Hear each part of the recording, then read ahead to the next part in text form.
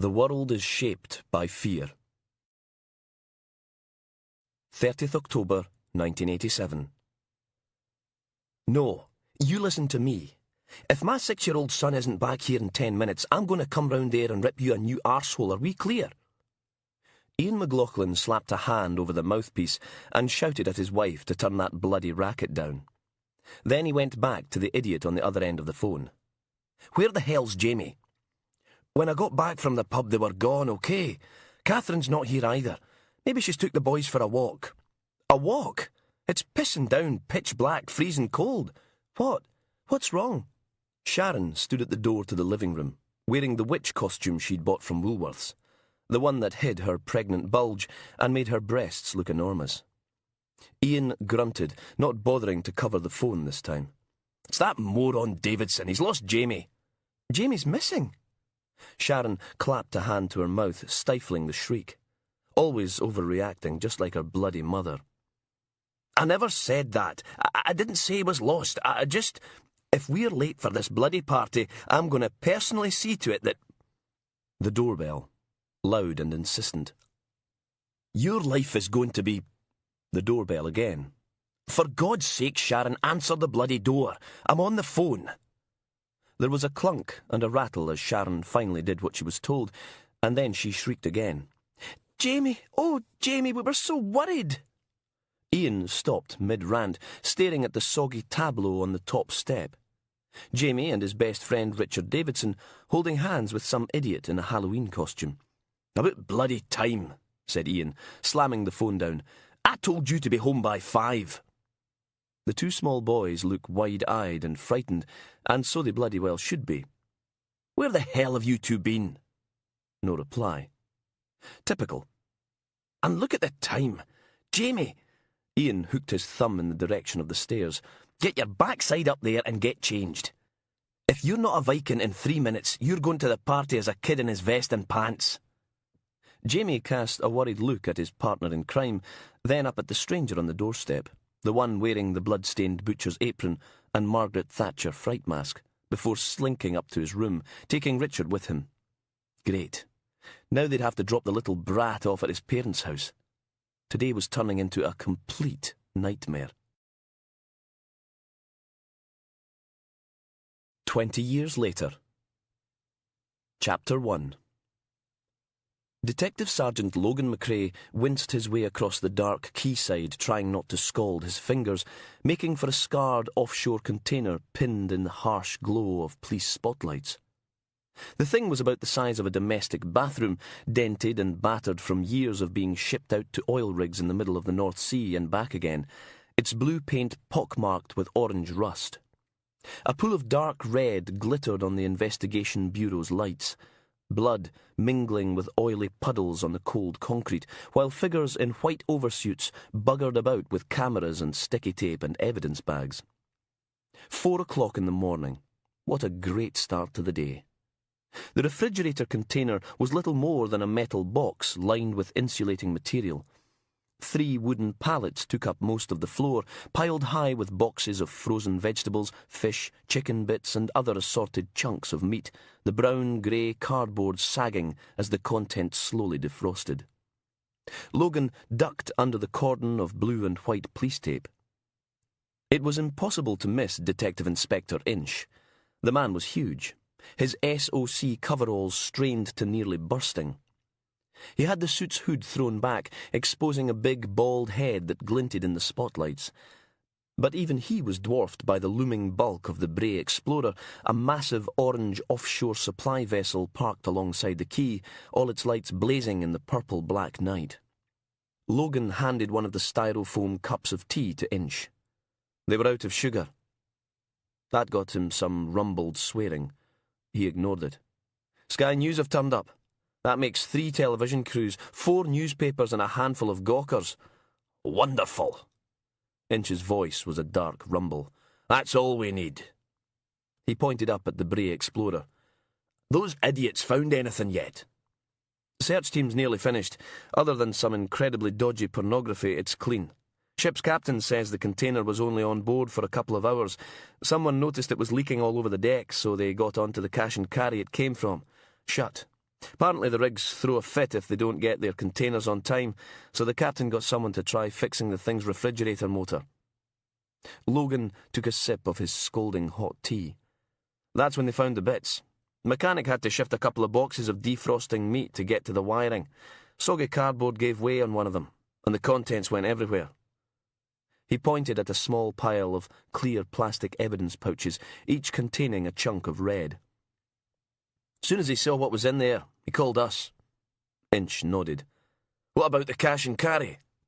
Firm called Thompson's and Alton's. They supply a couple of offshore catering companies. Frozen meat, veg, toilet paper, tins of beans, the usual. They don't open till 7 a.m, so it'll be a while before... The large man turned a baleful eye in Logan's direction. No, it won't. Find out who's in charge over there and get the bastard out of his bed. I want a search team up there now. But it... Now, Sergeant. Yes, sir. Arguing with Inch wasn't going to get him anywhere. Logan pulled out his mobile phone and wandered off to call control, getting a search team and warrant organised between mouthfuls of tea. Doing his best to ignore the cameraman circling him like a short, balding shark. Logan finished the call, then scrunched up his polystyrene cup and... There was nowhere to get rid of the thing, unless he just chucked it down on the dockside, or over into the water. Neither was going to look good on the television. Embarrassed, he hid it behind his back. The shark lowered its HDV television camera, no bigger than a shoebox, with the BBC Scotland logo stencilled on the side, and grinned. Perfect. Thought the sound was going to be a bit ropey there, but it's not bad. This is dynamite stuff. Dismembered bodies, boats, tension, mystery. Ooh. He pointed at the crumpled-up cup in Logan's hand. Where'd you get the tea? I'm gasping. Thought you were meant to be a fly in the wall, Alec, not a pain in the arse. Aye, well, we all have our... Inch's voice bellowed out from the far side of the quay. Sergeant! Swear. Count to 10. Sigh. If this programme's a success, can I come and work for you guys at the BBC instead? See what I can do. And Alec was off, hurrying to get a good angle on whatever bollocking the inspector was about to dish out. Logan followed on behind, wishing he'd been assigned to a different DI tonight, especially as the news from Control wasn't exactly good. These days, talking to Inch was like trying to do an eight-some reel in a minefield. Blindfolded. Still, might as well get it over with. Sorry, sir, they don't have anybody spare. Everyone's down here and bloody hell. The fat man ran a hand over his big pink face. Why can no one do what they're told? Another hour or so and we can free up some of the team here and... I told you, I want it done now. Not in an hour, now. But it's going to take that long to get a search warrant. Surely we should be concentrating on doing a thorough job here. The inspector loomed over him, 6'3" of angry fat. Don't make me tell you twice, Sergeant. Logan tried to sound reasonable. Even if we pull every uniform off the boat and the docks, they're still going to have to sit twiddling their thumbs till the search warrant comes through. Inch got as far as, we don't have time to bugger about with... before he was tapped on the shoulder by someone dressed in a white SOC oversuit. Someone who didn't look particularly happy. I've been waiting for you for 15 minutes. Dr. Isabel McAllister, Aberdeen's chief pathologist, wearing an expression that would freeze the balls of a brass gorilla at 20 paces. You might not have anything better to do, but I can assure you that I have. Now, are you going to listen to my preliminary findings, or shall I just go home and leave you to whatever it is you feel is more important? Logan groaned. That was all they needed. Isabel winding Inch up even further, as if the grumpy fat sod wasn't bad enough already. The inspector turned on her, his face flushing angry scarlet in the IB spotlights. Thank you so much for waiting for me, Doctor. I'm sorry if my organising a murder inquiry has inconvenienced you. I'll try not to let something as trivial get in the way again. They stared at each other in silence for a moment. Then Isabel pulled on a cold, unfriendly smile. Remains are human, male. Dismemberment looks as if it occurred some time after death with a long sharp blade and a hacksaw, but I won't be able to confirm that until I've performed the post-mortem. She checked her watch. which will take place at 11 a.m. precisely. Inch bristled. Oh no, it won't. I need those remains analysed now. They're frozen, Inspector. They need to defrost.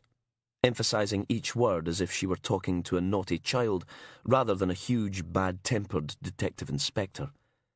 If you want, I suppose I could stick them in the canteen microwave for half an hour, but that might not be very professional. What do you think? Inch just ground his teeth at her, face rapidly shifting from angry red to furious purple. Fine, he said at last. Then you can help by accompanying D.S. McRae to a cash and carry in Alton's. And what makes you think of course, if you're too busy, I can always ask one of the other pathologists to take over this case. It was Inch's turn with the nasty smile. I understand the pressure you must be under. Working mother, small child, can't really expect the same level of commitment to the job as... Isabel looked as if she was about to slap him. Don't you dare finish that sentence. She flung an imperious gesture in Logan's direction. Get the car, Sergeant. We've got work to do. Inch nodded, pulled out his mobile and started dialing. Now, if you'll excuse me, I've got a call to make. Hello? That West Midlands Police? Yes. D.I. Inch, Grampian CID. I need to speak to Chief Constable Mark Folds. Yes, of course I know what time it is. He turned his back on them and wandered away out of the spotlights. Isabel scowled after him, then turned and snapped at Logan. Well, we haven't got all night. They were halfway to the car when a loud, Will you fuck off with that bloody camera? Exploded behind them. Logan looked over his shoulder to see Alec scurrying in their direction while the inspector went back to his telephone call. Said the cameraman, catching up with them by Logan's grubby, unmarked CID pool car. I wondered if I could tag along with you for a while. Inch is a bit... He shrugged. You know. Logan did. Get in. I'll be back in a minute. It didn't take long to pass the word along. He just grabbed the nearest sergeant and asked her to give it 45 minutes, then tell everyone to finish up and get their backsides over to Alton's.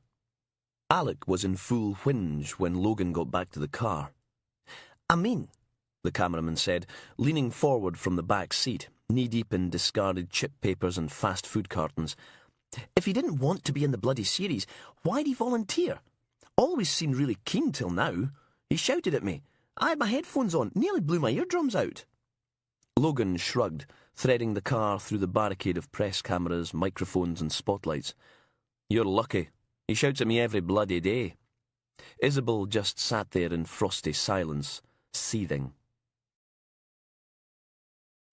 Thompson's Cash and Carry was a long breeze-block warehouse in Alton's, a soulless business park on the southernmost tip of Aberdeen. The building was huge, filled with rows and rows of high, deep shelves that stretched off into the distance, miserable beneath the flicker of fluorescent lighting and the drone of piped muzak. The manager's office was halfway up the end wall, a flight of concrete steps leading to a shiny blue door with "Your smile is our greatest asset" written on it.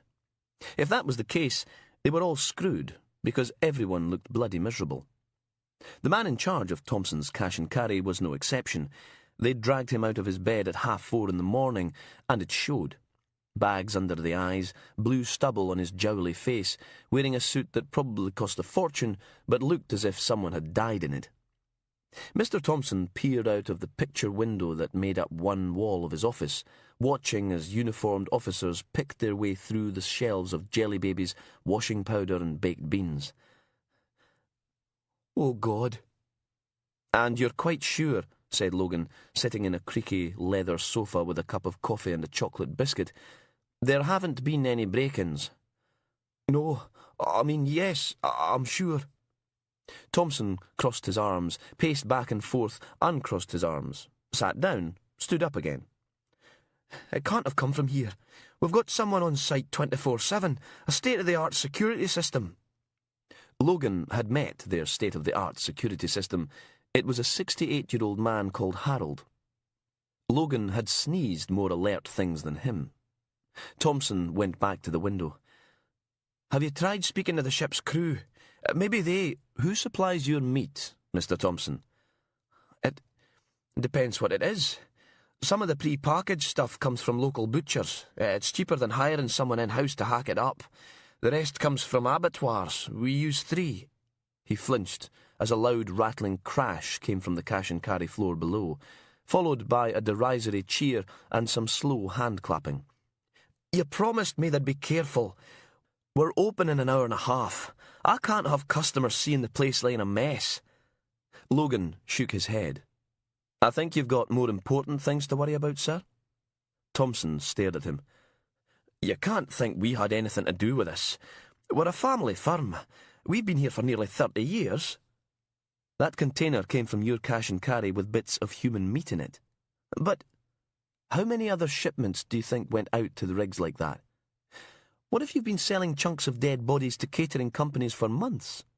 Do you think the guys who've been eating chopped-up corpses offshore are going to be happy about it? Mr. Thompson blanched and said, "Oh, God," again. Logan drained the last of his coffee and stood. Where did the meat in that container come from? I'll have to look at the dockets. You do that. The cash and carry's chill room sat on the opposite side of the building, separated from the shelves of tins and dried goods by a curtain of thick plastic strips that kept the cold in and the muzak out. A huge refrigeration unit bolted to the wall rattled away like a perpetual smoker's cough, making the air cold enough that Logan's breath trailed behind him in a fine mist as he marched between the boxes of fruit and vegetables over to the walk-in freezer section.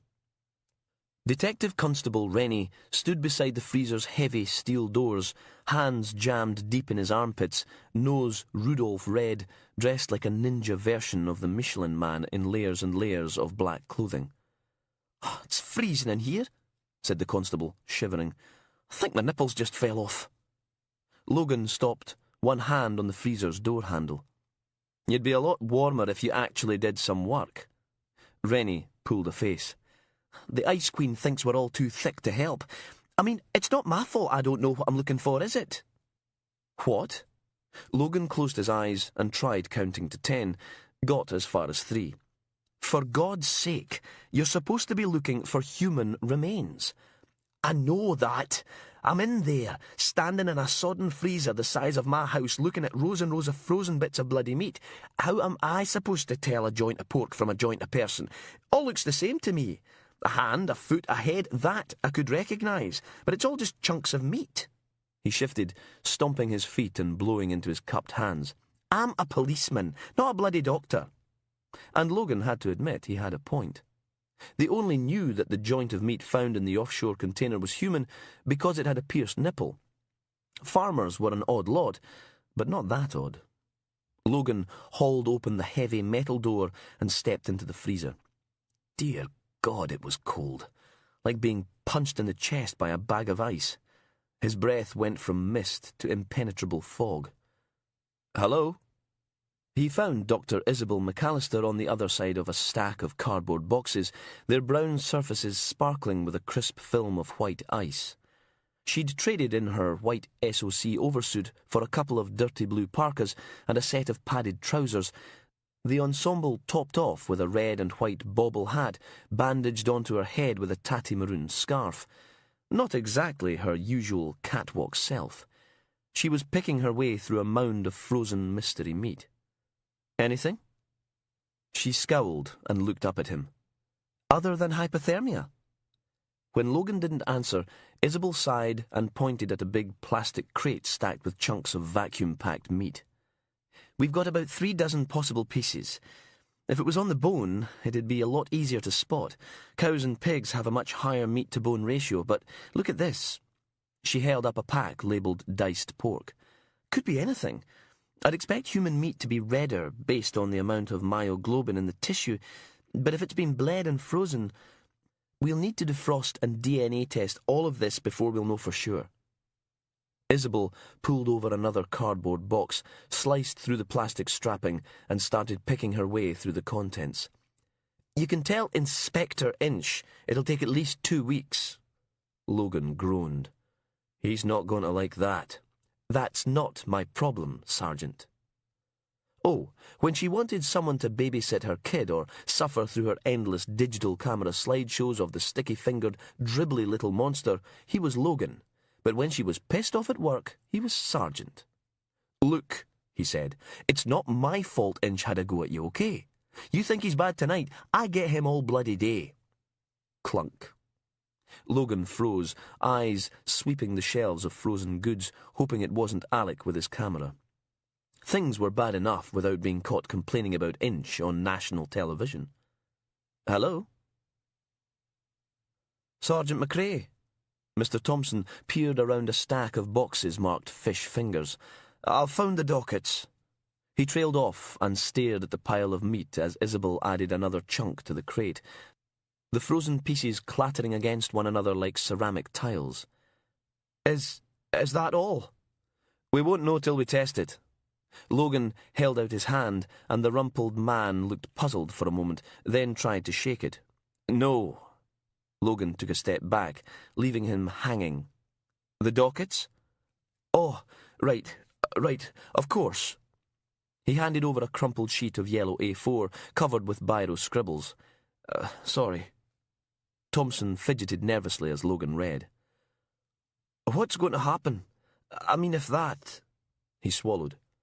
"What am I going to tell my customers?"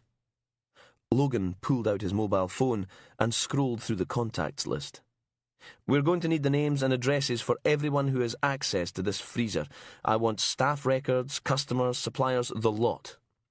An electronic voice on the other end of the line told him the number he was dialing was busy. Please try again later. The man in the crumpled suit shivered, wrapped his arms around himself, and looked as if he was about to cry. "We're a family firm. Been here 30 years. "Yes, well."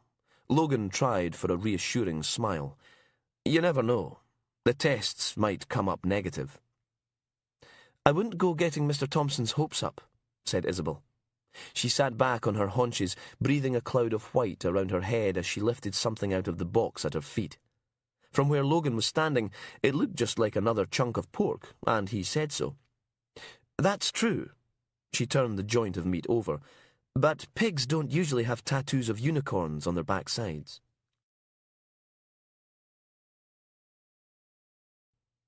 Chapter 2. Inch was in the sweetie section, surrounded by catering-sized packs of crunchies, Rolos, sports mixture and fizzy flying saucers, eyeing them up as he spoke on the phone. "Yeah, I'm sure." The inspector listened for a moment, chewing on the side of his thumb. No, if the bastard sets foot outside his house, I want him picked up." "What?" "I don't care what you arrest him for, just bloody arrest him." "No, I don't have a warrant." Inch's face was starting its all-too-familiar slide from florid pink to angry scarlet. "Because I bloody well told you to, that's why." He snapped his phone shut and glowered at it. Logan cleared his throat, and the glower turned his way. "Sorry to interrupt, sir, but is it—" "Dr. McAllister's found at least one piece of human remains in the freezer, and about another 40 possibles." The inspector's face lit up. "About time." "Only trouble is, some of those are catering packs of diced meat. She says they'll have to defrost and DNA test every chunk, otherwise there's no way of telling if a pack's got bits of 1, 2, or a dozen people in it." Deep breath. "It's going to take at least a fortnight." And Inch went straight from angry scarlet to furious purple. "What?" It's what she said, okay?" Logan backed off, hands up. Inch gritted his teeth and seethed for a moment. Then, "You tell her I want those remains analysed, and I want them analysed now. I don't care how many favours she has to call in. This takes top priority." Maybe that'd sound better coming from you, sir. The look on Inch's face was enough to stop Logan right there. "Fine, I'll tell her." Isabel was going to kill him. If the inspector didn't do it first. The big man looked like an unexploded bomb.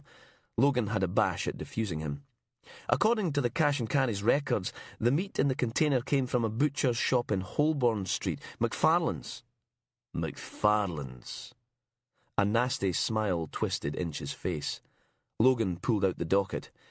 2 sirloins, half a dozen sides of bacon, a pack of veal, but the inspector was already marching towards the exit, uniformed constables and IB technicians scurrying to get out of his way.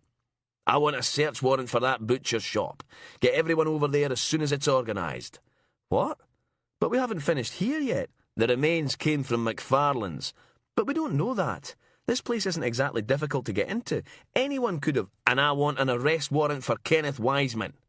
"Who the hell is—" "And tell the press office to get their backsides in gear. Briefing at 10 a.m. sharp." An hour and a half later, Logan and Inch were sitting in a pool car outside McFarlane's butcher shop. Good eats, good meats, according to the sign above the big dark window. Holborn Street was virtually deserted, lonely traffic lights changing from red to green and back again, with no one to watch them but a couple of unmarked CID Vauxhalls, a police van full of search-trained officers, a once white transit van belonging to the Identification Bureau, and 2 patrol cars, all waiting for the Procurator Fiscal to turn up with the search warrant and arrest warrants. Inch scowled at his watch. "What the hell is taking so long?" Logan watched him fight his way into a small jar of pills, thick, sausage-like fingers struggling with the child-proof lid. Then threw a couple of the small white tablets down. "Are you okay, sir?" Inch grimaced and swallowed. "How long's it going to take you to get to the airport from here?" "Depends if the drive's busy. Hour and a half." "There's a Chief Constable Folds coming in on the BMI red-eye. I want you to pick him up and bring him back here." "Can we not just send one of the uniforms?" "No, I want you to do it." "I should be helping organise the search, not plain taxi driver." "I said no." Inch turned on him, voice loud enough to make the car windows rattle. "Folds is a slimy tosser, a two-faced backstabbing bastard, but he's a chief constable, so everyone scurries round after him like he's a bloody messiah. I do not want some idiot PC in the car with him telling tales out of school. But no buts. You go pick him up, and you don't tell him any more than he needs to know. And with any luck, we'll have this whole thing wrapped up before he even gets here." Anderson Drive stretched across the city, from a horrible roundabout at Garth-D to an even more horrible one at the other end. 7:30, and Logan was stuck in the middle of a snaking ribbon of scarlet taillights, shuffling their way towards the Hodegane roundabout. Dawn was little more than a pale yellow smear, its faint light making no difference to the thick pall of grey cloud that loomed over the city. Some halfwit had broken the car's stereo, so all he had to listen to was the clack and yammer of the police radio, mostly people hustling to and fro, trying to keep out of D.I. Inch's way as Operation Cleaver was thrown together. The fat git had been a pain in the backside ever since he'd started on that stupid diet. 18 months of tiptoeing about, trying not to set the man off on one of his legendary rants. "This is Alpha 9-1, we're in position, over." It sounded as if they were ready to go. "Alpha 3-2, in position." "Aye, this is Alpha Mike 7, we're all set to go, just gie the word." Logan should have been with them, kicking down doors and taking names, not babysitting some tosser from Birmingham. By the time he was leaving the city limits, a light drizzle had started to fall, speckling the windscreen with a thin, wet fog, making the taillights of the taxi in front glow like volcanic embers, as D.I. Inch gave his motivational speech. "Listen up. I want this done by the numbers, understand? Anyone steps out of line, I'll tear their balls off and shove them up their arse. Do I make myself clear?" No one was daft enough to answer that one. "Right.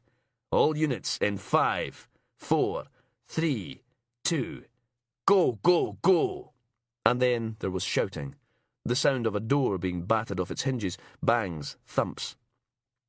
Logan turned the radio off, sat in the long line of traffic, waiting to turn towards Aberdeen Airport, and sulked. The airport was busy this morning. The queue for security backed up the length of the building, nearly out the front door. Business commuters and holidaymakers nervously checking their watches, clutching their boarding passes, worrying about missing their planes, while the tannoy droned on about not leaving baggage unattended. The BD 672 was supposed to have landed 8 minutes ago, but there was still no sign of anyone getting off the thing. Logan stood on the concourse next to the Twee Tartan gift shop, holding up a sheet of paper with CC Folds scribbled on it in big biro capitals. Finally, the doors at the far end opened, and the passengers on the 7:05 flight from London Heathrow staggered out. Logan didn't think Folds would be too hard to spot. He was a chief constable after all. He'd be in full dress uniform, hoping it would let him cut through security and get extra packets of peanuts on the plane. With some obsequious chief superintendent in tow to carry his bags and tell him how clever and witty he was. So it came as something of a surprise when a gangly man in jeans, fingertip, full-length black leather jacket, Hawaiian shirt, shark's tooth necklace, and a little salt and pepper goatee beard stopped, tapped the sign in Logan's hands and said, Folds, you must be... D.S. McRae, sir. Was that an earring? It was. Chief Constable Folds had a diamond earring twinkling away in his left ear. Folds stuck out his hand. I take it D.I. Inch sent you. The accent wasn't marked, just a hint of Brummie under the received pronunciation. Yes, sir. So let me guess. You're not to tell me anything and basically keep me out of the way, yeah? No, sir. I'm just to give you a lift into town. Aha. And that needed a detective sergeant. Folds watched Logan wriggle for a moment, then laughed. Don't worry. I used to do the same thing when top brass descended on me from other divisions. Last thing you want is some desk jockey coming in and telling you how to run your investigation. Okay. The car's... Do you have a first name, Sergeant? Or would that spoil your air of mystery? Logan, sir. He moved to pick up the chief constable's bag, but Folds waved him away. I'm not a senior citizen yet, Logan. They crawled back into Aberdeen through the rush hour, with Folds on the phone, drawing Logan into a strange three-way conversation about the body parts they'd found the previous night. What? Of course it's raining. It's Aberdeen. No, I don't think so. Hold on. The chief constable stuck his hand over the mouthpiece. Do you have an ID for any of the victims? Not yet. We not gone through the missing persons database or the DNA records. We only just found the remains, sir. They are still frozen solid. The pathologist... And Folds was back on the phone again. No, they've not done the DNA yet. Oh, no. You heard? Yes, that's what I thought. Back to Logan again. You don't need to defrost the whole thing. The sample you need for a DNA test should be small enough to come up to temperature in seconds. I'd better have a word with this pathologist of yours when we get in. Actually, sir, that might not be... But Folds was back on the phone again. Uh-huh. I think you're right. Did he? Laughter. Silly sod. He'd hung up by the time Logan was fighting through the long queue that trailed back from the Hodagain roundabout. 2 lanes packed solid with cars and a bus lane full of orange cones. Folds looked around at the collection of shiny new vehicles full of bored-looking people investigating the insides of their noses while the drizzle drifted down. Is this going to take long, Logan? Probably, sir. Apparently this is the worst roundabout in the country. Been questions raised about it in the Scottish Parliament. Folds smiled. About a roundabout? You wacky jocks. And I said devolution wouldn't work. They estimate it costs the local economy about 30 million a year. Sir. 30 million, eh? That's a lot of deep-fried haggis pies. Logan bit his tongue. Calling the chief constable a condescending wanker probably wasn't the best career move. They sat in uncomfortable silence, just the squeak of the windscreen wipers interrupting the stop-go of the motor as Logan inched the car forward. At least the bloody roundabout was in sight now. And then Folds burst out laughing. You are so easy to wind up. He settled back in his seat. Come on, then. I know you're dying to ask. Sir? Folds just smiled at him. Well, I was... Logan snuck a glance at his passenger. The clothes, the earring. You're not exactly what I expected, sir. You hear the words Chief Constable and you thought, Doddery old fart with no sense of humour who dresses up like a tailor's dummy because he's got an embarrassingly small penis and truncheon envy. Actually, I was wondering why someone as senior as you would come all the way up here to sit on a local murder inquiry. Were you now? Yes, sir. Logan accelerated into the maelstrom of traffic, swung round the roundabout, trying not to get squashed by the articulated lorry heading straight for them, and finally they were on North Anderson Drive. Hallelujah. He put his foot down, overtaking a doddering old biddy in a clapped-out Mercedes. I mean, why not send a DI or a superintendent? There was a pause. Well, Logan, there are some things you just can't delegate. He checked his watch. This ride, DI inches on. That's where we're going now. Excellent. Folds pulled out his phone again and started dialing. Don't mind me. Just got a couple of calls to make. Fiona? Fiona, it's Mark. Mark Folds? Course I do, darling. They abandoned the pool car down a little side road and hurried out into the drizzle. You know, said Folds, as they crossed at the traffic lights outside Country Ways, collars up and heads down, I've been to Aberdeen about a dozen times, and it's always sodding raining. We do our best. You buggers must be born with webbed feet. Only the ones from Ellen, sir. Holborn Street had been brought to a virtual standstill, two uniformed officers pretending to be traffic lights as they funneled the backed-up traffic down one side of the road. The butcher's shop had been hidden behind a cordon of 8-foot-high white plastic screens that reached out into the middle of the street. A BBC outside broadcast van was parked on the double yellow lines, just down from the scene, a woman with a ponytail, an umbrella and a strange orange tan trying to convince a traffic warden not to give the van a ticket. There was a strobe light flicker of flash photography and shouted questions as Logan and Folds ducked under the blue and white police tape. Then they were through and behind the wall of plastic sheeting. The IB's filthy transit van was parked inside the cordon, its back doors open while someone rummaged about inside for SOC suits for Logan and the chief constable. Inside, the shop walls were peppered with recipe cards hung at jaunty angles, goulash, rib roast, minty lamb kebabs. A deli section and a mini greengrocer's sat opposite an empty glass-fronted counter, festooned with colourful stickers. The place was full of people in white paper oversuits and the smell of meat. They found D.I. Inch in the cold store through the back, with a pair of IB technicians and Isabel examining yet more chunks of meat. Folds took one look at the inspector in his bulging SOC outfit and said, "Good God, David, you're huge." He stuck out his hand to shake, but Inch just looked at it. "Yes, well." Folds reached up and adjusted his suit's hood, as if that was what he'd meant to do in the first place. "Have you picked up Wiseman yet?" Inch scowled. "Kicked his door in at 7:45 this morning. He wasn't there." "You let him escape?" "No, I bloody didn't. I had an unmarked car sitting outside his house from the moment we found the remains down the docks. He never went home, okay?" "Oh, God."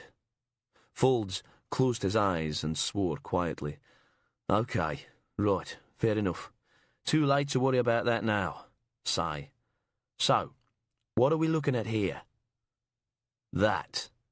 Inch pointed at the far corner of the cold store where Isabel was examining a cut of meat hanging from a hook. It was about 2 foot long, 7 inches wide, the flesh a dark rose colour, the fat a golden yellow, the surface punctuated by pale bones, no skin. "Loin of pork?" asked Folds, inching forwards. "Close. Long pig." Isabel stood, rubbing her latex-gloved hands down the front of her coveralls. "The meat's darker than pork, more like veal. Definitely human. The ribs have been severed halfway down their length, but the shape's unmistakable." The chief constable thought about it for a moment, then asked, "Care to hazard a time of death?" Isabel stared at him. "And you are—" Folds turned the full power of his smile on her. "Mark Folds, West Midlands Police. D.I. Inch asked me to come up and take a look at the case." which sounded incredibly unlikely to Logan. Inch wouldn't ask for help if his crotch was on fire. From the look on her face, Isabel didn't believe it either. I don't know what kind of pathologists you're used to dealing with down there, Mr. Folds, but in Aberdeen we don't rush to conclusions before we've carried out the post-mortem. She went back to her slab of meat, muttering, God save us from bloody policemen. Think we're all clairvoyant. I say. Folds winked at Logan, whispering, all of a challenge. He cleared his throat. Actually, it's Chief Constable, not Mister. If he expected that to impress Isabel, he was in for a disappointment. She didn't even pause, just unhooked the chunk of meat and slipped it into a large evidence bag. Right. She handed it to one of the IB technicians. I want every piece of meat in here taken down to the mortuary. Mince, sausages, everything. She snapped off her gloves, then nodded at Inch. Inspector, a word, please. Folds watched them march out of the cold room. Is she usually that welcoming? Logan smiled. No, sir. She must like you. Normally, she's a lot worse. The shop's owner, the eponymous Mr. McFarlane, lived in a large flat directly above the butcher's, so it hadn't exactly taken Operation Cleaver long to track him down. He was a chunky blob with a worried expression, thinning hair, a red-veined nose and bags under his eyes. He'd clarted himself in aftershave, but it still wasn't enough to cover the smell of stale sweat and last night's alcohol. McFarlane sat behind the desk in a little office at the back of the shop, watching as an IB technician dismantled a yellow-grey computer and stuck it in an evidence crate. I don't understand, McFarlane said, looking around with watery pink eyes. We're supposed to be open at 9. Inch leaned over the desk, looming over the butcher. Do you have any idea what they do to people like you in prison? McFarlane flinched as if he'd been slapped. But I've not done anything. Then why have you got a slab of human flesh hanging in your fridge? I didn't know. I didn't. It wasn't me. I never did anything. I've not even had a parking ticket. I'm a law-abiding citizen. I do barbecues for charity. I don't even overcharge people. I've not... You sold human remains to Thompson's Cash and Carry.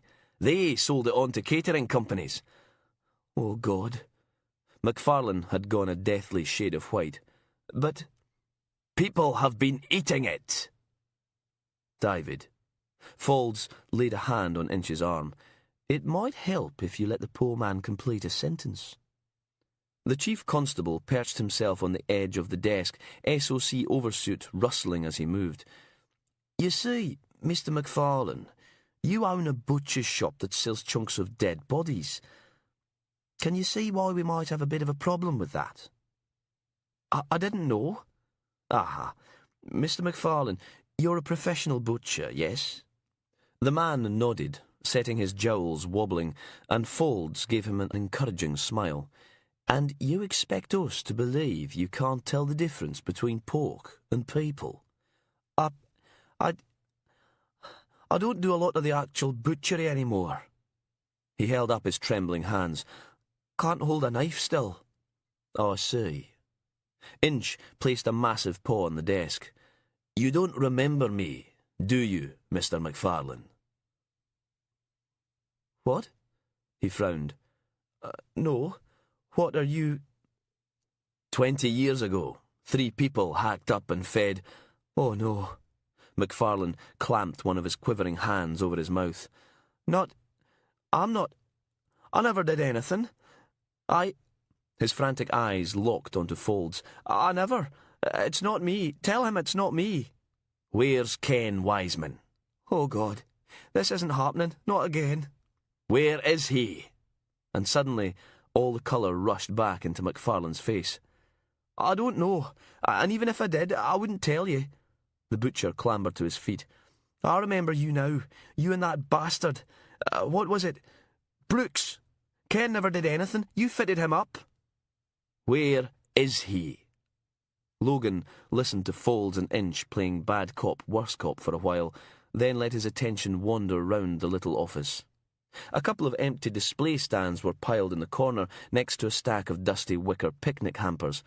2 filing cabinets beneath a barred window. Logan poked through one of them, keeping an ear on the conversation behind him. Inch. Tell me where the bastard is. McFarlane. I've no idea. I haven't seen Ken in years. Inch. Bollocks. The filing cabinet was full of accounts, bills, payslips. Nothing really jumped out. Logan pulled a ledger marked overtime from the drawer. Folds. You have to see it from our point of view. Inch again. Going to send you down for a long... Folds. Better if you just tell us everything you know. McFarlane. But I don't know anything. The ledger was nearly indecipherable, page after page of dates, hours, payments, and names in the butcher's trembling scrawl. Logan skipped to the most recent entries. Inch. People like you in Peterhead prison with a... Sir? Logan cut across the inspector, and there was an ominous silence as Inch turned to glare at him. Logan held out the ledger. Last page. Third name from the bottom? Inch snatched it off him and read, his brow furrowed, lips slowly twitching into a smile. Well. Folds. What?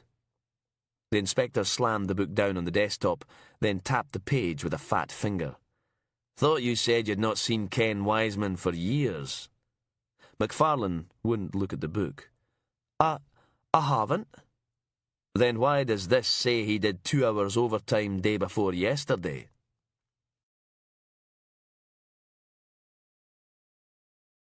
Chapter 3. There was a pause, and then a voice from the doorway said, Sorry guys, I ran out of tape. Any chance we could do that last bit again? It was Alec, standing in the doorway with his HDV camera. Inch rolled his eyes, sighed, then asked, From where? Finding the book. Folds looked confused until Logan introduced the cameraman. He's from the BBC. They're doing one of those observational documentaries, Granite City 999, going out next summer. Ah. Folds ran a hand through his hair, then snapped on the same smile he'd tried with the pathologist. Chief Constable Mark Fowles, West Midlands Police. Believe it or not, I used to be on the telly when I was younger. It was a children's show, sort of William Tell meets the Muppets, only more... Can we get on with this, please? Said Inch. I was only... McRae! Inch handed the book to Logan and told him to put it in the filing cabinet and find it again. Logan groaned. But we're in the middle of... Sergeant, this is a key discovery in the case. You're going to be a hero on national television. Now put the bloody book back and remember to act all surprised when you find it. You know... Folds said, if you feel uncomfortable faking it, Logan, I'm sure D.I. Inch or myself will be happy to do it for you. No, D.I.S. McRae found the thing. He should be the one getting the credit for it. Oh, well, of course. I never meant that we'd take the credit for his hard work. I just thought, if he wasn't comfortable... He's comfortable, aren't you, Sergeant? It wasn't a question. Yes, sir. Logan stuck the overtime ledger back in the filing cabinet, waited for Alec to shout, action, then did the whole thing again. Terrific! The cameraman gave them the thumbs up when they were done. Now all I need is for someone to explain who this Wiseman bloke is, and we've got a great scene. Just try not to make it too exposition-y, okay? I want it to look nice and natural. Of course, you know what this means, said Inch, as McFarlane was stuffed into the back of a patrol car with a blanket over his head. Folds nodded. We've got a chance to do it properly this time. 2 constables pulled back the barrier, and the patrol car drove out into a barrage of flash photography and shouted questions. We did it properly last time. Then why did it get thrown out on appeal? The inspector sighed. Because the jury were idiots. McRae! Logan held up a hand, mobile phone clamped to his ear, listening to Alpha 7-2 reporting back on their search of Wiseman's street. OK, yeah, thanks. He hung up. Couple of neighbours think they saw Wiseman going out last night around 10. Not seen him since. They say he stays out pretty regularly. Inch swore. I want every uniform out there looking for him. Roadblocks on all major routes out of Aberdeen. Get onto the port, the bus station, railway and the airport. Search his house. I want a recent photo, circulate it. Posters up in all the usual places. Send out a notice to every police force in the UK. Logan groaned. But it's nearly 11. I've been on duty since 2 yesterday afternoon. 11? Inch peered at his watch, frowned, rubbed a fat hand over his face, and swore again. Post-mortem starts in 3 minutes. He turned and marched off towards the barricade, peeling off his SOC suit and thrusting it into the arms of a spotty-faced PC.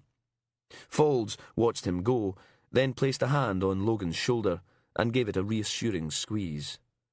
You did well there, Sergeant. Good work. Thanks. Logan shifted out of range just in case the Chief Constable went in for a team-building hug. How come McFarlane's so upset about this Wiseman bloke? This Wiseman bloke? Folds shook his head. Didn't they teach you anything in school? Andrew McFarlane was married to Ken Wiseman's sister when all this happened first time round, which is why he's not too keen on your D.I. Inch. Logan tried to stifle a yawn, but it ripped free anyway. God. Right, search teams. Folds did the shoulder-squeezing thing again. Delegate. Pass that lot on to someone else and get some sleep. You're now used to Inch or anyone else if you can't function. He smiled. Now, if you'll excuse me, I think I'll nip along to that PM and take another crack at your lady pathologist friend. Logan didn't have the heart to tell him he was wasting his time.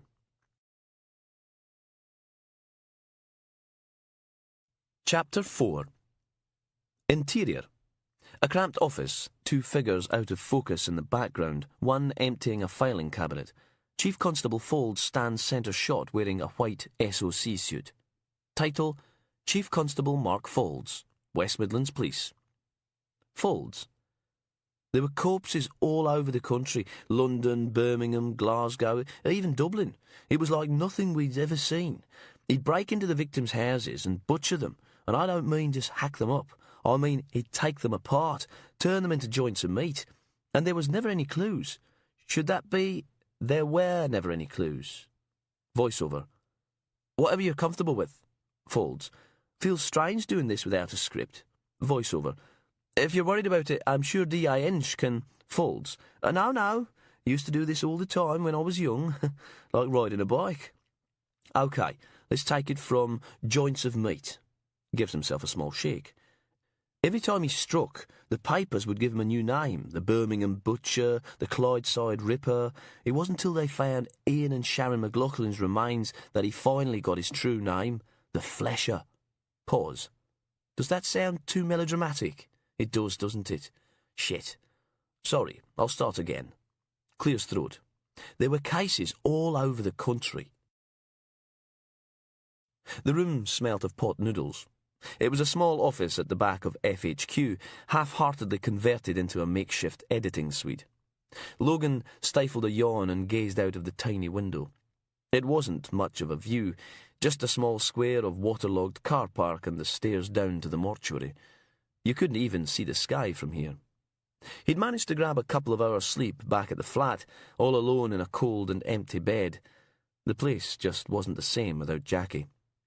There was a strangled, wiping noise as Alec rewound the tape, and then Folds's voice crackled out from the TV monitor. Shit, sorry, I'll start again. Alec hit pause, scribbled something down on his notepad, then shoveled another forkful of rehydrated noodles into his mouth. Logan turned away from the window. You've got juice all down your chin, and I can't understand a word. Alec chewed, swallowed, then went for another forkload. I said, do you want to see the press conference? Not really. No? Alec tapped a couple of buttons on his bizarrely coloured editing keyboard and Folds's face was replaced by a crowded room full of journalists. D.I. Inch, one of the media officers and Aberdeen's very own Chief Constable, were sitting at the front of the room, fielding questions like, why was Ken Wiseman ever released?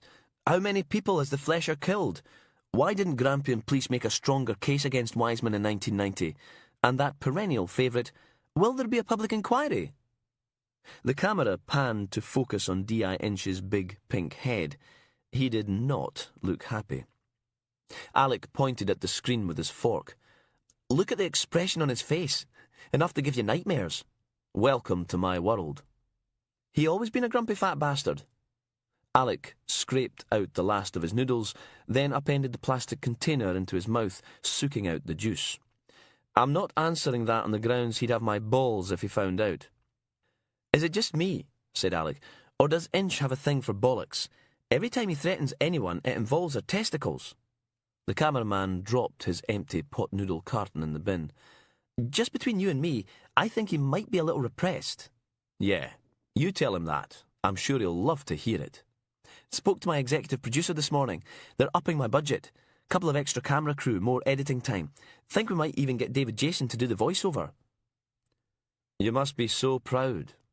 Alec sighed. "You're a right ray of bloody sunshine today." "So would you be. I've got to tell Inch we've no idea where Ken Wiseman is." There were times when living in Fitty was a pain in the backside. Yes, it was all quaint and historical, a tiny 17th century fishing village at the mouth of Aberdeen Harbour, the little granite homes arranged around 3 small squares facing inwards, huddling together for warmth. A little slice of history, surrounded by warehouses and mud tanks on 2 sides, the harbour on the 3rd, and the North Sea on the 4th. Beautiful, but not being able to park anywhere near the front door was an absolute sod. Grumbling, Heather lowered her bulging plastic bags to the cobbled street and tried to rub some feeling back into her hands. She should get herself a bike, one of those little old lady ones with the basket on the front. Then she could just cycle up to the supermarket and kill 2 birds with 1 stone. Get the shopping done and get rid of some of this bloody baby fat. If you were still allowed to call it baby fat 3 years after giving birth. She rummaged around inside one of the bags and came out with a bar of dairy milk, taking a big bite out of the chocolate and chewing unhappily. Get a bike and go to Weight Watchers. Maybe that would stop her mother banging on about how fat she looked every time the old bag came to visit. Heather picked up the shopping again. Tonight she was going to treat herself to a bottle of wine and sod the antidepressants. Maybe there'd even be something good on the telly. A loud shout sounded somewhere back along the beach, and she sighed. Stupid kids getting into stupid fights over who had the stupidest car. Out bully-bashing, racing up and down the beach boulevard at all hours in the souped-up hatchbacks their mummies and daddies bought for them.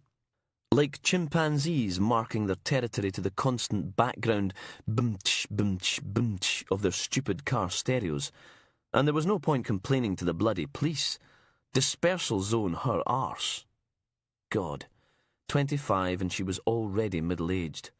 Wasn't so long ago that she'd been the one out bully-bashing with her girlfriends, and now look at her, whinging on about loud music and dangerous driving.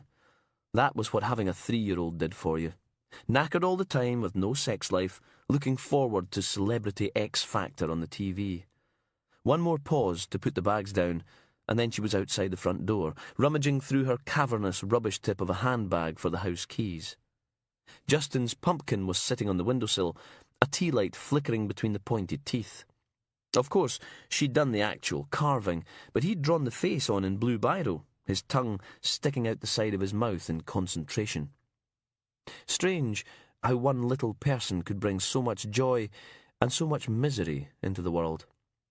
One more bite of chocolate, then she hid the bar away, not wanting Duncan to know she'd been naughty, and let herself into the house. "Duncan?" No answer. But she could hear the telly on in the kitchen. Maybe he was making tea for a change. "Duncan, can you give me a hand with these bags? Sorting things weigh a ton." She dumped them in the hall and closed the front door behind her. "You'll never guess who I ran into in Asda. Gillian. You remember? The one who married that guy from the radio and went off to live in Edinburgh."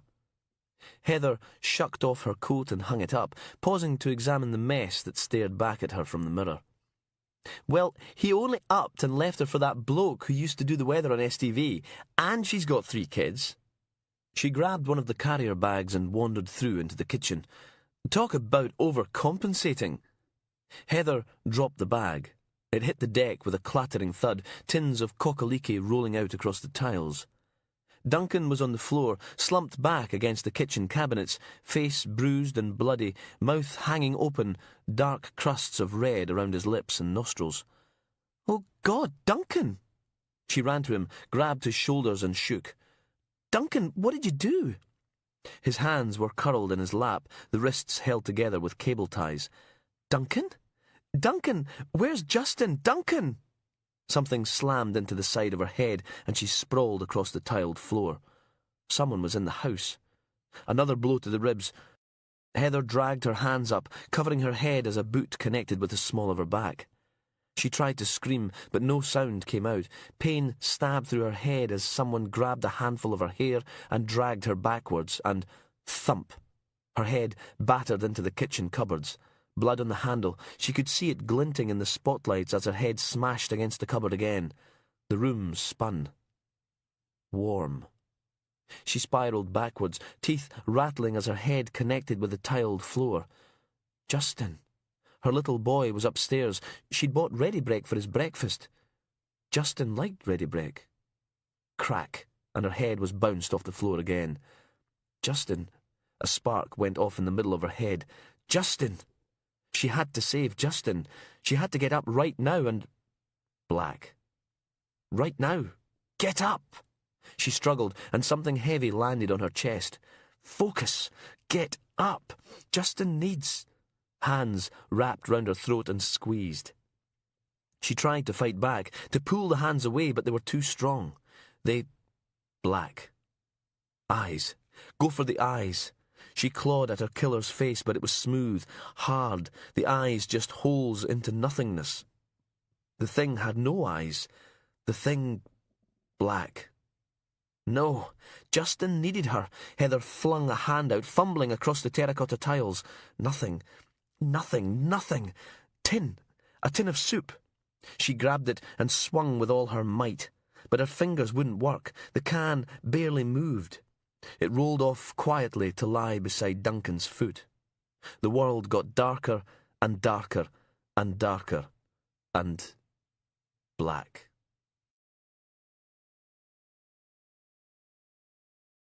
Chapter 5. D.I. Inch looked like an overinflated marshmallow in his white SOC oversuit. He pretty much filled the tiny lounge on his own, leaving Folds to perch on the edge of a creaky sofa while the identification bureau finished up in the kitchen. It was only a tiny house in Fitty, but it was stuffed with police photographers, IB technicians and fingerprint specialists, turning a crime scene into a disaster area. Logan dug out his notebook. Door to door turned up nothing. No one saw anyone coming or going from the house last night. Closest we've got are the next-door neighbours.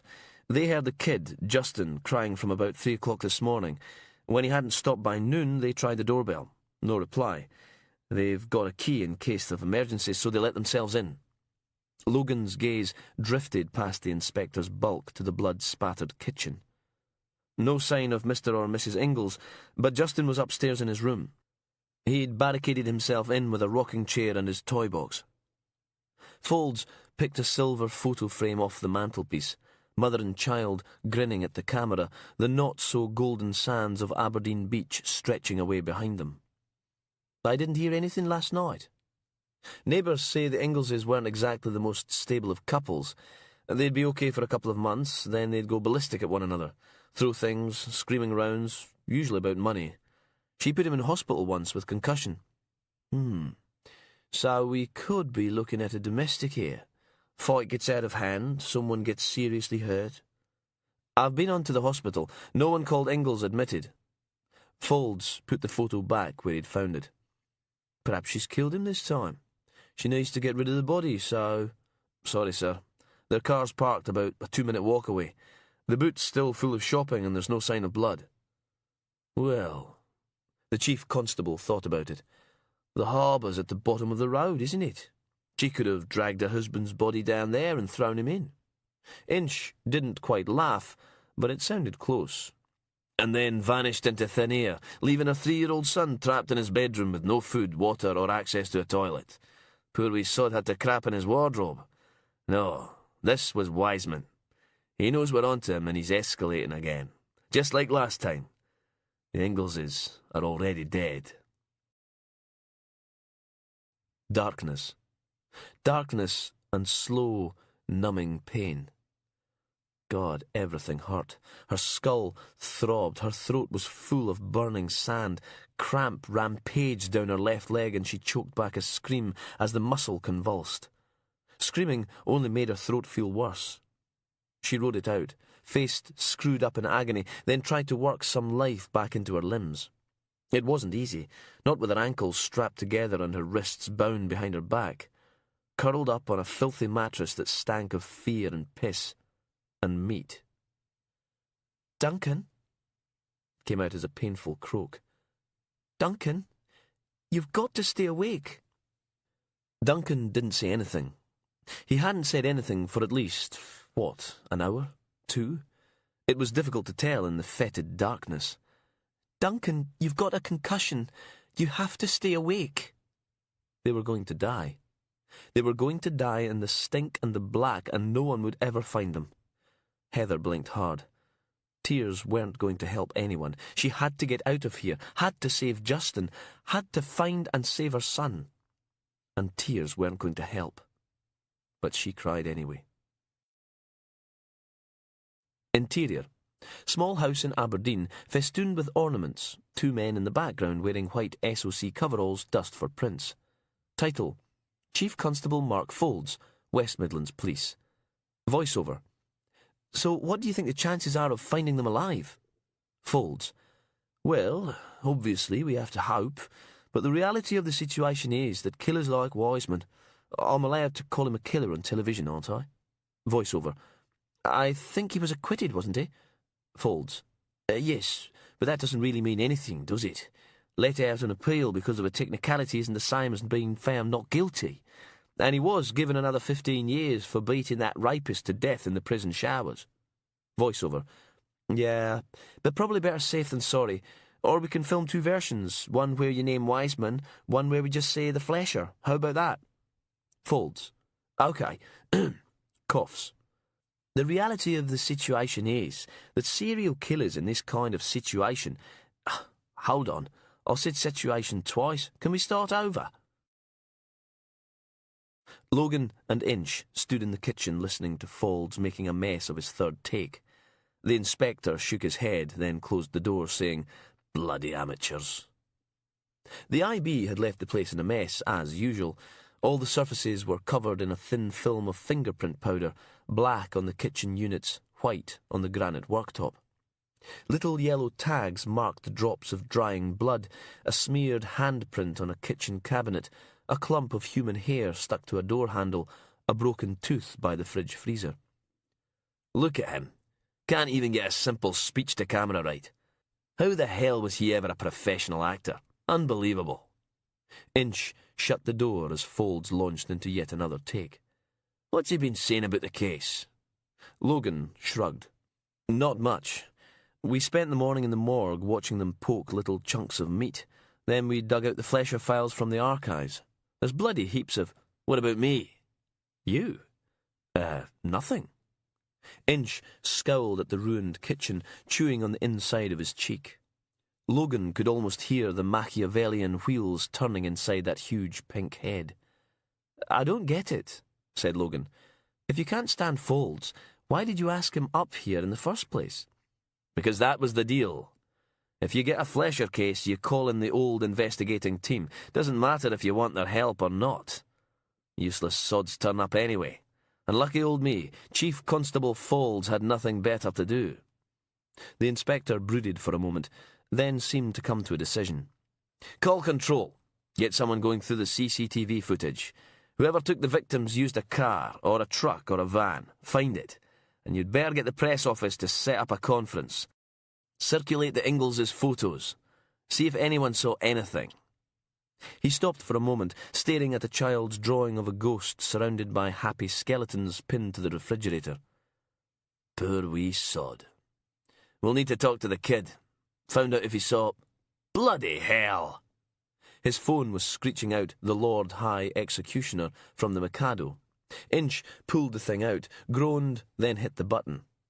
"Hello, Gary. Yes. Yes, I know you did, but Because it's an ongoing investigation, that's why. No. He rolled his eyes and stomped out of the kitchen, barging past Folds and the cameraman on his way to the front door. He slammed it behind him. Folds sighed. I see his temper's not improved much. Yes, well, he's under a lot of pressure, sir. He's a good governor. Logan thought about it. He puts a lot of criminals behind bars, which is a diplomatic way of saying utter bastard. He couldn't argue with that. The press conference was not a happy place. As soon as the prepared statement had been read, the savaging began. Wiseman was on the loose, people were dying, and apparently it was all Grampian Police's fault. The chief constable went straight into damage limitation mode, but it didn't take a genius to tell what tomorrow's headlines were going to be like. When the briefing was finally over, Logan told Inch about the good news. Social says we're okay to speak to the Ingalls kid, but we need to keep it brief. Good. You can... Inch's phone was ringing again. Bloody hell, leave me alone. He pulled it out and took the call. Inch.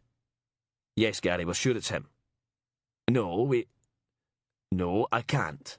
You know I can't. We went over this. But I don't see what that could... The fat man sighed. Yes, I'll try. I said I'll try, Gary, okay? He hung up and swore. Logan waited for Inch to explain, but the inspector just stuffed the phone back in his pocket and lumbered off towards the lifts. It was meant to be a non-threatening environment. The walls painted a cheerful shade of yellow, Monet prints, 2 comfy sofas, a coffee table, a standard lamp, a wide-screen television, and a box of battered plastic toys. But it still managed to be bloody depressing. Back in the early days, people would sneak down here in their breaks to sit on the sofa, drink their coffee and watch reruns of Columbo on the telly. Then, one by one, they stopped coming, preferring the scarred formica of the canteen to the soft furnishings. There was something about listening to someone sobbing as they tried to tell you about the man who raped them or the grown-up who made them do dirty things that really took the happy off a room. A small boy in pirate print pyjamas was sitting in the middle of a bright green rug, holding on to a tatty stuffed dog as if his life depended on it, and sneaking glances at the video camera in the corner. A child psychologist slumped on one of the couches, half-heartedly trying to build a house out of Lego. She didn't stop when Logan and Inch entered. The kid froze. "Hello," said Inch, easing his massive bulk down till he was sitting cross-legged on the rug. "My name's David. What's yours?" Nothing. So Inch tried again. "I'm a policeman." He pulled a handful of bricks and a little blue Lego man from the box, clicking them together surprisingly quickly for someone with such huge fingers. "Do you like boats? I'll bet you do, living down in Fitty. Bet you see lots of boats." Justin looked up at the dead fish eye of the camera, then back at Inch and nodded. "Good." The inspector smiled. "I like boats too." He grabbed another lot of little plastic bricks, a passable fishing trawler taking shape in his hands. "So, do you want to tell me your name, or shall we call you—" Inch thought for a moment. "Logan. Would you like that?" The wee boy shook his head. "Quite right too. It's a poopy name," said Inch, ignoring the mutters of protest behind him. "I bet your name's much cooler." "Justin?" Barely a whisper, but at least the kid was talking. And slowly the inspector teased the story out of him, how his daddy had picked him up from daycare because his mummy was out shopping. They'd had fish fingers and beans and mashed potatoes for tea, and done the washing up. Then Daddy was going to cook something for Mummy called beef burnt onions. Then the doorbell went, and Daddy answered it, and someone came in, and Daddy fell over and hit his head on the coffee table. Then the someone gave Justin a whole packet of Maltesers and sent him to bed.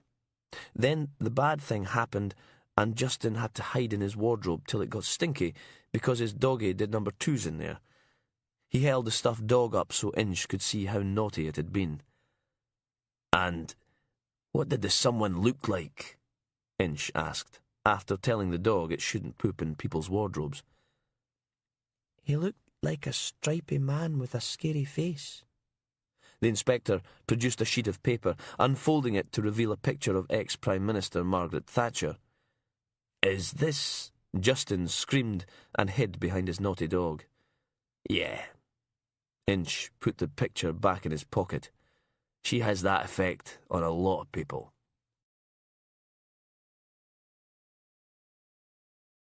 Chapter 6.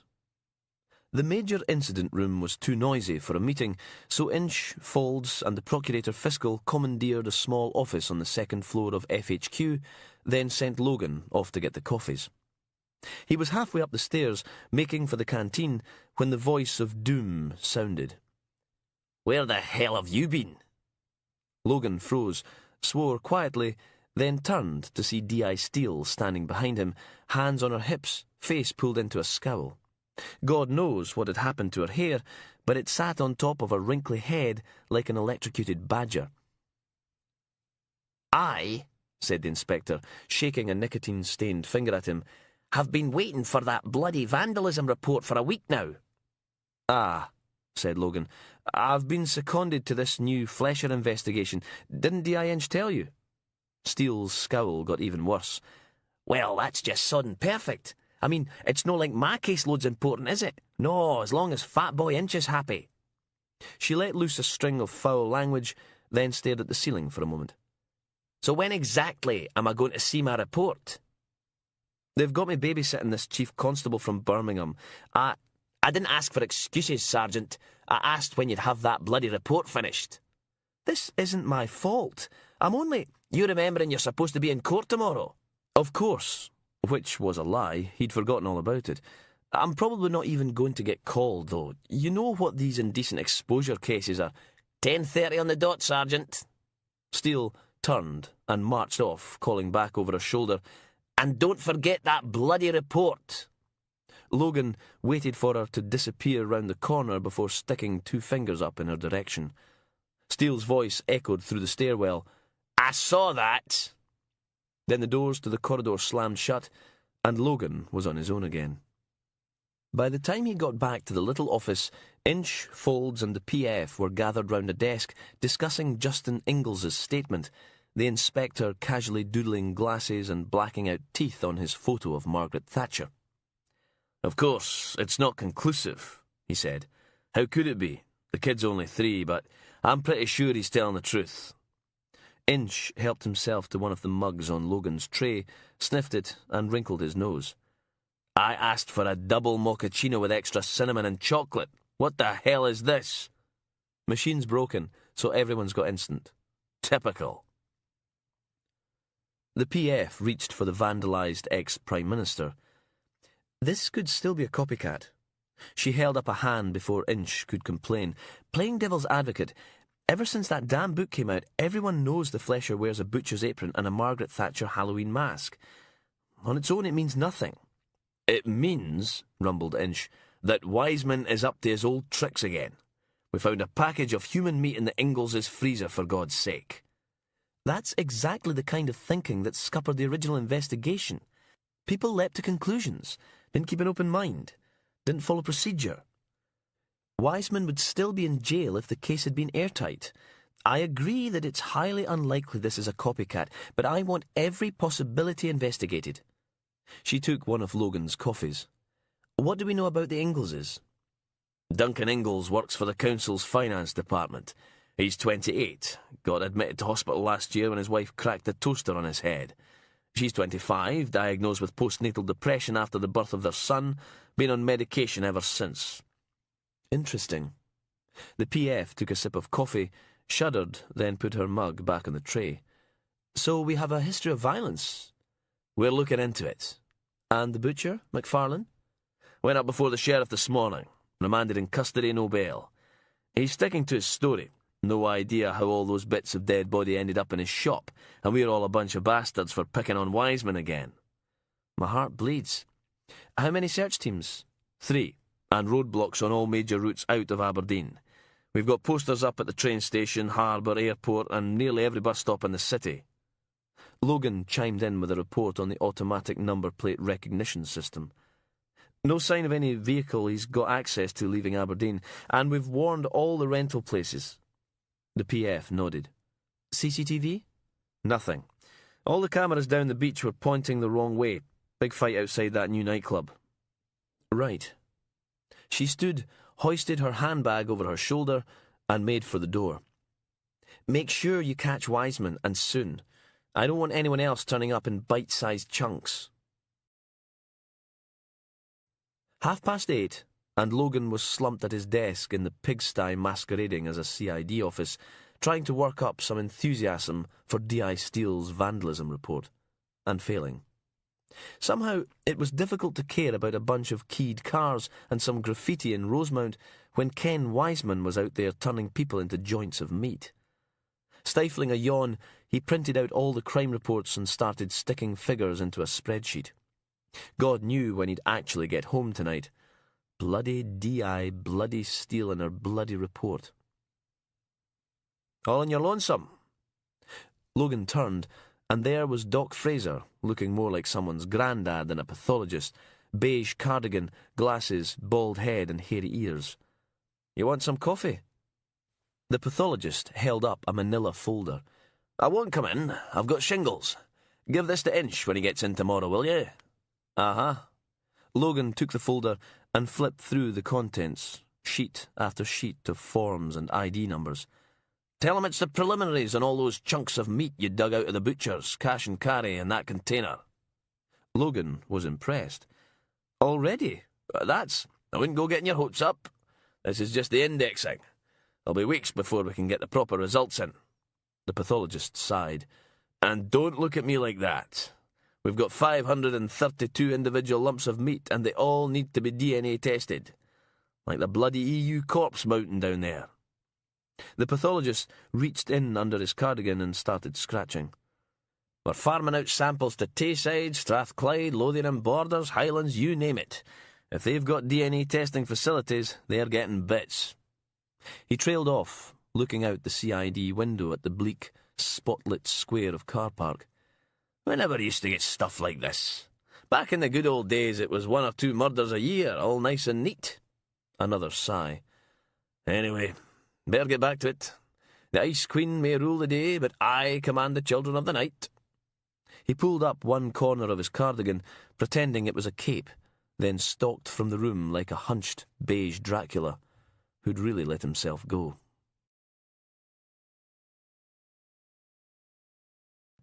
Chapter 7. Hot white blobs of light picked their way through the trees in the background. Then the camera panned round to an overweight reporter as he told the nation that this was the second night Ken Wiseman remained at large. Increased manpower combing through the woods and industrial units all over Aberdeen. Halloween is traditionally a time for trick-or-treating. Guising, Logan shouted at the television. In Scotland we go guising, not trick-or-treating. He snatched his second tin of beer off the coffee table and drank deep. But this year the streets of the city are empty, left to the cold and the mist, because this year there really is a monster out there. Oh, for God's sake. Logan excavated the remote control from the sofa's cushions and stabbed the button, hunting through the channels for something decent to watch and coming up empty. Nothing to help him ignore the little red light on the answering machine. Another mouthful of beer, and the tin was empty. Logan stifled a belch and got to his feet. Should probably get something to eat. The little red light blinked at him. He walked over and pressed the button. Message 1. Hi, Logan, it's me, Jackie. The words, alcohol slurred and fuzzy. I miss you, okay? I do. I miss you. He could hear raised voices in the background, a jukebox, a bandit pinging and bleeping to itself. Just thought you should know. Beep, and the tape rewound itself. He pressed the button again. Message 1. Hi, Logan, it's me. I miss you, okay? I do. I miss you. Pub noises. Just thought you should know. Beep. Ring. The flat's doorbell. Message 1. Hi, Logan, it's me. I miss you, okay? Ring. Oh, bloody hell. Okay, I'm coming. There was a short, stocky Glaswegian waiting outside, clutching a couple of plastic bags as a thin drizzle oozed down out of a dirty orange sky. "Lies, my man! Trick or treat!" Logan scowled at him. "Don't you bloody start." "Aye, and a happy Christmas to you too. You look like shite, by the way. Come on, shift over. Curry's no getting any warmer here." Colin, But the reporter had already shouldered his way past. Sighing, Logan closed the stairwell door and followed him up. Colin Miller. Even dressed casually, the wee man looked like a deranged, muscle-bound clothes model. God alone knew what Isabel saw in him. "You seen those arseholes on the news, but?" Miller stuck his plastic bags on the kitchen table, then dug into one and tossed a cold bottle of Kingfisher beer in Logan's direction. Logan caught it just before it hit the kitchen floor. "Don't you ever ring first?" "Aye, you're right," said the wee man, pulling a plastic takeaway container out of the second bag, then stacking another 5 beside it, topping them off with a bag of poppadoms. "What was I thinking? You could have had a hot date." "Very funny." "Ah, come on, lads, lighten up. I've got the evening off. She who must's catching up on her beauty sleep. Her mum's got the wane till tomorrow, and you're all on your Todd. So, boys' night in." He rummaged in Logan's cutlery drawer and produced the bottle opener, fumbling the top off his beer with stiff, gloved fingers. "Get blutered, curry out from the Nazma, watch some footy on the telly, and break wind to our heart's content." Logan popped the top off his Kingfisher, then helped himself to a poppadom. "You do know I can't talk about the Wiseman case, don't you?" The reporter froze. "Wiseman case? Never crossed my mind. I'm no—" "Oh, come off it, Colin. You're trying to bribe me into talking about an ongoing investigation with Indian beer from—" Logan checked the label. "Kent." Miller grinned. "And curry. Don't forget the curry." "Fat chance." "Oh, come on, man. Throw a freelancer a bone, eh? Those BBC bastards have got exclusive access to everything." "Thought you were going back on staff." The reporter shrugged. "Nah, freelance pays better. Doing a fair chunk for the Examiner, though." "Bet the Journal's like that." "All's fair in love and journalism. Lime pickle." Cupboard above the kettle. "Anyway, it's an observational documentary, not a news programme. Not even going to be out till next year." And it's a pain in the backside. Everywhere you turn, someone's sticking a camera up your nose. You try it for a week. See how you like it. Chicken jalfrezi, lamb biryani, prong rogan josh, or a bit of everything. Everything. He watched Miller serving up, the reporter's leather gloves struggling with the clear plastic containers. It would have been much easier to just take the gloves off, but Miller was too vain for that. Logan scowled into his beer. "I mean, they didn't even ask if I wanted to be in it." "I get it. Fuck's sake, enough." He licked a daub of bright red sauce from his leathered thumb. "Every time I come over here, I was only saying, and would it kill you to get some decent cutlery? Izzy carves up deed people with better silverware than this." There was a noise in the darkness, like metal scraping on metal. Heather froze, lying on her side on the cold floor. Count to 100. Silence. She went back to wriggling along the invisible line of steel bars. It wasn't easy with her hands tied behind her back. The cable ties round her wrists and ankles dug into the skin as she felt her way to the end wall. There was something square here, a plastic box with a lid. Heather retreated when she realised what it was. A chemical toilet, its harsh, disinfectant reek overlaid with something altogether less pleasant. The bars stretched all the way across the little metal room, dividing the pitch-black prison in two. Her on one side, Duncan on the other. "Duncan?" She sounded like a frog, her throat dry and sore. "Duncan, can you hear me?" There was some shuffling. Then Duncan moaned, coughed, hissed in pain. "Duncan, we need to get out of here." A grunt. Then his voice, sounding thin and weak. I'm not..." Another cough, wet and rattling. "Ah, Jesus." He was moving. She could hear him struggling along the floor on his side like a dying caterpillar, making sounds of pain all the way. "Duncan, are you okay?" I'm so tired. He coughed again in the darkness, and she heard him spit, then gurgle, then swear, and then he was still, panting in the darkness, weeping quietly. I'm so tired, Heather. I'm... You're going to be fine. You hear me? She was sobbing now, the words burning out of her. You hear me, Duncan Ingalls? You're going to be fine. Stay awake. I love you. I just wanted you to know before... More ragged breathing. Duncan! Duncan, wake up! Something brushed her hands. Duncan? It was his hair, matted and sticky. Duncan, you can't leave me, please, don't leave me. I'm so sorry. Sounding far away, even though he was just on the other side of the bars. Don't leave me. When Miller was gone, and there was nothing left but the smell of old curry and stale beer, Logan stood in the lounge in the dark. Message 1. Hi, Logan. It's me. I miss you, okay? I do. I miss you. The swell of background noise as she took another drink. Just thought you should know. Beep. He hit delete and went to bed.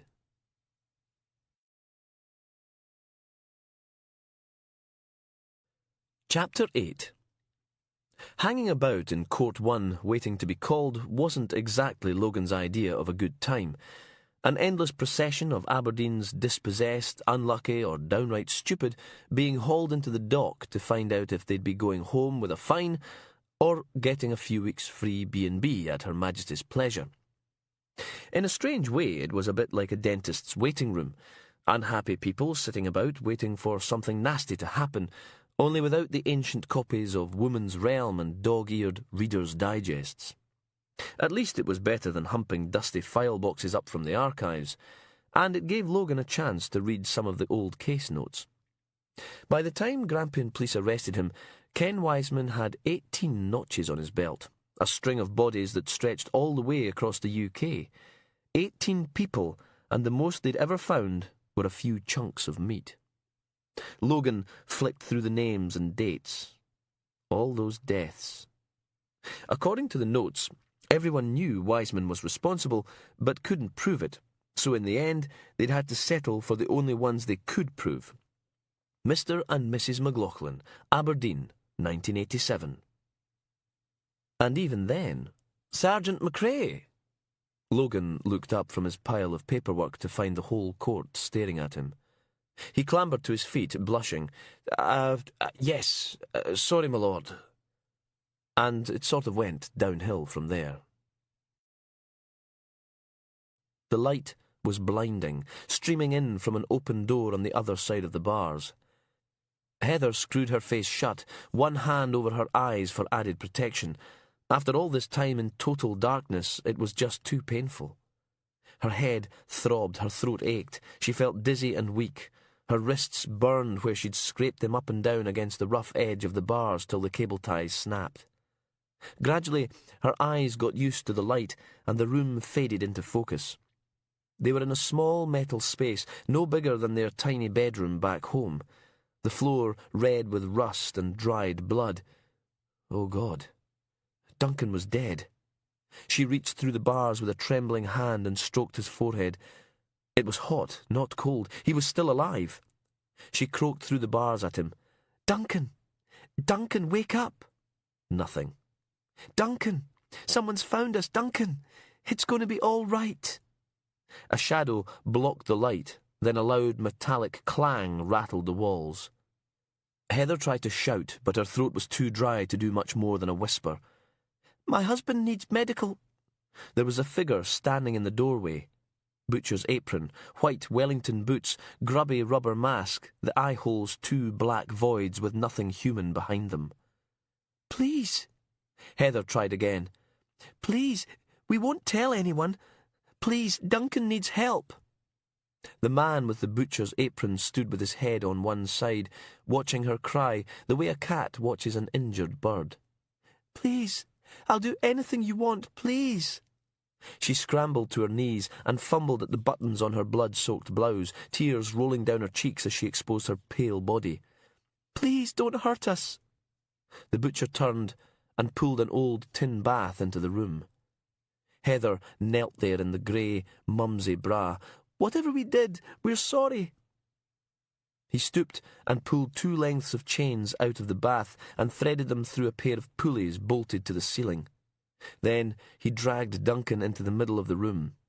She lunged forwards, hands scrabbling between the bars, clutching at her husband's ankles, holding on for dear life.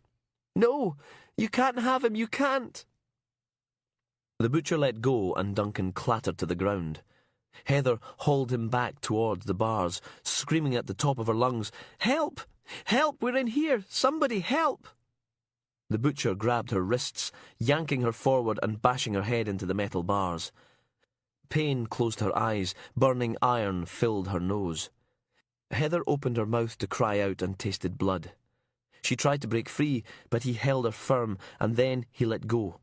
She lurched backwards, but something jerked her to a painful halt. There was a fresh set of cable ties around her wrists, binding them on either side of a rusted metal bar. "No!" She lunged back and forth, ignoring the pain. "Let him go!" The butcher fastened the chains around Duncan's ankles, then pulled, the links rattling through the pulleys as her husband's limp body was hoisted upside down, dangling over the tin bath. Something flickered in his pale face, and his eyes opened, confused. "Heather!" "Duncan!" She dropped her shoulder and slammed into the bars, too close to get up any real momentum, but enough to make the metal groan. "Heather!" This time the whole room shook as she slammed into the bars. "Let him go!" The butcher took a long, green rubber apron from the bucket and pulled it on. Then a pair of elbow-length green rubber gloves. "Give me back my fucking husband!" Boom! She threw herself at the bars again, tearing the skin on her naked shoulder. An axe came out of the bucket, followed by what looked like a torch or a lightsaber. The last thing was a set of knives. The butcher selected one and sliced Duncan's clothes off, running the blade up the seams, peeling him like an orange. And when Duncan had been stripped naked, his pale skin fluorescing in the harsh electric light, the butcher twisted the lightsaber in half, slipped a tiny green cartridge into it, and screwed it back together. "Let him go!" She slammed into the bars again. "Heather!" Click, and the lightsaber was given another small twist. The man grabbed a handful of hair and dragged Duncan's head up. "Heather! Heather, I love you!" He brought the blunt end of the lightsaber down hard, right on top of Duncan's head. A loud crack reverberated round the metal room, and Duncan convulsed. A thin plume of blood pulsed from the new hole in his scalp. Heather screamed. The butcher calmly picked up a thin wire rod and slid it into the little geyser of blood, jerking it in and out, then jamming it so far in that only the wooden handle protruded. Duncan stopped moving. The butcher slit Duncan's throat vertically from clavicle to chin, opening his neck.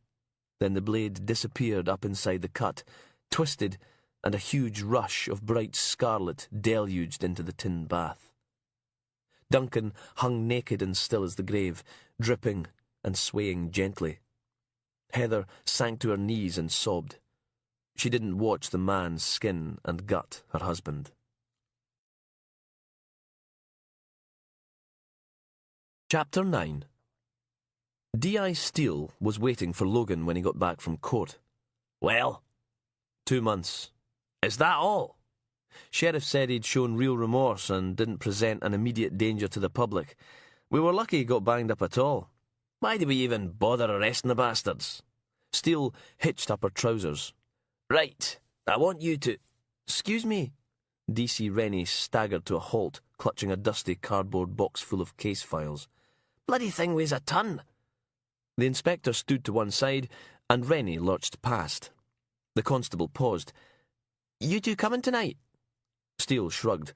Why not? Lass can bring his new boyfriend from Birmingham." "He's not my boyfriend." "That reminds me." Rennie shifted his grip on the box. "Chief Constable Fald's been looking for you." "Oh, aye?" said Steele. "Well, he can kiss my—" "No, not you. D.S. McRae. Something about retracing the original investigation. Logan closed his eyes. Oh, God.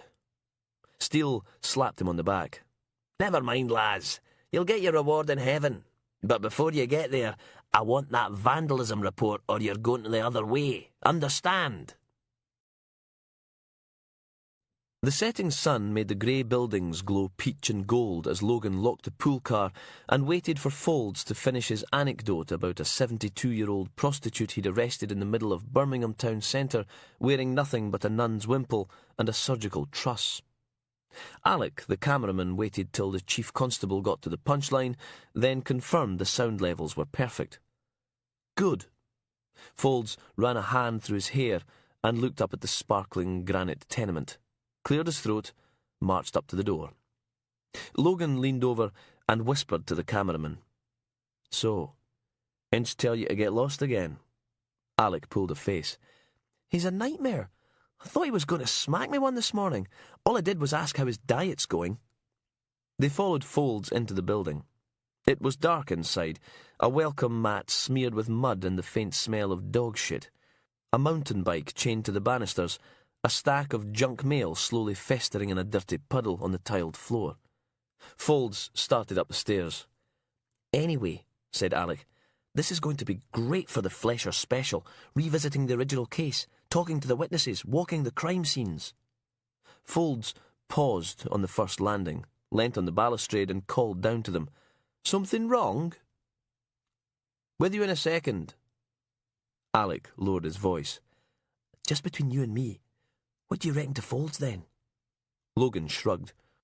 He's okay, I suppose. Fancies himself a bit.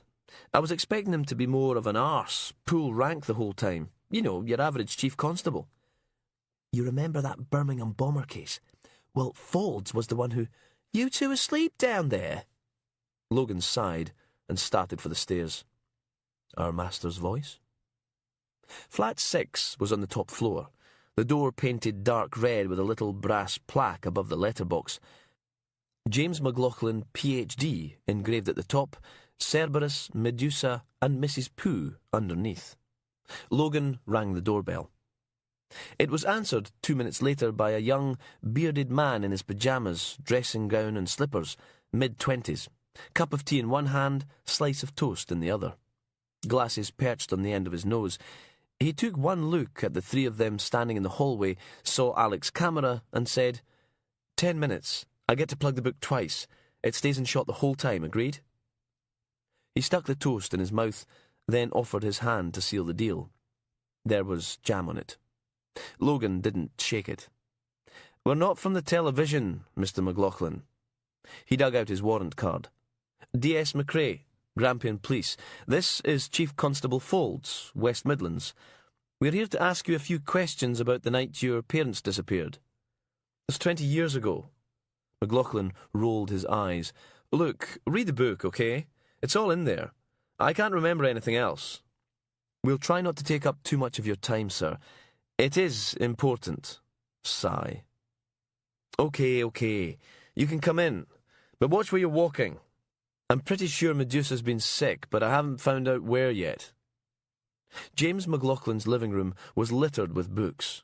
A computer desk sat in the bay window, covered in bits of paper and more books. A typist's chair sat in front of it, a large, grey, furry cat watching them from the seat, master of all it surveyed. McLaughlin shooed it off. Come on, Cerberus, that's Daddy's chair. Logan couldn't see anywhere to sit himself, so he moved the pile of paperbacks from the settee to the floor. Sorry if we got you out of bed. The man shrugged. Nah, you're all right.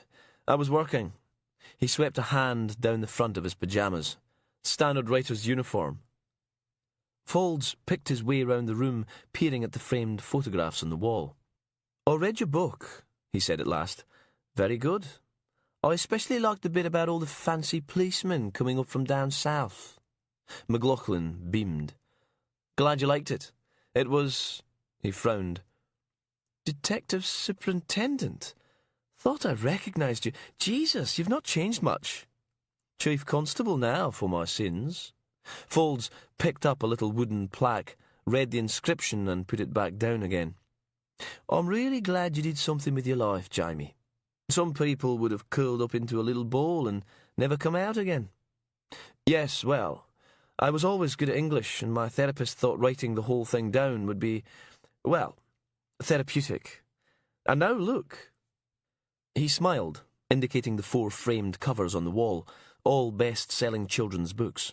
Aberdeen's answer to J.K. Rowling, only nowhere near as famous or rich. But you're not here to talk about Simon and the Goblins, are you?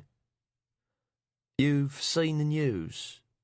McLaughlin shuddered and pointed at a copy of the Daily Mail sitting on a pile of encyclopedias. Cannibal killer still at large. Difficult to miss it. Been having nightmares ever since I heard about those body parts down the docks. Last night I dreamt Wiseman came back to finish me off. Took half a bottle of Macallan to make that one go away. He wrapped his dressing gown around himself, tying the cord tight. Logan pulled out his notebook, flipping through the pages till he got to the bit about McLaughlin's parents. We've been reviewing the old case files. They're a bit vague about what happened before you got to the house. Folds nodded. And you don't say much about it in your book either. McLaughlin opened his mouth to say something, then changed his mind. He stood. Anyone fancy a drink? I've got gin and I've got whiskey. Drank all the wine last night. Sorry, sir, but we're on duty. Tea would be nice, though. Right, tea it is then. And he was off into the kitchen. The chief constable stopped on his tour of the living room, selecting a book from a low shelf. Smoke with Blood, The Hunt for the Flesher. It had a photo on the front of someone dressed in a butcher's apron and Margaret Thatcher fright mask. Not surprising there wasn't a framed version up on the wall. Who wanted to look at the man who killed their parents every day? By the time McLaughlin returned with the drinks, Folds was reading aloud. For some reason, it's one of my earliest memories, walking through the dark and rain-swept streets with my best friend, heading back to my house, hand in hand with a killer. Everything before that is lost to me, as if the first 5 years of my life never happened, as if I only came into being at that moment, sparked into existence minutes before the death of my parents. McLaughlin blushed. Yes, well, I was reading a lot of Dickens at the time. Can't believe I wrote anything so pretentious. What happened to Catherine Davidson? She was supposed to be walking you home. The young man handed over Logan's tea, then poured himself a large measure of 18-year-old Highland Park. Wish I knew. When I was writing the book, I tried everything. Word association, hypnosis, the works. I know it sounds like a load of old wank, but everything before that, walk home, is a blank. It's like my childhood never happened. He took a deep drink from his whiskey, holding it in his mouth for a thoughtful pause before swallowing. What about your friend, Richard Davidson? Ah, yes, Richard. We don't talk these days. Last I heard, he was in Craiginches doing 3 years for possession, perjury and aggravated assault. Like you said, Superintendent, some people never come out again. Wiseman took my parents and my past. He took Richard's mum and his future. Another mouthful of whiskey. I don't know which is worse. And then he made you both dinner? Yeah, Findus crispy pancakes with fried onions, mashed potatoes and peas. I wanted fish fingers. A shallow laugh. Good, isn't it? My mum and dad are being dismembered in the kitchen and I'm whinging about Captain Sodding Birdseye. I'd never seen so much blood. The last of McLaughlin's whiskey disappeared. Who's for another one? Rush hour was in full swing as Logan drove them back to the station, roads packed with nose-to-tail traffic beneath the yellow streetlights. Muttered swearing came from the back seat, Alec checking the messages on his mobile phone. Bloody hell, why can no one get anything right? Delete, don't care, delete. Holy shit! The cameraman scooted forward, sticking his head between the front seats. You're not going to believe this! Folds's mobile phone started playing Phil Collins' In the Air Tonight. Hello? I've just got a call from the BBC News Department. Hello? The chief constable stuck one finger in his ear. Yes? No, we'll be right there. Wiseman's been on the phone. Logan took his eyes off the road for a second, then had to slam on the brakes to avoid rear-ending a Porsche. "You're kidding. Wants to set up an interview, like that Ipswich guy." Folds hung up. "Any chance you could, put your foot down? We've got a briefing to get to. Wiseman's been on the phone to the BBC. Yes, sir. Alec was just telling me about it." Folds frowned. "No. He's grabbed someone else."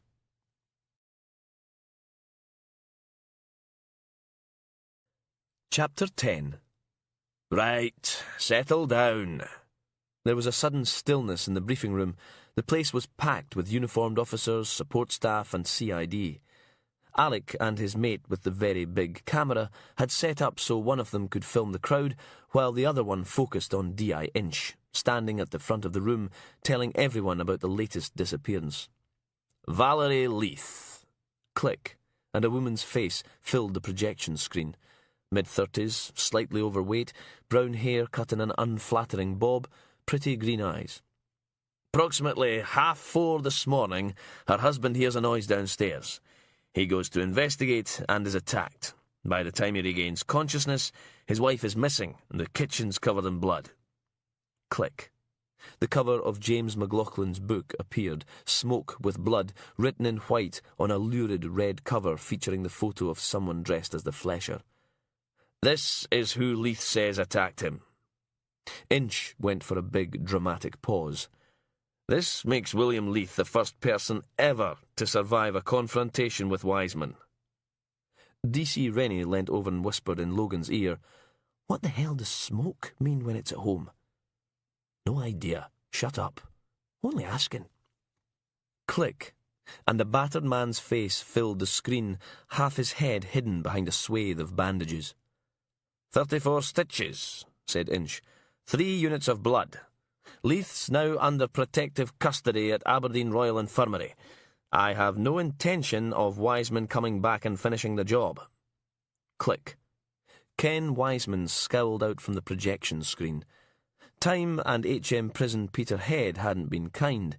What little hair he had left was close-cropped and greying, his goatee more salt than pepper.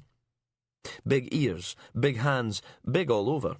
Overweight, but still powerful with it. A long scar ran from the top left of his forehead, through his right eyebrow and down to the middle of his cheek, pulling the eyelid out of shape. Not a pretty face.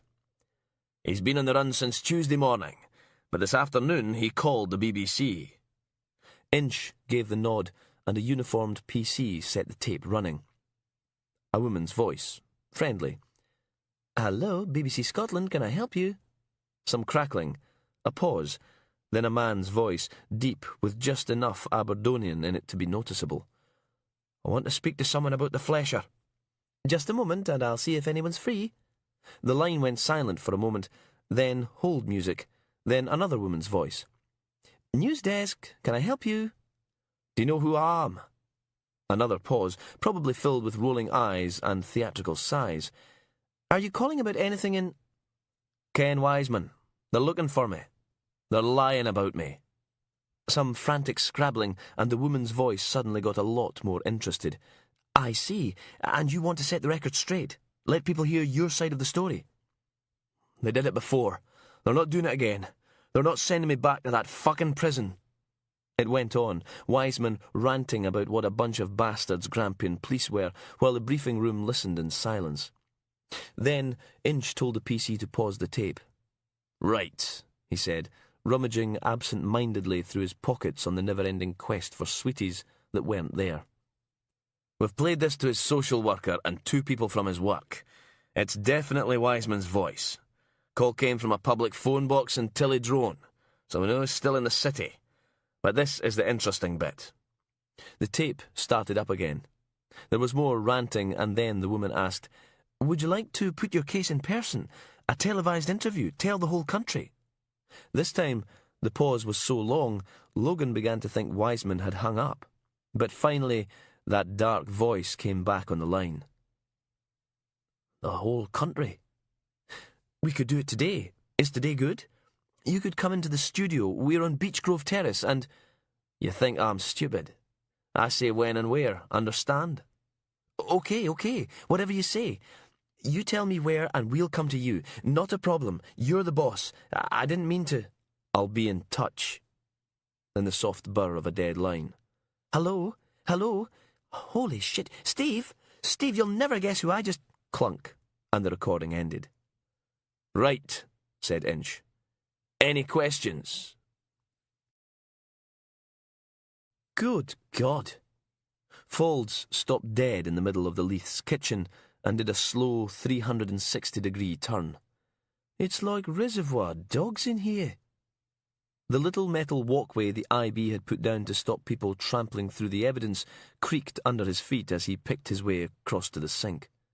There was blood everywhere. All over the floor, up the units, smears on the work surfaces, splashes on the walls, spatters on the ceiling. Someone had decorated the place in 8 pints of Valerie Leith. The chief constable looked down at the sticky tiles. First impressions? Logan stared at the stalagmite of congealed hemoglobin hanging from the cooker hood. Well, there's a lot more blood than last time. Folds nodded. We found the same pattern 20 years ago. Sometimes Wiseman butchers them on sight. Sometimes he takes them away and kills them elsewhere. Anything else? Well, they're obviously not short of a bob or two. William and Valerie Leith had a Porsche 911 in the garage and a huge Lexus 4x4 parked outside the house. It was one of those converted steadings on the outskirts of Aberdeen that always cost a bloody fortune. Ramshackle farm buildings, snatched up by some developer and turned into luxury country homes for the discerning executive, as exclusive as they were expensive. Folds leant an absent-minded hand on the black granite work surface, grimaced, and pulled it away again, his latex glove making a sticky, squelching sound as it parted with the tacky blood. Damn! He wiped it down the front of his white SOC suit, leaving a dark red smear. Logan opened the patio doors and stepped out onto the decking. It was pitch dark outside, the surrounding countryside little more than grey-brown silhouettes against the backdrop of Aberdeen at night. Little blobs of torchlight worked their way across the field behind the house, silent except for the occasional bark of a police dog. The view was spectacular. On the other side of the South Deeside Road, the lights of Cults, Garth D and Ruthriston glittered. A lone rocket zipped up into the November sky, exploding in a shower of red. 4 seconds later, the bang arrived, but by then the sparks were long gone. Can you imagine being up here on Monday? You'd see every firework in the city. The chief constable joined him at the rail. God, it's freezing. He shivered. If you were Wiseman, would you hang around waiting to speak to the BBC? Would I, buggery? I'd be on the first boat out of the UK. Which begs the question, why is he still here? Logan pushed away from the rail as another rocket screeched up into the sky. Unfinished business? Folds nodded. That's what worries me. Heather mashed the heel of her hand into her eye, wiping away the tears. It was a nightmare, that's all, a bad dream. She'd wake up and everything would be okay and they'd have beef bourguignon for tea and drink some wine and Duncan would still be alive. Duncan. She cried till her whole body ached, screamed till she couldn't breathe. And now there was nothing left but a dull, numb pain that wrapped around her heart like poisoned barbed wire. She laid her head back against the dark metal wall and moaned. There was a noise outside, and light flooded her prison, sparking off the puddles of blood that littered the rusty red floor. All that was left of Duncan. Heather closed her eyes. This was it. The butcher had come back for her. It was her turn to be hung upside down over the tin bath and gutted. In a way it was a relief. At least she'd be with her husband and son again. The butcher stepped into the room, and Heather scrabbled back, terrified. She tried to plead for her life, but her mouth was too dry, her lips cracked and bleeding. She'd changed her mind. She didn't want to be with Justin and Duncan. She didn't want to die. But the butcher wasn't carrying a knife. He was carrying a hose. Cold water battered against the floor, bouncing off the hard metal surface to shower everything with droplets of pink liquid, as the last remnants of Duncan were washed down the drain. When there was nothing left, the butcher disappeared, only to return 30 seconds later with a tin-foil parcel and a bottle of water. He placed both on the floor, just within arm's reach of the bars, then stood there, staring at her. God, she was thirsty. Trembling, Heather inched forwards and snatched the bottle, scurrying back till she was in her corner again. The bastard hadn't even moved. She wrenched the top off the bottle and drank, coughing and spluttering as it went down too fast, nearly bringing it all back up again. The butcher nodded, then pointed silently at the tin-foil bundle, then at the mask's mouth, then rubbed his stomach. Heather stared at the parcel, too scared to pick it up. He gently peeled back a corner of the foil, and the smell of hot food filled the room. Her stomach growled. She peered between the bars. It was just black pudding. Normal, everyday black pudding, and she was so hungry. The butcher backed off to the door again, and Heather darted forwards, snatching the parcel back to her side of the bars, breathing in the heady aroma of hot food. With trembling fingers, she crammed the first disc of pudding into her mouth, closed her eyes, and chewed. Her family was dead, and she was eating black pudding as if nothing had ever happened. Heather almost spat it out, but it was food, and she was hungry, and she felt miserable, and she didn't have any pills with her, so she did what she'd done all her life, self-medication through comfort eating. She ate every last scrap till there was nothing left but greasy tin foil, and all the time the man watched her in silence. Then, when she was all finished, he nodded, stepped back outside, and closed the door, leaving her to the darkness. Logan cupped a hand around his ear and asked D.I. Steele to say that again. The nightclub was far too busy, far too noisy, and far too hot. That's what they got for letting that idiot Rennie organise a staff night out. The carpet was sticky, the place stank of stale beer, sweat, aftershave and perfume, and the music was loud enough to make his lungs vibrate. "I said," Steele shouted, "I wouldn't kick that lot out of bed for farting." The inspector pointed at the group of girlies up on the dance floor, long blonde hair, short skirts, skimpy tops, the pulsing disco lights glittering off the jewellery in their pierced belly buttons. As Logan watched, Detective Constable Simon Rennie boogied his way past him, doing a pretty good impersonation of an octopus being electrocuted. One of the girlies laughed and joined in, bumping and grinding. "Jammy bastard." Steele took another swig of her vastly overpriced beer. "I'm no surprised he wanted to come here." Rennie wasn't the only off-duty police officer up there strutting his funky stuff. Even Folds had gone up when they'd put on an old Phil Collins number, but Logan wasn't in the mood. "I hate nightclubs." "So you keep saying." 3 songs later, and a sweaty Rennie was back, handing out another round of drinks. "Is this not brilliant?" Logan scowled at him, but it didn't seem to dent the constable's enthusiasm. "Oh, 'fore I forget." Rennie pulled out his wallet and produced a folded-up postcard of a naked bodybuilder with a strategically placed police helmet. "This came yesterday." It was from Jackie, telling the muster room what a great time she was having on secondment to Strathclyde Police's organised crime and gang violence unit. Rennie nodded in time to the music as one song ground to a halt and another deafened its way out of the speakers. "Sounds like a right laugh down there. Ooh, I love this one." And he was back on the dance floor. 20 minutes later, and he was still up there, slow dancing with one of the blonde girlies from earlier, mouths locked, eyes closed, groping away. "Makes you feel sick," Steele sniffed, watching the detective constable and his friend trying to crawl inside one another. "I'm much sexier than he is." Folds leant on the rail that separated the drinkers from the dancers and fondlers. "So," he shouted, "what's all this Laz business then?" Logan sighed. "Just a stupid nickname. It's nothing." "Laz, short for Lazarus." Steele grinned and clinked her latest bottle of beer off the chief constable's pint. "D.S. McRae here came back from the dead, didn't you?" "It wasn't—" "Oh aye, our wee boy's a bona fide police hero." She wrapped her arm around Logan and gave him an affectionate shuggle. Shame he's so bloody ugly. Exterior. A graveyard in Aberdeen, Union Street. Church in background, noises of traffic and seagulls. Caption, Detective Sergeant Logan McRae. McRae. I'd rather not, to be honest. Voiceover. But you were instrumental in catching the Maastricht monster. McRae. Do we have to do this, Alec? Voiceover.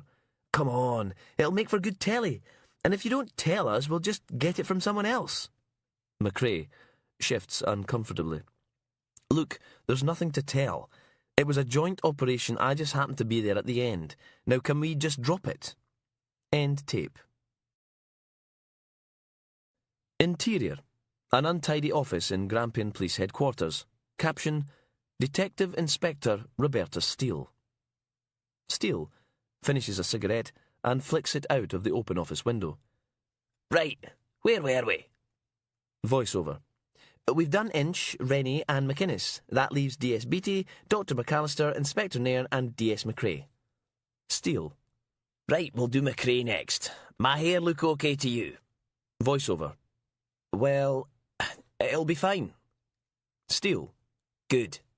Got my public to think of. You laid out that bit with me smoking, aye? I'll no hear the end of it otherwise. OK, June 2004, and we've got 15 women in the morgue. The press are calling him the Maastricht monster. Stabs his victim, then rapes them while they die. Sick bastard. Anyway, the investigation's going nowhere when up pops Detective Constable Logan McRae. He goes digging and unearths Angus Robertson. Turns out Robertson works in a sandwich shop that delivers all over Aberdeen. That's how he was picking his victims. Loud rattling cough goes on for nearly a minute. Ah, fucking hell. Presses hand to chest. Bastard. Anyway, something happens and Robertson finds out he's a suspect. He goes bonkers. Snatches McRae's girlfriend and there's a big showdown on the roof of this tower block. All very dramatic.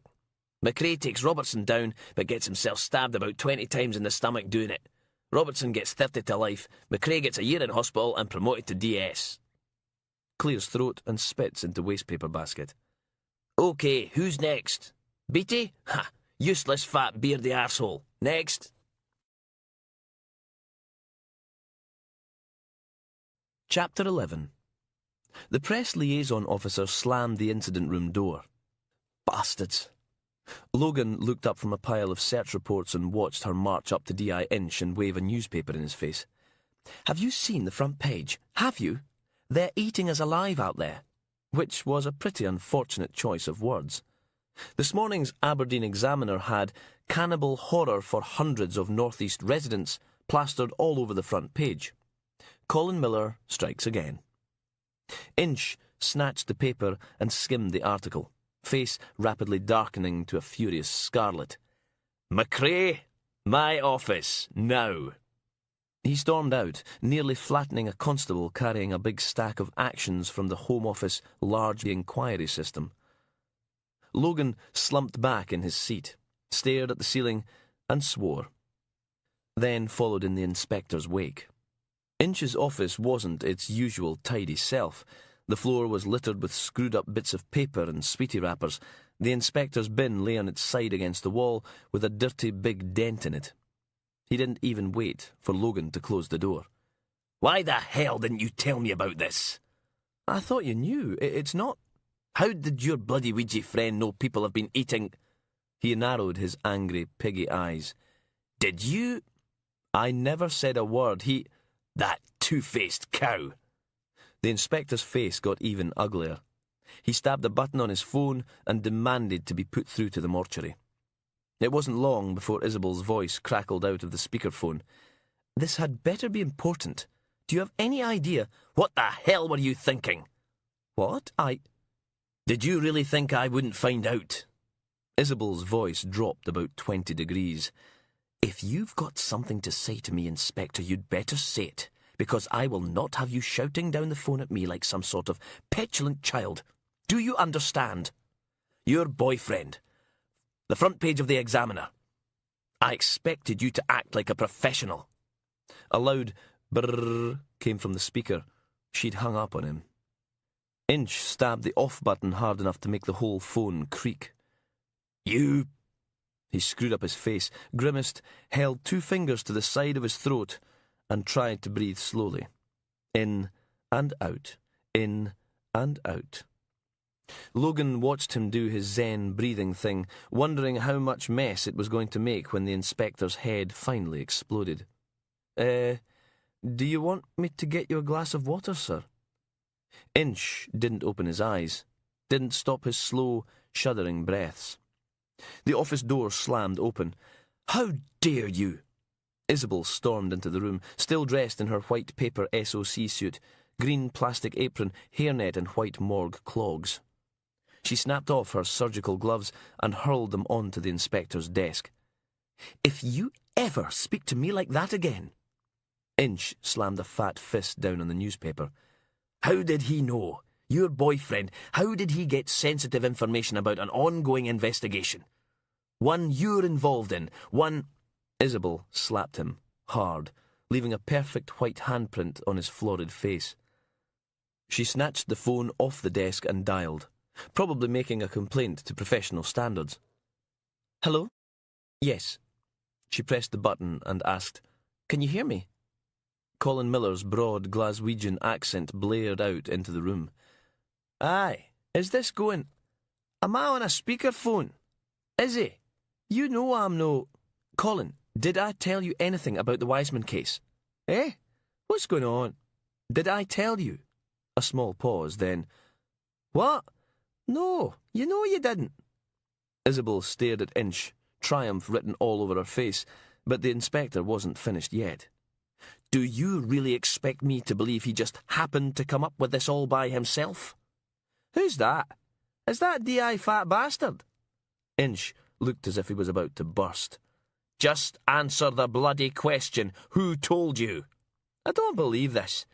You lot are down the docks crawling all over a container that's meant to be going offshore. Next thing you're screaming off to a cash and carry. Couple hours later you're at a butcher shop. It's a fucking supply chain, isn't it? What do you think people were doing with all that meat they bought? Giving it a decent burial? Of course they've been eating the fucking stuff. Are you... It's no exactly rocket science, is it?" Isabel folded her arms. "Well, Inspector, I think you've got something to say, don't you?" Inch did, but not to her. "Do you have any idea how much trouble you've caused? Printing that. The bloody switchboard's jammed with people complaining their sausages taste funny. How are we supposed to conduct a murder inquiry when—" "Aye, right. It's my fault you can't catch Wiseman. I told people they were eating dead bodies because it's the truth. Instead of blaming me, you should be out there doing something about it. And if you ever talk to Izzy like that again, I'm going to come down there and punch your fat fucking lights out." And he was gone. Richard Davidson wasn't the sort of person you'd leave your children with, not unless you really, really didn't like them. 5'11" of tattooed resentment, he wore the standard institution grey HMP Aberdeen t-shirt, stripy shirt and blue jeans with all the panache of a grumpy Rottweiler. He scowled at Logan and Folds from the other side of the tiny table in the prison interview room. The chief constable tried his disarming smile. "Do you remember me, Richard? I know who you was, okay? Answer still fuck off." "Richard, I'm sorry it's all worked out like this for you, but—" "Aye, well, that's just great. Makes everything all better, that does. You're sorry. Jamie's mum and dad get killed and he goes to live with his nan, goes to university, writes a fucking book. What do I get? A father who drinks himself to death, foster parents who are bastards, and criminal record." He stabbed himself in the chest with a thumb. "Where's my fucking publishing deal?" "Richard, Anda's books are shite." Logan watched the pair of them staring at each other. "Look," he said, "we just want to ask you a couple of questions about what happened 20 years ago, okay? Nothing else." Richard Davidson scowled. "I didn't do nothing else. Whatever they told you, it's a fucking lie." "Fine, don't care. We just want to know what happened in 1987. "Nothing else. Nothing else." Davidson shifted in his seat, then stared at the camera bolted high in the corner of the room. We're walking Jamie home, in the dark, me and Mum. And we get to the jungle, just this wee bit of park, couple of trees and some shitey bushes. But Jamie and me played Japs and British there the whole time. He looked down at his hands, flexing them open and closed like a heartbeat, the knuckles bruised between the DIY prison tattoos. Jamie and me run off into the jungle. Mum tries to call us back, only we don't listen. Jamie's got some crappy fancy dress party to go to for his dad's work, and Jamie don't want to go 'cause his dad's a dick. He sighed. After a while, we got bored being soldiers, but we can't find Mum anywhere. We shout, look all over the place. Davidson bit his bottom lip. Can't find her nowhere. She's gone. He rubbed a hand across his eyes, deep breath. And then he turns up, Wiseman in his fucking butcher's costume, and he takes our hands, and we walk back to Jamie's house. Never saw my mum again. Logan let the silence go on for nearly a minute. What happened at the house? Stupid, isn't it? All this time and I still miss her. Davidson shook his head and wiped his eyes again. Jamie's dickhead father was on the phone shouting at my dad. Then he shouted at us and we ran upstairs and Jamie put on this stupid Viking costume and we sat there. We could hear more shouting and we didn't want to go downstairs in case we got into even more trouble. Jamie's dad was one of those wankers, didn't worry about clobbering other people's kids, so we just sit there for ages, waiting for him to come up and get us. Only he doesn't. Davidson shuddered. Eventually, we give in and go downstairs. The kitchen was clarted in blood, and Wiseman made us sit in the lounge while he cooked tea. He looked up at them, his eyes rimmed with red. Jamie's book says crispy pancakes, but it was liver. His dad couldn't stand the stuff, wouldn't have liver in the house. So where do you think Wiseman got it from? There was another long pause. Then Richard Davidson stood and wrapped his arms around himself. I'd like to go back to my cell now. So, said Logan, when a prison officer had taken Davidson away, what do you want to do now? Folds checked his watch. Nearly 10. While we're here, how about we take a crack at the butcher, McFarlane? What? Maybe not the best of ideas, sir. D.I. Inch can be a bit... The chief constable waved him down. Nonsense. We're just going to have a little chat with the man. Where's the harm in that? But, good. Then it's settled. You get someone to bring him up from the cells, and I'll sort us out a nice cup of tea. 5 minutes later, Logan had held up his end of the bargain, which was more than Folds had done. Whatever was in the 3 styrofoam cups he'd turned up with could only be described as nice if you were a lying bastard. It was barely tea, just a watery brown substance with suspicious-looking froth round the edges. But it wasn't the least attractive thing in the room. That honour went to Andrew McFarlane. The butcher was like one of the damned. Sweat beaded on his balding forehead, his baggy face swollen in places, bruises beginning to spread across his pale skin. His big, bloodshot nose had developed a list to the left, a sticking plaster crossing the bridge from one blackened eye to the other. And he stank. B.O. and desperation mingling with the sour tang of TCP. Twitching. You have to get me out of here. Folds passed him one of the polystyrene cups. It's all right, Mr. McFarlane. No one's going to hurt you here. No one's going to... What about this? He pointed a trembling finger at his battered face. They put my photo in the papers. Everyone thinks I killed those people. I'm sure it's not. He wouldn't stop hitting me. Said I'd killed his mother. I never touched her. It wasn't me. McFarlane started to cry. All I wanted was to run a little butcher shop, somewhere nice and local, where people would come and buy their meat. Then, why were you selling bits of dead body? McFarlane wiped his nose on his sleeve. I told you, I don't know how that stuff got into my shop. So, you're saying it was all Wiseman? No, he didn't kill anyone. When he was in Peterhead prison, he beat a man to death in the showers. Because you bastards put him there. It wasn't his fault. I can't believe you gave him a job when he got out. Wiseman in a butcher's shop, like giving Gary Glitter the keys to a children's home. He's my brother-in-law.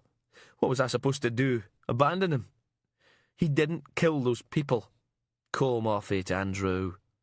Faulds sat back in his chair and tried his friendly chief constable smile again. The one that hadn't worked on Richard Davidson. When he was arrested, I found a lot of blood in the boot of his car. It was his. He cut himself.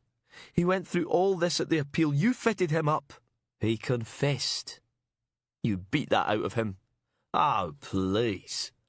Faulds picked up his tea, then put it down again. You know, I always suspected he had an accomplice.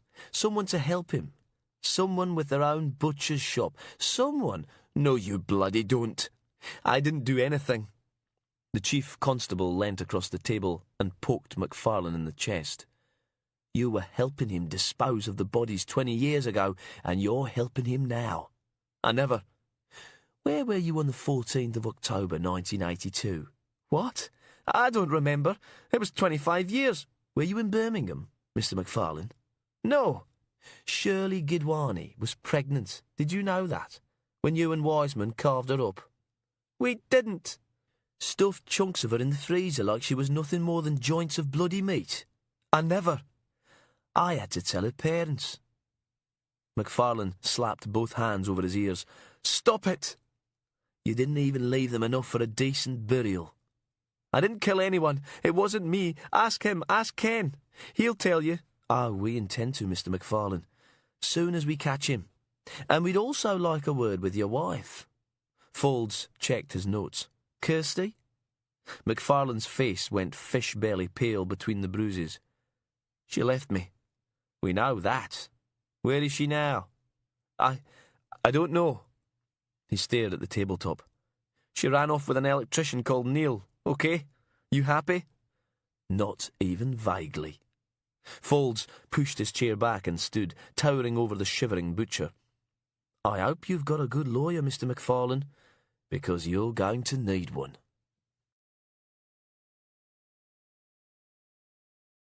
Chapter 12. You really think he's involved? Asked Logan as they drove back to FHQ. Faulds didn't look round, watching the grey granite buildings drifting past instead. Don't tell me you bows all that "it wasn't me" crap. The radio was on in the background, Jamie McLaughlin being interviewed on North Sound 2 about his book and the hunt for Ken Wiseman.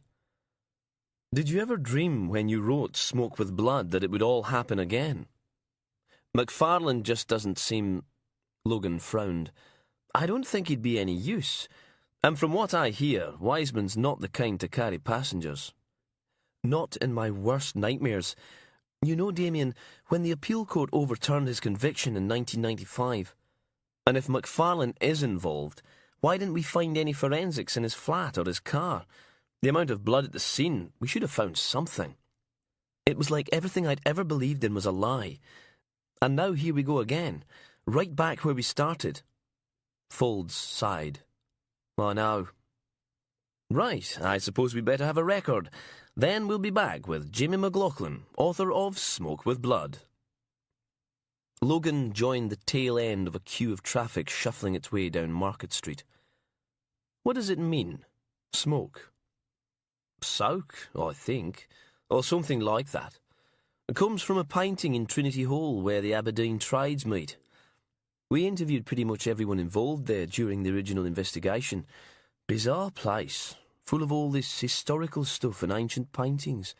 We should probably pay them another visit, see if any of the 1990 suspects are still around. And then he started humming along to the song on the radio, just off-key enough to set Logan's teeth on edge. The torture didn't stop till the record did. You're listening to North Sound Radio 2, and I'm in the studio with Jamie McLaughlin. You know, said Faulds, you should read Jamie's book. It's a good insight into what happened in 87. Remind me when we get back to the station. I'll lend you my copy. And I understand the sales of the book have rocketed. Then we'll get that trip to Trinity Hall organised. Guilty about it, but the publishers have been swamped. There's talk of a television series on Channel 4 and a new book to accompany it. Folds drummed his fingers on the dashboard. And we should try a search for McFarlane's missing wife as well. PNC, census records, friends reunited, the usual. He started up the painful humming again. It's weird. I don't want to profit from other people's misfortune, but it feels like my whole life's been shaped by Ken Wiseman and the murders he commits. Dig out a statement when you get a minute. Should be on file somewhere. Probably a load of old bollocks about how a brother wouldn't hurt a fly, but you never know. And then we're going to book a restaurant. Haven't had a decent curry since I got here. I have to just pray that they catch him before he kills again. Amen to that. God, look at them, said Rennie, whispering like some sort of naughty schoolboy talking behind the teacher's back. I'll bet they're figuring out how to blame this one on someone else. D.I. Inch, D.I. Steele and C.C. Folds stood at the front of the incident room, arguing quietly amongst themselves. Rennie sniffed. Not like it's our fault, is it? Inch should have called in the environmental health people from the start. He was right, but Logan didn't want to be overheard agreeing with him. What happened to you last night, then? The constable grinned. Wouldn't you like to know? Logan thought about it, said, not really, and went back to his paperwork. Okay, I'll tell you. Rennie scooted his chair closer. Her name's Laura, and we were at it all night. It ever comes to an Olympic sport, that girl could bonk for Scotland. She could suck a bowling ball through a garden hose. He sighed happily. Think I'm in love. That's like Romeo and Juliet, only with lots and lots of condoms. The discussion at the incident board was getting heated, D.I. Inch heading his usual shade of beetroot. What's the book at? Asked Logan, as Inch placed a huge finger in the middle of Folds's chest and poked. 600 for lamping someone, 300 for a heart attack. You're taking bets on when Inch will have a heart attack now. What the hell is wrong with you people?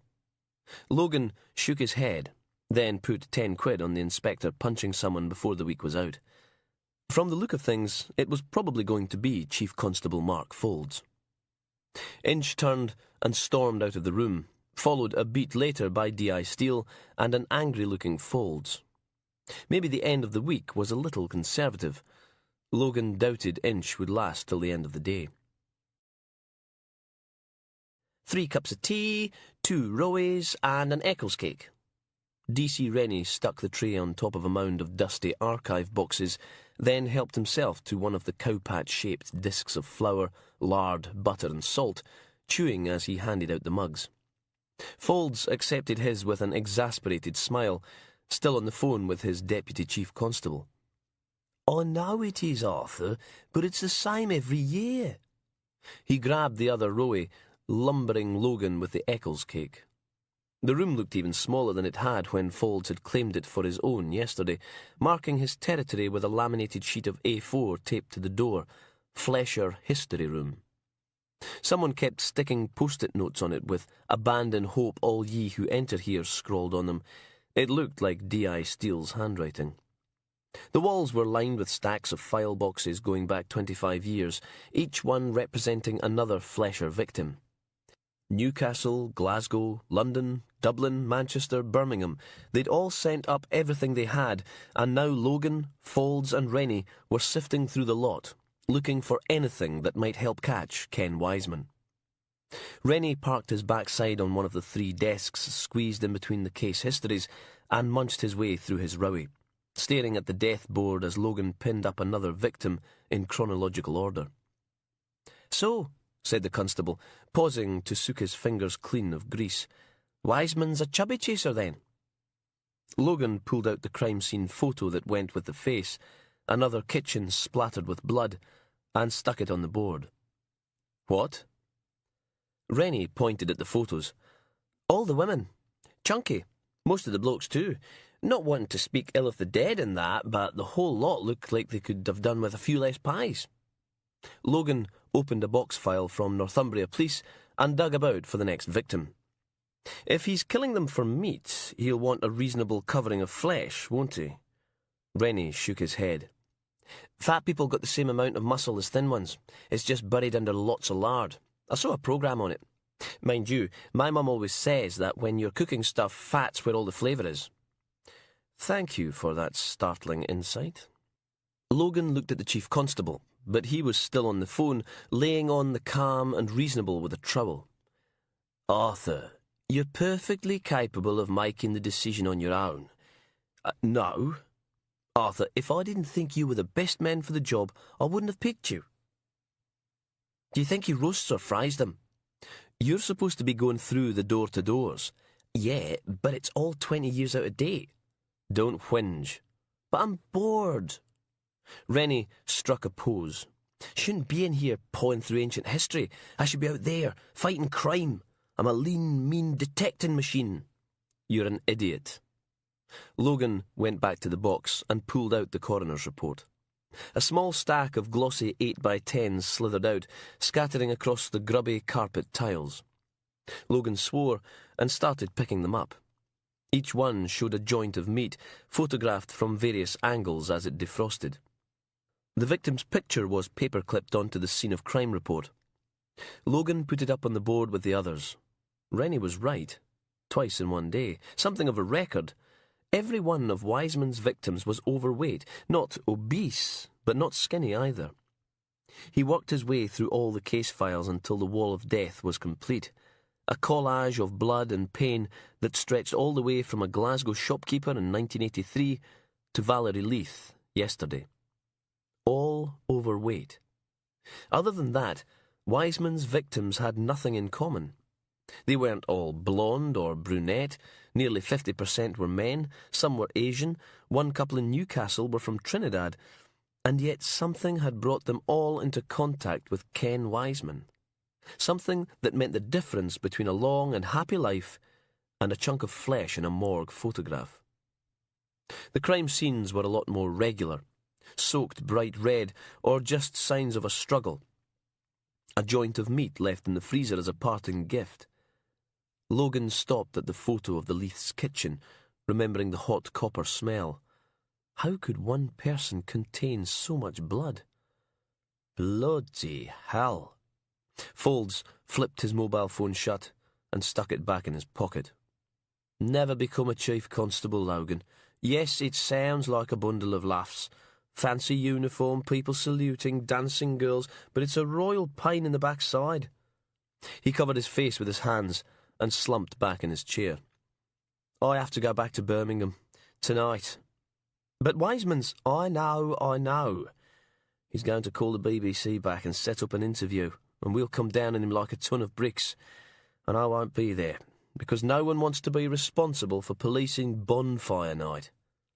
He pulled his hands away and swore, and put them back again. I am a lily floating on a cool pond. Folds sat up. It's no good. I'm going to have to go. The buck stops here after all. Can you get someone to run me over to the airport? Rennie nearly exploded out of his seat. I'll take you. Anything to get out of going through mounds of dusty paperwork. Logan went back to his post-mortem report. The incident room door nearly banged off its hinges as D.I. Inch barged into the room, glaring. Where the hell's that useless bastard Rennie? Logan closed his eyes and counted to 3, but Inch was still there when he opened them again. So much for wishful thinking. He's taking Folds to the airport. He's supposed to be reviewing case files. The chief constable pulled rank. Not strictly true, but it might save Rennie an ear-bashing when he got back. You want me to pass on a message? Tell him I'm running this investigation, not Folds. Remind him that I'll rip his balls off and stuff them down his throat if he ever disappears without my say-so again. Understand? Logan held up his hands. Nothing to do with... In the meantime, I want a rundown of all sex offenders over 40 with a history of serious assault. Logan checked the clock on the wall. 4:20, 40 minutes to go till he was off duty. Actually, sir, I'm in the middle of something for... Did that sound like a request to you, Sergeant? Getting together a list of sex offenders over 40 years old was only the start of it. Inch wanted them all cross-referenced to see who'd done time in prison since 1990, when the first batch of murders stopped. And he didn't just want them for Aberdeen either. Logan had to do it for the whole of the UK. He sent another query running on the computer, then pasted the results onto a spreadsheet. Now he had data from every police force in the nation, with electronic records going back far enough to be of any use. The others would take days, if not weeks, to respond to the inspector's request. But right now, it was 5:20. Logan sent the list of names to the CID office printer. He'd dump them on Inch's desk and slope off before anyone noticed. Chance would be a fine thing. D.I. Steele stopped him on the stairs. He was going down, clutching his folder full of sex offenders. She was going up, clutching her left breast through her charcoal grey blouse. "Where's your boyfriend Folds, then?" He, trying not to watch what she was doing. "Got this new bra from Marquis. It's all weird bits of plastic. Feels like a ballistic missile." He's off back to Birmingham. Rennie's taking him to the airport." "Oh, aye." She stopped fiddling with herself. "So how come you've no sloped off early, then?" Logan held up his folder. Going through the sex offenders list for Inch, trying to find an alternative suspect. "Bloody hell," said Steele, faking a swoon. "Fatty McFatfat's considering other suspects. Did a herd of pigs just fly by the station window?" She helped herself to the folder and rifled through the printouts, then tossed the lot back at him. "Waste of sodden time, but I suppose it'll keep Chief Constable Knobjob happy." She turned and started back down the stairs.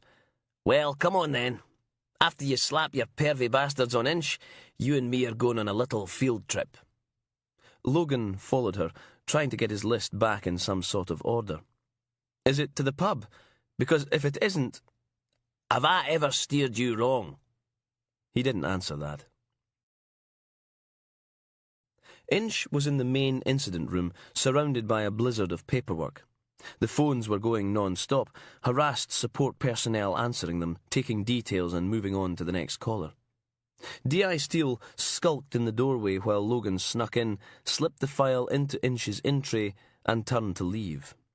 A deep bass rumble caught him before he'd gone more than a couple of feet. "And where do you think you're going?" Damn.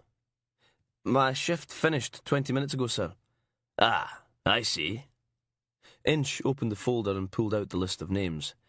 "You are remembering that there's a madman out there, aren't you, Sergeant?" Oh, for God's sake. "Yes, sir. I am remembering, but this—" "Good. Then you can get on to Interpol. I want the search widened to include other countries. We're looking for anything that matches the MO between 1990 and 2006. And while you're at it..." Steele settled herself on the edge of Inch's desk. "Nice to see you're taking Fold's suggestion to heart. All that fixation on Wiseman's no healthy." The inspector scowled. "Wiseman is still my chief suspect. I'm just doing what you're told. Good for you." Inch was starting to go scarlet. "This investigation, nice to see you taking guidance for a change. Doesn't make you any less of a man." She stood. "You'll no mind if I borrow McRae here, will you?" "You—" Scarlet was turning to purple. "Thought no." A saucy wink. "When Folds get back, we'll put in a good word for you." She dragged Logan away before Inch could do anything more than splutter. Chapter 13. D.I. Steele waited till they'd got all the way down the stairs before hooting with laughter. "Did you see the look on his face? Thought he was going to have an aneurysm." "But—" Logan looked back over his shoulder. "What did you have to go winding him up for? He's bad enough as it is." "Ah, relax." She hauled one of the double doors open and made for reception. "I like to see how fast I can get him to change colour. He's like a really angry chameleon. Besides..." The inspector paused at the end of the corridor, peering through the glass at a crowd of people in the front lobby, all looking very, very upset. "Second thoughts." She turned round and headed back towards the stairs. "You got any money on the sweepy?" "Tenner on him punching someone Saturday." She nodded. "I've got Monday. It's no easy keeping him at just the right level of pissed offishness." Too much and he snaps too early. No dosh for Auntie Roberta. Too little and the bugger won't lamp anyone. What if you're the one he thumps? Steele grinned. I'll fucking kill him. She marched out onto the rear podium car park, sparking up a cigarette and blowing out a cloud of smoke that glowed in the security spotlights. Oh, Christ, I needed that. She shuddered happily and puffed her way over to an unmarked pool car. Right. We're off up the hospital. You said we're going to the pub. Oh, come on. No like you've got anything better to do, is it? Go home and mope in an empty flat. Wah, wah, wah. My girlfriend's in Glasgow playing cops and robbers and I'm no getting any. Wah, wah, wah. Silence. She tapped ash from the end of her fag, little flecks of orange sparkling amongst the grey. It'll be good for you. Get you out a bit. Stop you developing wanker's elbow. Still nothing. OK. Inch'll no admit it, but he's up to his ears in shite and sinking fast. He needs a hand. The ACC wants us to go up to A&E and interview that bloke whose wife disappeared yesterday. Take a bit of pressure off. Logan kept his mouth shut. Buy you a pint after. As the inspector said, what else was he going to do? They'd put Mr. Leith in a semi-private room between a man with lymphoma and a boy with 2 broken legs. According to the ward's sister, Leith was doing better than expected, given the shock and his injuries. They'd probably be letting him out in a couple of days. Steele gave the PC stationed outside the door permission to sod off to the canteen for a cuppa, then got Logan to pull the curtains round Leith's bed. The man's head was nearly invisible beneath a thick layer of white bandages, a faint yellow stain leaking through where Wiseman had tried to open his skull with a cleaver.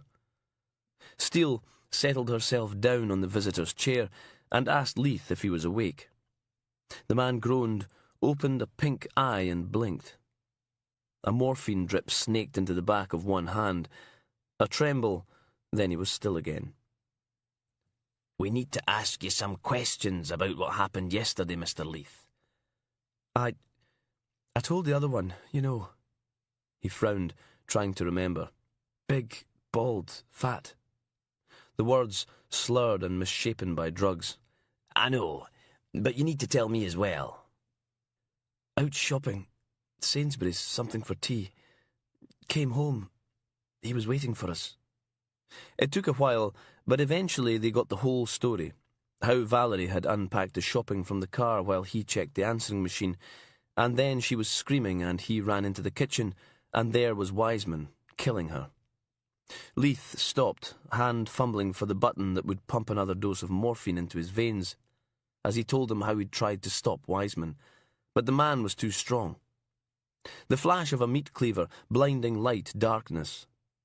When he came round, he was alone in the house and the kitchen was covered in blood. Steele checked with Logan, making sure he was getting all of this down. And did you hear him say anything? He said we were smoke with blood. We'd be sacrificed on the altar. Leith's thumb hammered the button again, but it didn't seem to do any good. Oh, God, Val, I should have fought harder. I never should have let him take her. Christ, that was depressing. Steele took a deep swig at her white wine, sat back and watched Logan work his way through a bag of scampi flavour fries. 8:30, and the pub was starting to liven up, the murmur of conversation rising as more people drifted in out of the rain. What do you think Wiseman does with the bones? Logan shrugged.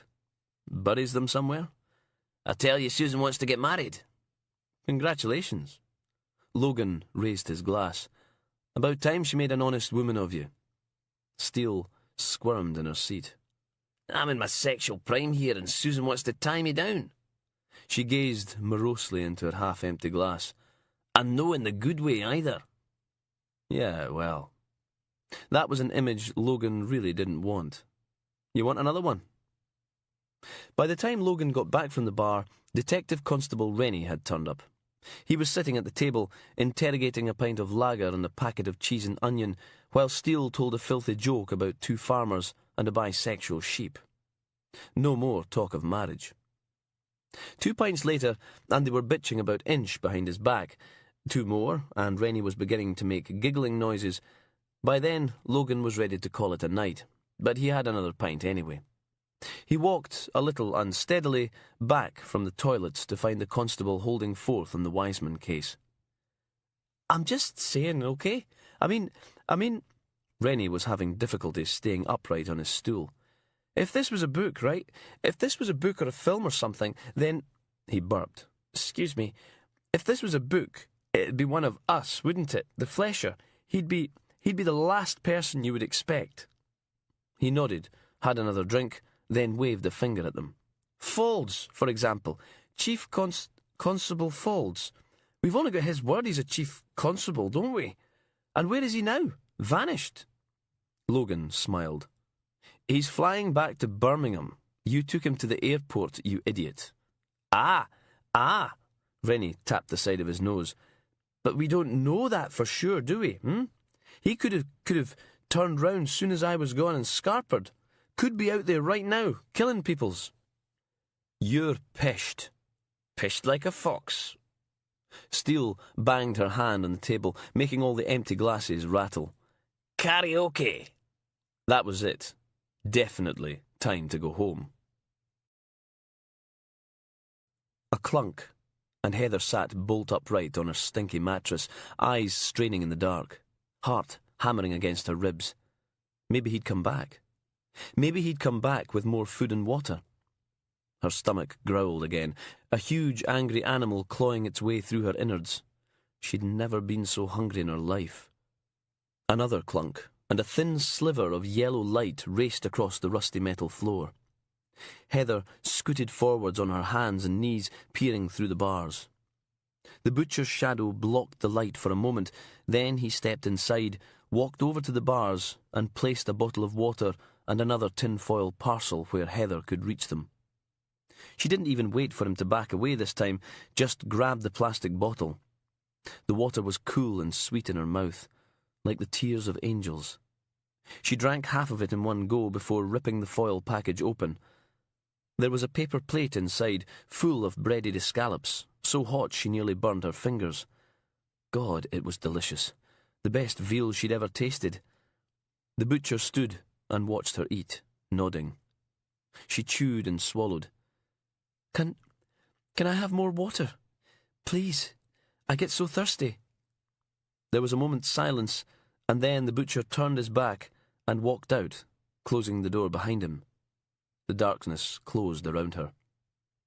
Heather started to cry. All she wanted was some water. She just wanted some bloody water. She screwed up her face, fists curled over her eyes, rocking back and forth.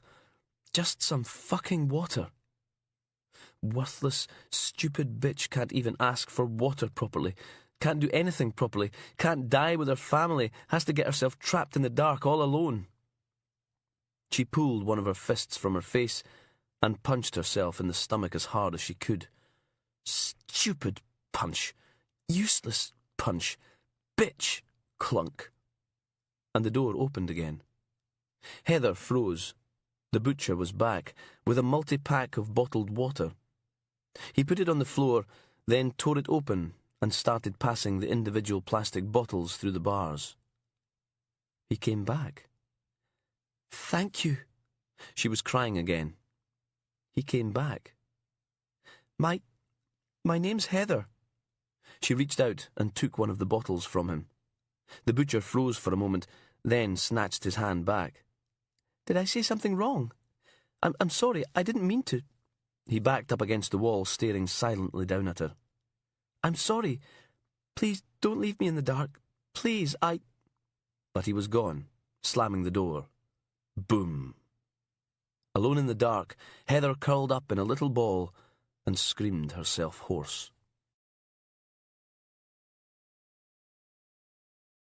Chapter 14. Hot water, soothing away a hangover brought on by too many beers and too many vodkas. Logan stood with his forehead against the cool tiles and let the shower wash over him. What the hell had he been thinking? Summer Nights from Greece was not a good song to duet with D.I. Steele, no matter how drunk you were. His arse was still tender from where she'd pinched it during the caterwauling finale. Women had fingers like bloody pliers. The phone's shrill ring invaded the steamy peace of the bathroom. Logan shouted, "Go away!" at it, but it just kept going, only stopping when the answering machine picked up. He strained his ears, trying to tell who it was, but the ringing just started up again. Oh, for God's sake. Logan wrapped himself in a towel and dripped his way through to the lounge, snatching the phone out of its cradle. "What?" D.I. Inch's voice blared in his ear. "You were supposed to be at work hours ago." "It's my day off. So's tomorrow. I've been on since—" "Listen up and listen good, Sergeant. You want a 9-to-5, Monday to Friday job? Go and work in a bloody office. You're supposed to be a police officer." Logan closed his eyes and tried counting to 10. "Hello? You still there?" "Yes, sir." "Good. We've had a call from an old friend of yours, Angus Robertson." Logan froze. "What does that little shite want?" "Says he's got information about Wiseman. Said he'll only talk to you." "Tough. I don't want to talk to him. Little bastard can rot in his—" "Get your arse up to the station. We're going to Peterhead whether you like it or not." The inspector's Range Rover had developed an overwhelming reek of dog. Lucy, the spaniel responsible, lay behind the grille that separated the boot from the rear seat on a tatty tartan blanket, snoring and twitching as Inch drove them up the A90 to Peterhead. Logan in the passenger seat, Alec in the back, fiddling with his camera. "So," Alec plugged in a couple of radio mics, "I know this is just meant to be you and him, 1-to-1, but think Robertson will let me film it?" Logan scowled at the scenery drifting past. "It'll all just be bollocks anyway. He's a nasty, ignorant, murdering wee shite. He doesn't know anything. This is a complete waste of time." Alec scooted forwards till his head was poking between the driver and the passenger seat. "But he's the Maastricht monster. This'll make a brilliant scene for the documentary. Fancy doing a quick piece to camera when we get there? Go over the background while he'll only speak to you." "No." "Oh, come on, please." The cameraman turned to Inch for backup. "Inspector, you understand the dramatic narrative we—" Inch just growled at him. "Sit back and put your bloody seatbelt on. I won't tell you again." "And how come," said Logan, poking the dashboard, "Robertson suddenly has information about Wiseman? Why should we believe anything he says?" "Because they were on the same wing for nearly a year." The inspector was starting to go red, but Logan didn't care. "Doesn't mean they were friends." "You don't get it, do you?" said Inch, biting off the words. "You're so wrapped up in your petty little world." "The fucker stabbed me 23 times. I died on the operating table." Logan wrapped his arms around himself and glowered out the window. "Sorry if you think I'm being irrational, but that sort of thing kind of puts a shitter on your day." An uncomfortable silence settled into the car. Outside, the green-brown landscape roared by, punctuated with little floral tributes marking where people had died in road accidents. Inch cleared his throat. "Look, I understand this is going to be hard for you, but it happened 6 years ago. Wiseman's out there killing people right now, and we need all the help we can get." Peterhead Prison wasn't the prettiest of buildings, an old-fashioned Victorian lump of concrete and barbed wire, home to 320 of Scotland's worst sex offenders and other vulnerable prisoners. People who'd get the shit beaten out of them in any other prison. People like Angus Robertson. Logan paced back and forth in the little office with Therapy Room 3 on the door, trying not to hyperventilate. He wiped his sweaty hands on his jeans. Christ, it was hot in here, even with the window open. He turned and looked out through the bars. From here, you could see over the high outer wall with its festive topping of razor wire, across the south breakwater of Peterhead Harbour, and past that to the North Sea. Dark grey water flecked with white, sky the colour of ancient concrete, and between the two, seagulls wheeled in lazy circles waiting for the fishing boats that were becoming rarer every year. What the hell was taking so long? His hands were damp again. Logan nearly jumped out of his skin when the door opened. It was a prison officer with a plastic cup of water.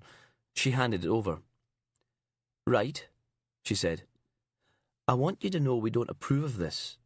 We've worked too long and too hard to get Angus where he is, but I'm agreeing to this meeting because there's a clear and immediate danger to human life.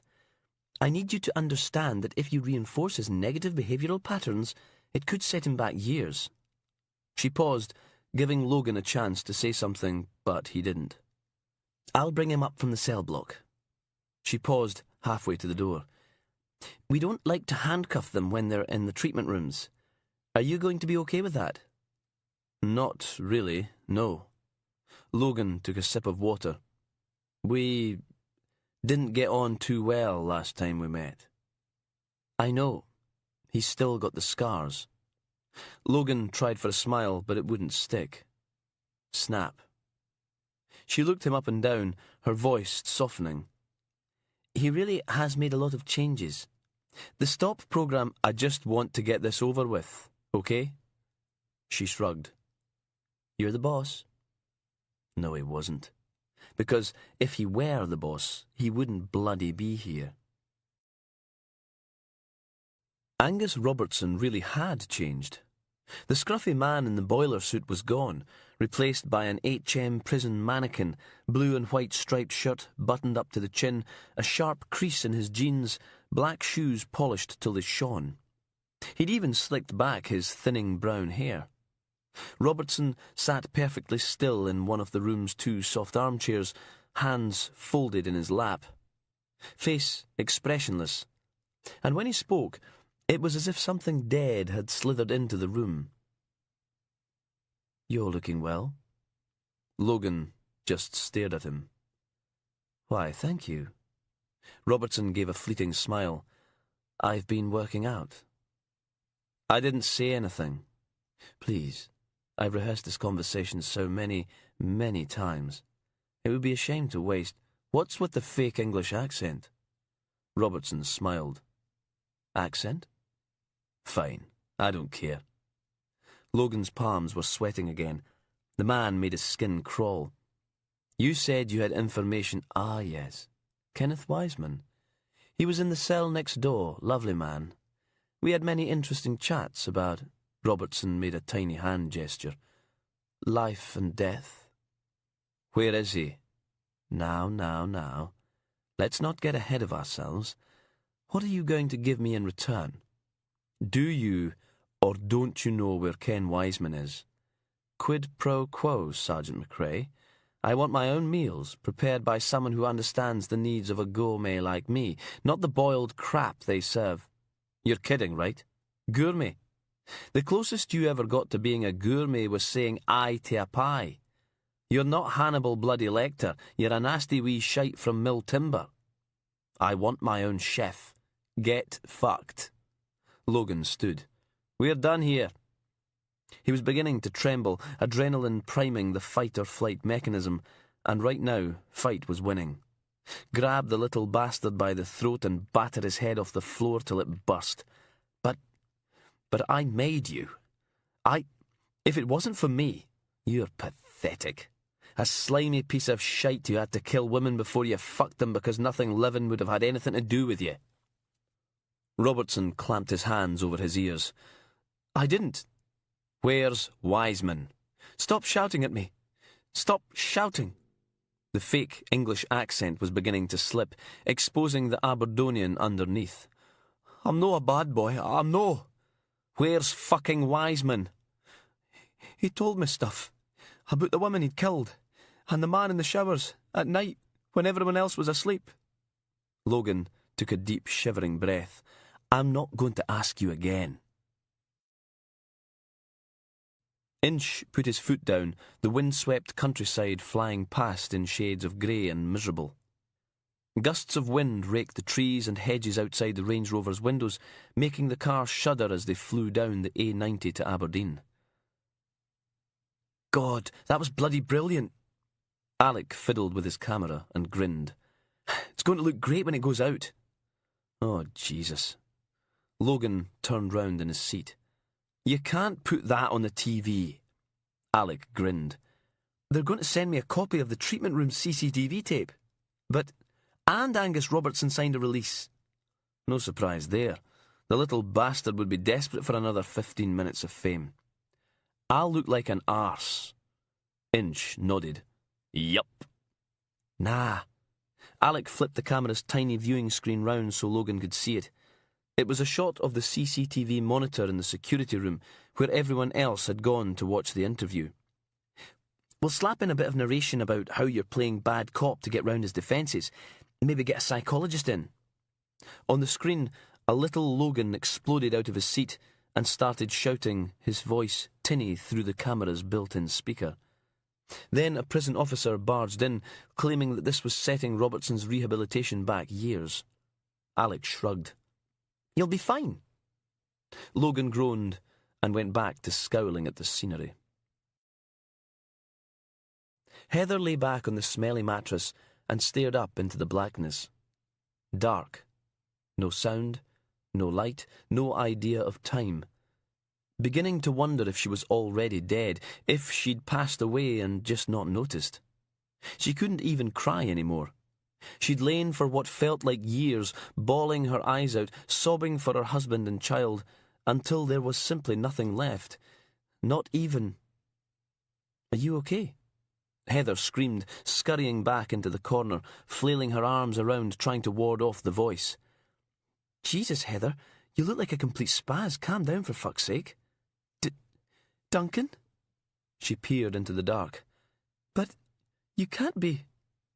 1 minute there was no one there, and the next Duncan, wearing that goofy smile that always appeared when he thought he'd just done something awfully clever, like coming back from the dead. Ta-da! There was a hole in the top of his head.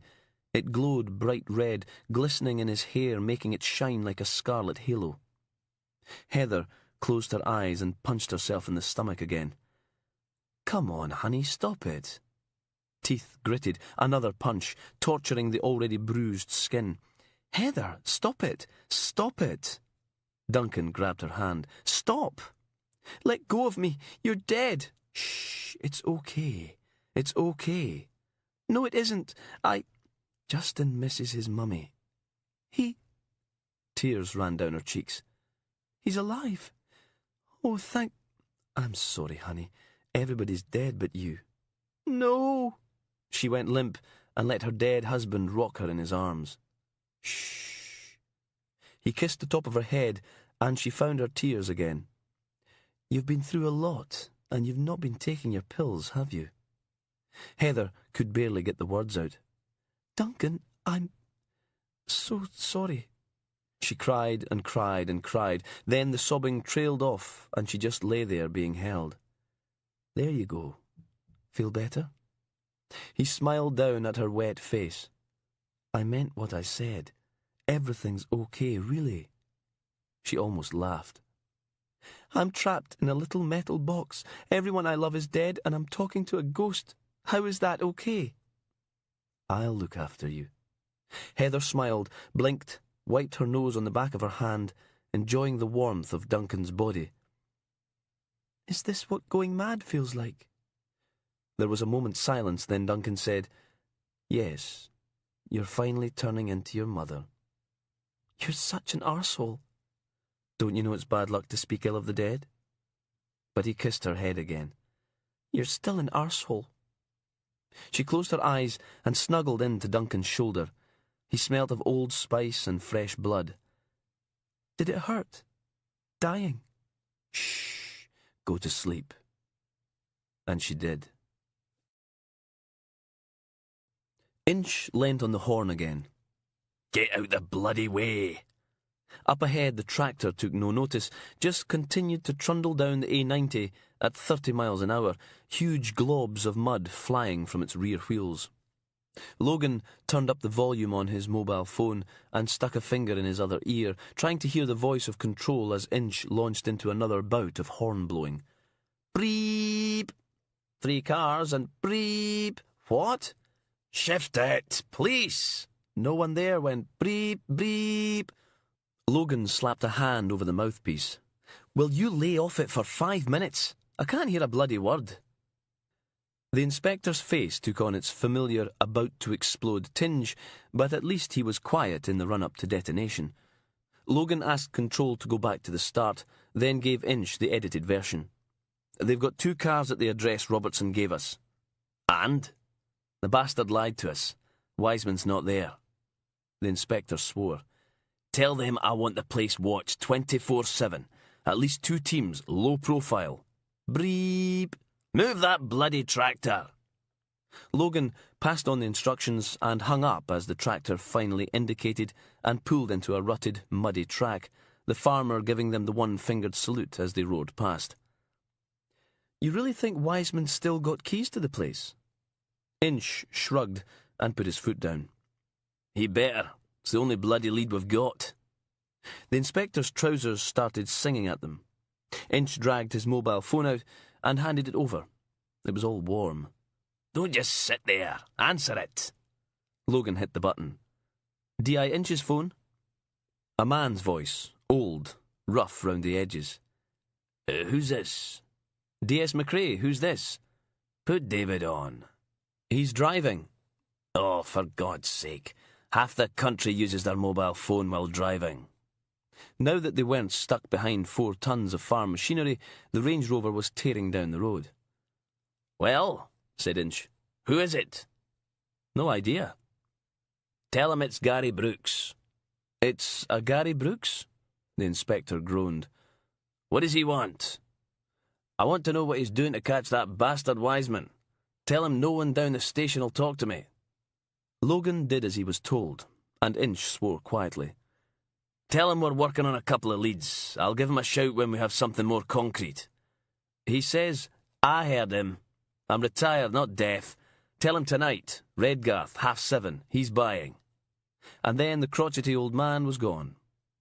Logan shut the inspector's phone and handed it back. "He says you've got to buy him a pint tonight." Inch's fat hands tightened on the steering wheel. "Why didn't you tell him I couldn't make it? We're going to be watching Wiseman's bolt hole. You knew that." "I didn't get the chance. The old git hung up on me." "That old git was policing Aberdeen before you were born." Alex scooted forward again. "Brooks? Not DCI Brooks? The guy who—" "I'm not going to tell you to sit back again. I'm going to slam on the brakes and send you flying through the bloody window." "Come on. You've got to meet with him. The continuity's great. Brooks heads up the investigation in 1987, and now he hands over the torch to his protégé 20 years later. We get Logan there too, and we've got 3 generations of policemen, all dedicated to catching the flesher, discussing the case over a pint." "No. Please, no." "Oh, Christ," said Rennie, hiding behind a stack of missing person reports. "Don't look now. It's grumpy and grumpier." D.I. Inch and D.I. Steele were at it again, arguing in front of the big map of Aberdeen that dominated one wall of the main Flesher incident room. From the sound of things, Steele wanted to go into the address they'd got from Robertson with all guns blazing. Inch wanted to keep it under surveillance, and while the 2 of them fought, Alec filmed the whole thing from less than 3 feet away. Finally, Steele threw her hands in the air and marched out, banging the door behind her. Inch stood for a moment like a gathering storm, then marched out after her, with Alec hot on his heels. Bugger. Logan got the nasty feeling he was about to win his bet. He watched the door swing shut, and then Rennie elbowed him in the ribs. "Ow! What was that? Aren't you going to do something?" "Are you crazy? He'd kill me." "But you're supposed to be—" "Fine. Okay, I'll go."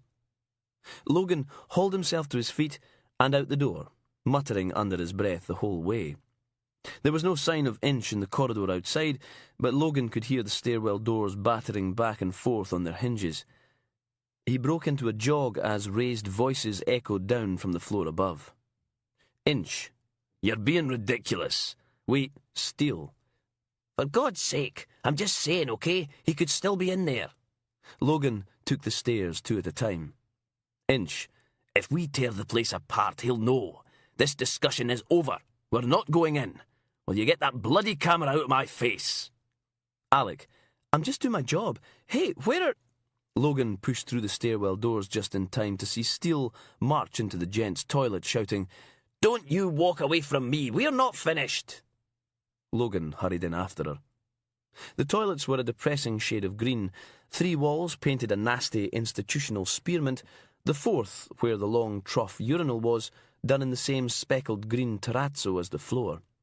But unlike the floor, years of police officers' piddle had bleached white streaks into the surface, looking disturbingly like dried milk, or sperm. Steele stood by the line of cubicles, arms outstretched, preventing D.I. Inch from disappearing inside. No, we are going to talk about this like adults. Get out of my bloody way. Alec shifted to get a better angle, and Inch turned on him. What did I bloody tell you? I'm just... Inch stuck a hand against Alec's chest and shoved, sending the cameraman clattering back into the urinal trough. Ah, fucking hell! Steele stared. Have you gone mental? Snarl. Get out! You can't just... Jesus, I'm covered in piss. Inch turned, grabbed Steele by the lapel and shoved her back against the cubicle door. Listen up and listen good, you foul-smelling... Logan stepped forwards. Excuse me, sir. I'm busy, Sergeant. The Assistant Chief Constable wants to see you in his office. Tell him I'll be there in a... Get your fat hands off me. He did say it was urgent, sir. Silence. Fine. The inspector stepped back and let go of Steele. I'm finished here anyway. She straightened her jacket. You ever grab me like that again, and you will be. I'll tear your fucking balls off. Alec was back on his feet, face a picture of disgust, as he shook one foot and then the other, sending little droplets flying onto the grubby green floor. Fucking piss everywhere. I was only trying to do my job. He picked up his camera and wiped it on his sleeve. You any idea how much these bloody things cost? I'm making an official complaint. You can't treat me like some sort of... Oh, God. Logan saw the punch coming long before anyone else. Inch curled one huge hand into a fist and swung. Alec didn't stand a chance, so Logan lunged forwards, shoving him out of the way. The cameraman went sprawling right back into the urinal again, and that was when Logan realised he'd not thought this through properly. Inch's fist whistled through the gap where Alec used to be and clattered into Logan's face.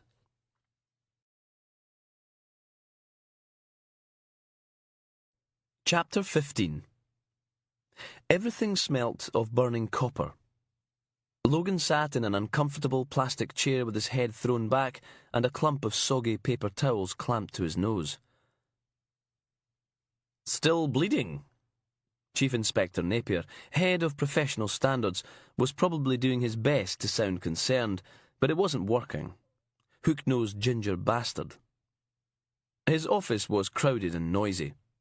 Big Gary, huge, uniformed and covered in biscuit crumbs, sat in the corner next to Napier's colleague, taking notes while Steele and Inch lied about what had happened in the toilets. Everyone doing their best not to get too close to Alec, who was starting to smell. Logan pulled the compress away and dabbed at his nostrils with a finger. It came away covered in blood. He tipped his head back again and applied a fresh wadge of paper towels.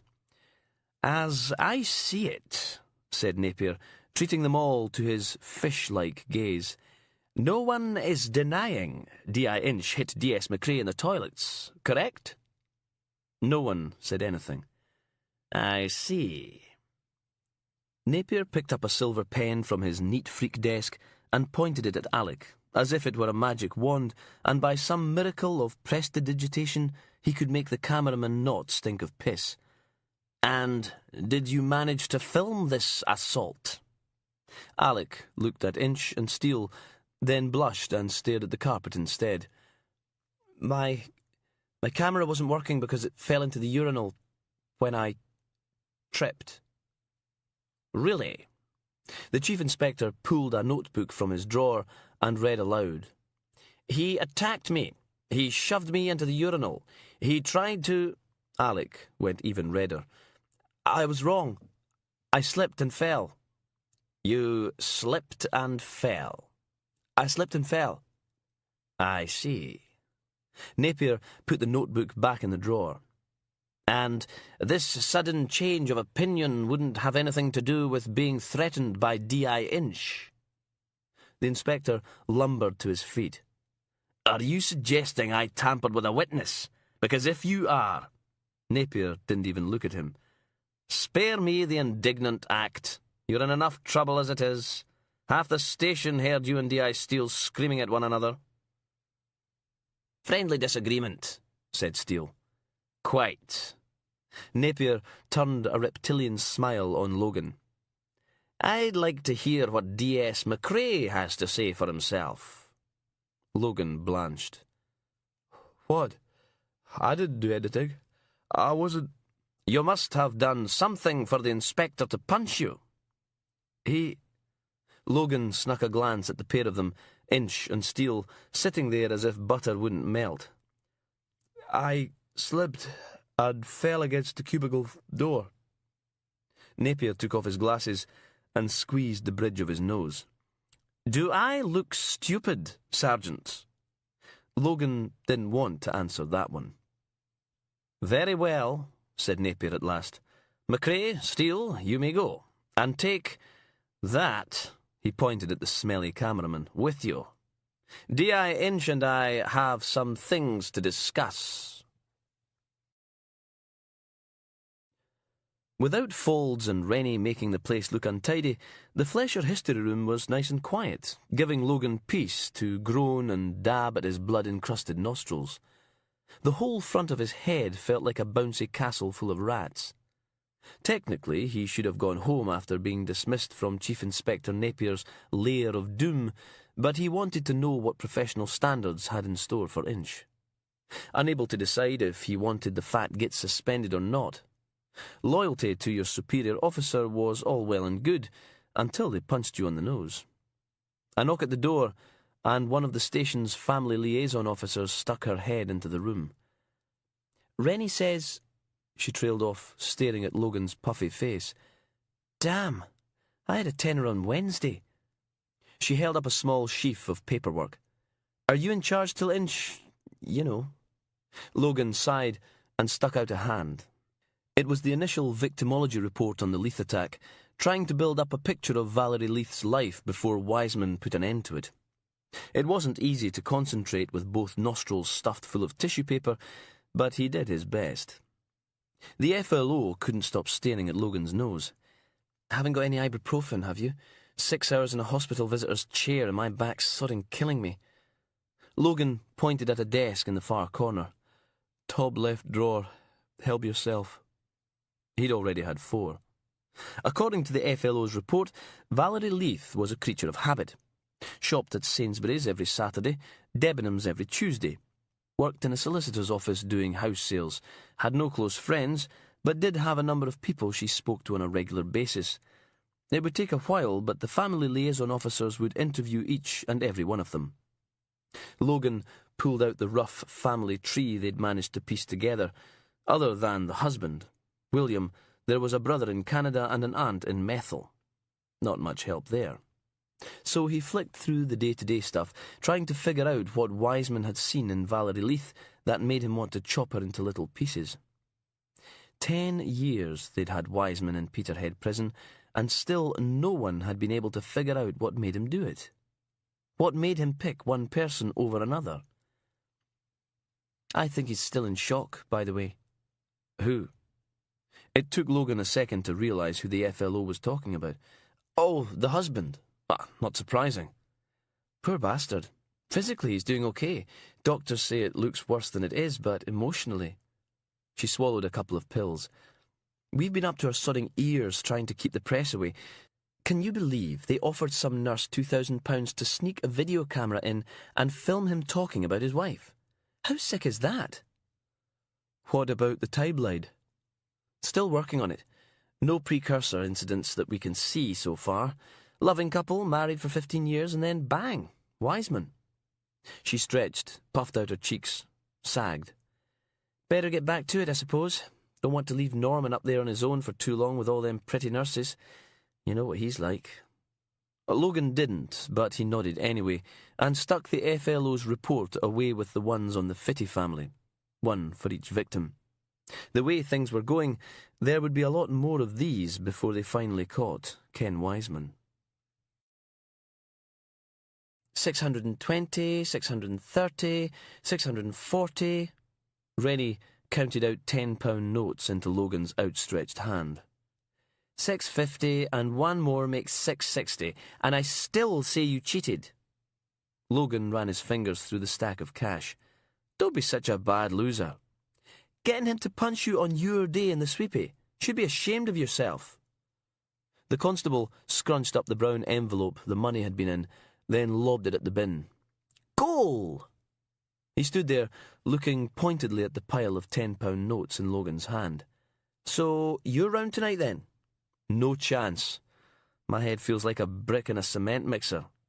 He reached up and delicately teased one of the tissue paper plugs from his nostril. At least the bleeding had stopped. Home, bath, bed. Ah well, I've got a hot date tonight anyway. Laura again. Going to take her out for a pizza and then back to my place for a night of hot monkey love. He lowered his voice to a stage whisper. Going to get some of that chocolate body paint from Ann Summers after work. We're going to... You're a pervert. Do you know that?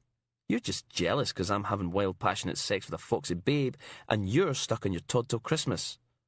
Rennie turned, flopping a theatrical hand across his brow. It's sad, really.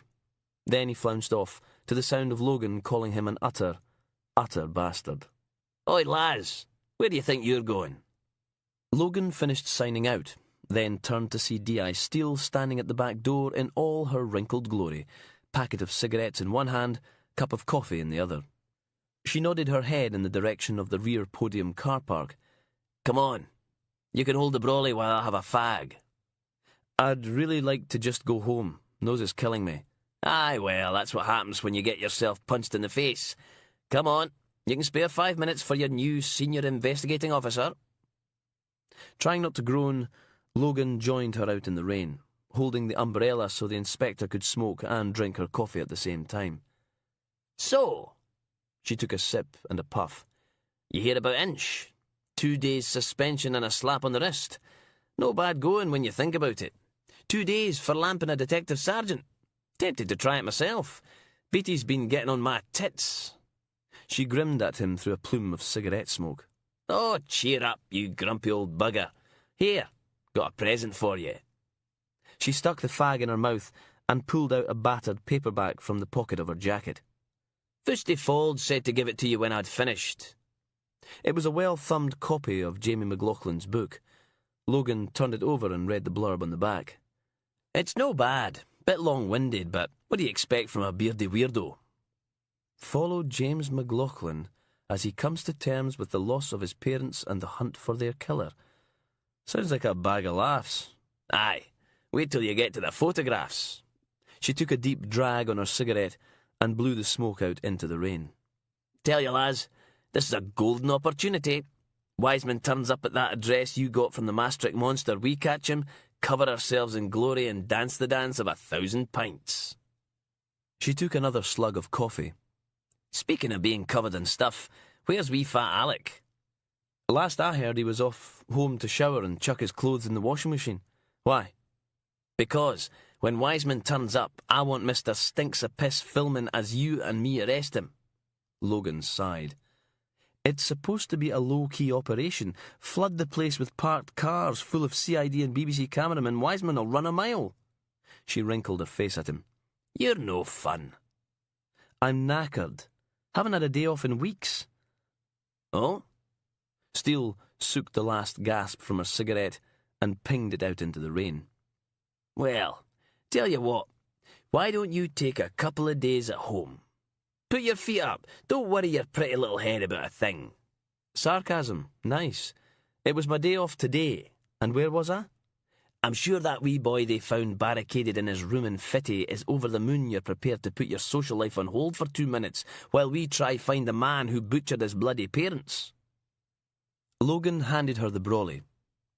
Good night, Inspector, and marched off into the night. She shouted after him, 7 sharp, and it's your turn to get the bacon butties. Jamie McLaughlin's book wasn't anywhere near as bad as Logan had expected. OK, so Jamie had a tendency to use 3 words where one would do, but other than that, it was pretty good. Logan sat in the lounge with the radiator and electric fire going full pelt, a cup of tea balanced on the arm of the settee, and a packet of Jaffa cakes on the coffee table, reading about the hunt for Ken Wiseman, a.k.a. the Flesher.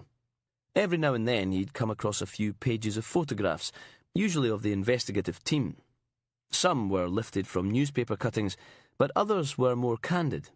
A uniformed officer standing outside the McLaughlin house while an SOC team shuffled by in the out-of-focus background. Jamie's bedroom. The pathologist having a sneaky cigarette in the back garden. A thin man with thick, dark hair, deep in conversation with a statuesque redhead. A clunky-looking, old-fashioned patrol car with... Logan flipped back a page. According to the caption, it was D.C. David Inch, Grampian, and D.S. Janice Mackay, Strathclyde, discussing the case. Bloody hell. Logan had never seen the inspector with hair before, and he didn't look like an angry pink dirigible either. He was actually smiling. There was a sight you didn't see every day. Logan flipped to the index and went looking for more about Detective Constable David Inch. He was in the kitchen, making another cup of tea, when the doorbell rang. Logan thought about ignoring it. Probably kids dressed up in black bin bags and cheap plastic masks. Halloween was 4 days ago, and the little bastards were still shouting, "Trick or treat!" Ring! Logan stuck the milk back in the fridge. Ring! He went through to the lounge and peered out of the window at the street below. There was a darkish Volvo estate illegally parked on the other side of the road, its hazard lights flashing orange in the rain, the BBC Scotland logo stencilled on the driver's door. Ring! OK, I'm coming. Logan hurried down the communal stairs and opened the building's front door. It was Alec, standing on the top step. "Sorry I'm late," he said, sticking his hands in his pockets. "You ready to go?" "Where?" Alec looked puzzled. "We're going for a pint with ex-DSI Brooks, remember? You and me, old Meldrum. Meeting Inch and Brooks, remember?" "Oh, for God. You still want to go after everything?" "I'm a professional. The obdoc comes first." He frowned at Logan. "Don't tell me you're bailing." "Well, you can't. You promised." "No, I didn't. And in case you didn't notice, I got clobbered in the face today. I got pushed in pish. Twice. That's not my fault. You bloody did it the second time. Saving your arse." The cameraman frowned, obviously trying to think up his comeback. "Yeah, well, I lied for you." "No, you lied for Inch." "Fuck." He tried on a winsome smile. "I promise I won't let them make a tit out of you when we do the voiceover for the series." There was a stunned silence. "What?" "When they do the voiceover, they usually want someone to come across, well, you know what can happen when people start editing stuff. Amazing how you can make one thing look like another." "This blackmail?" Alec grinned. "Coercion, maybe, at a push." "Please?" Logan closed his eyes, swore, then went inside and fetched his coat.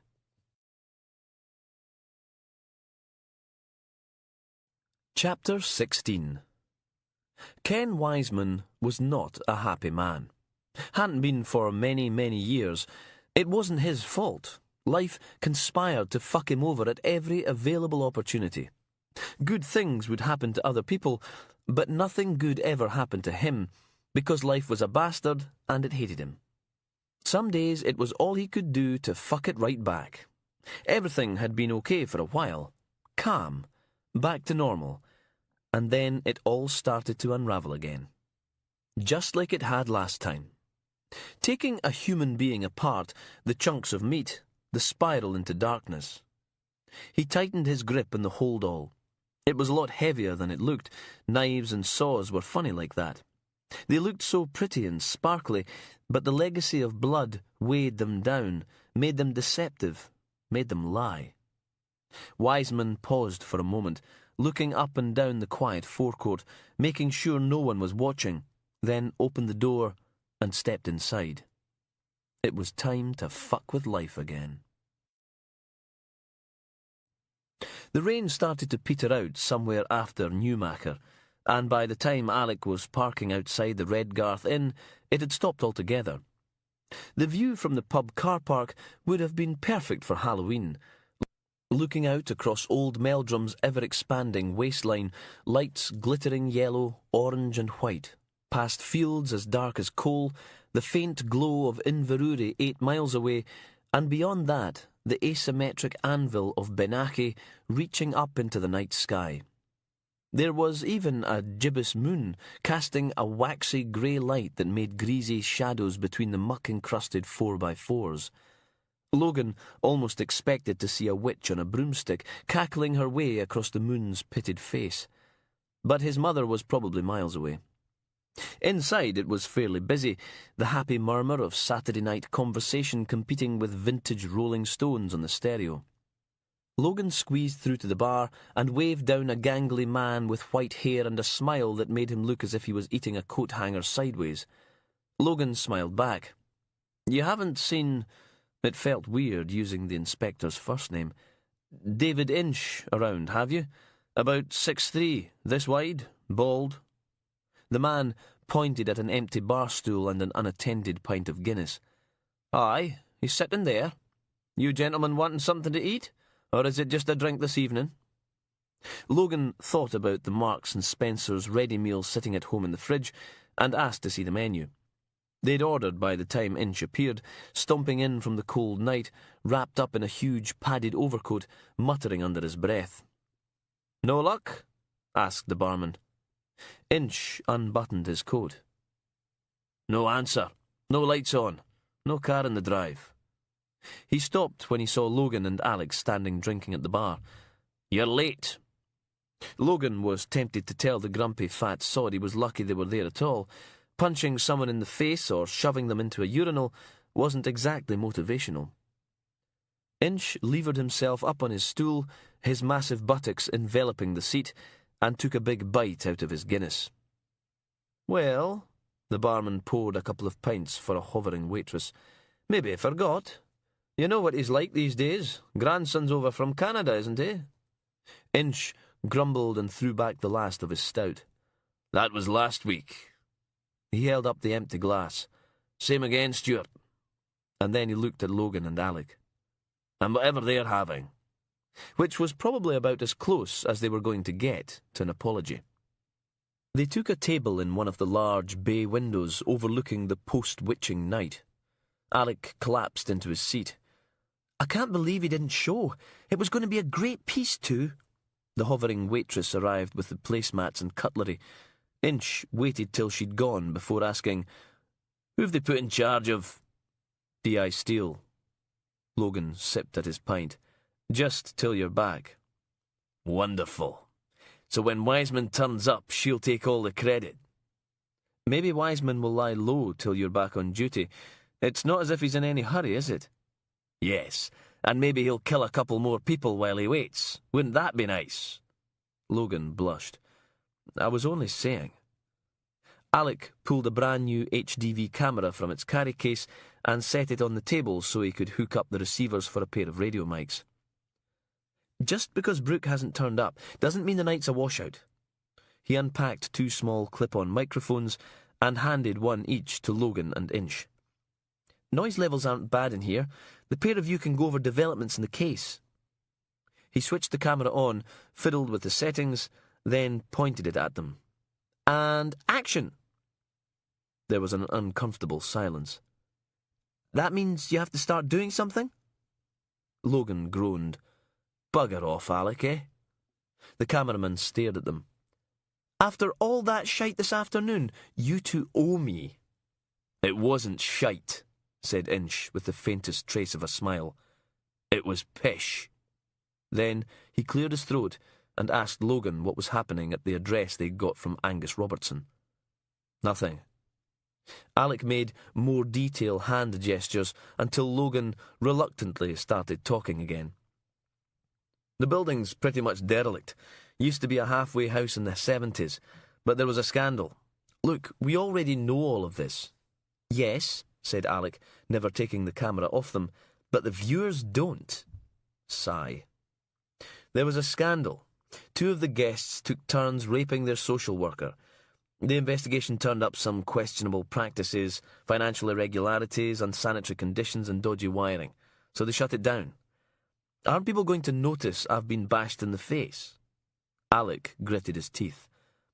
This is going to be difficult enough to edit as it is. Anyway, I've seen the photos. The place is a tip. Half the windows are gone, weeds growing in the lounge, cold, damp.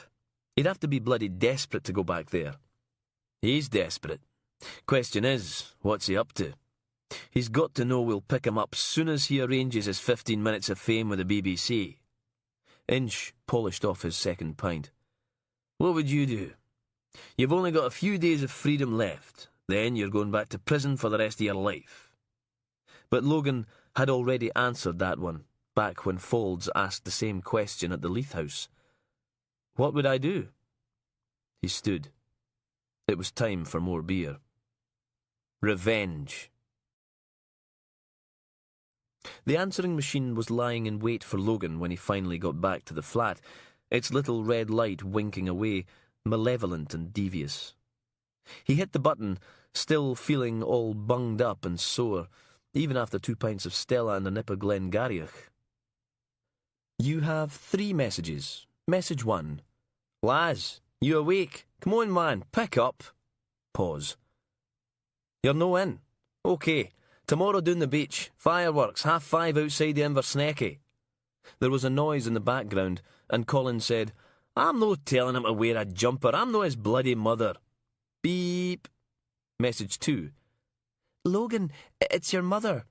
He peeled off his coat, only half listening as she rabbited on about his little brother's upcoming wedding. So make sure you remember. And would it kill you to wear a kilt this time? Honestly, Barbara's son... Logan hit delete. Beep. Message 3. Hey you. It's me. Jackie, sounding drunk again. He settled onto the end of the settee and stared at the dead fireplace. You miss me? I'm probably a bit thinged with the vodka, but I miss you, okay? Turnip head? I miss you. I'm got a... What sounded like a burp crackled out of the answering machine's speaker. Oops. I'm got some time off. You wanna, with sex and stuff? A garbled voice in the background said something about another round. Gotta go, okay? Beep. End of messages. Logan erased the lot, did his teeth, and went to bed.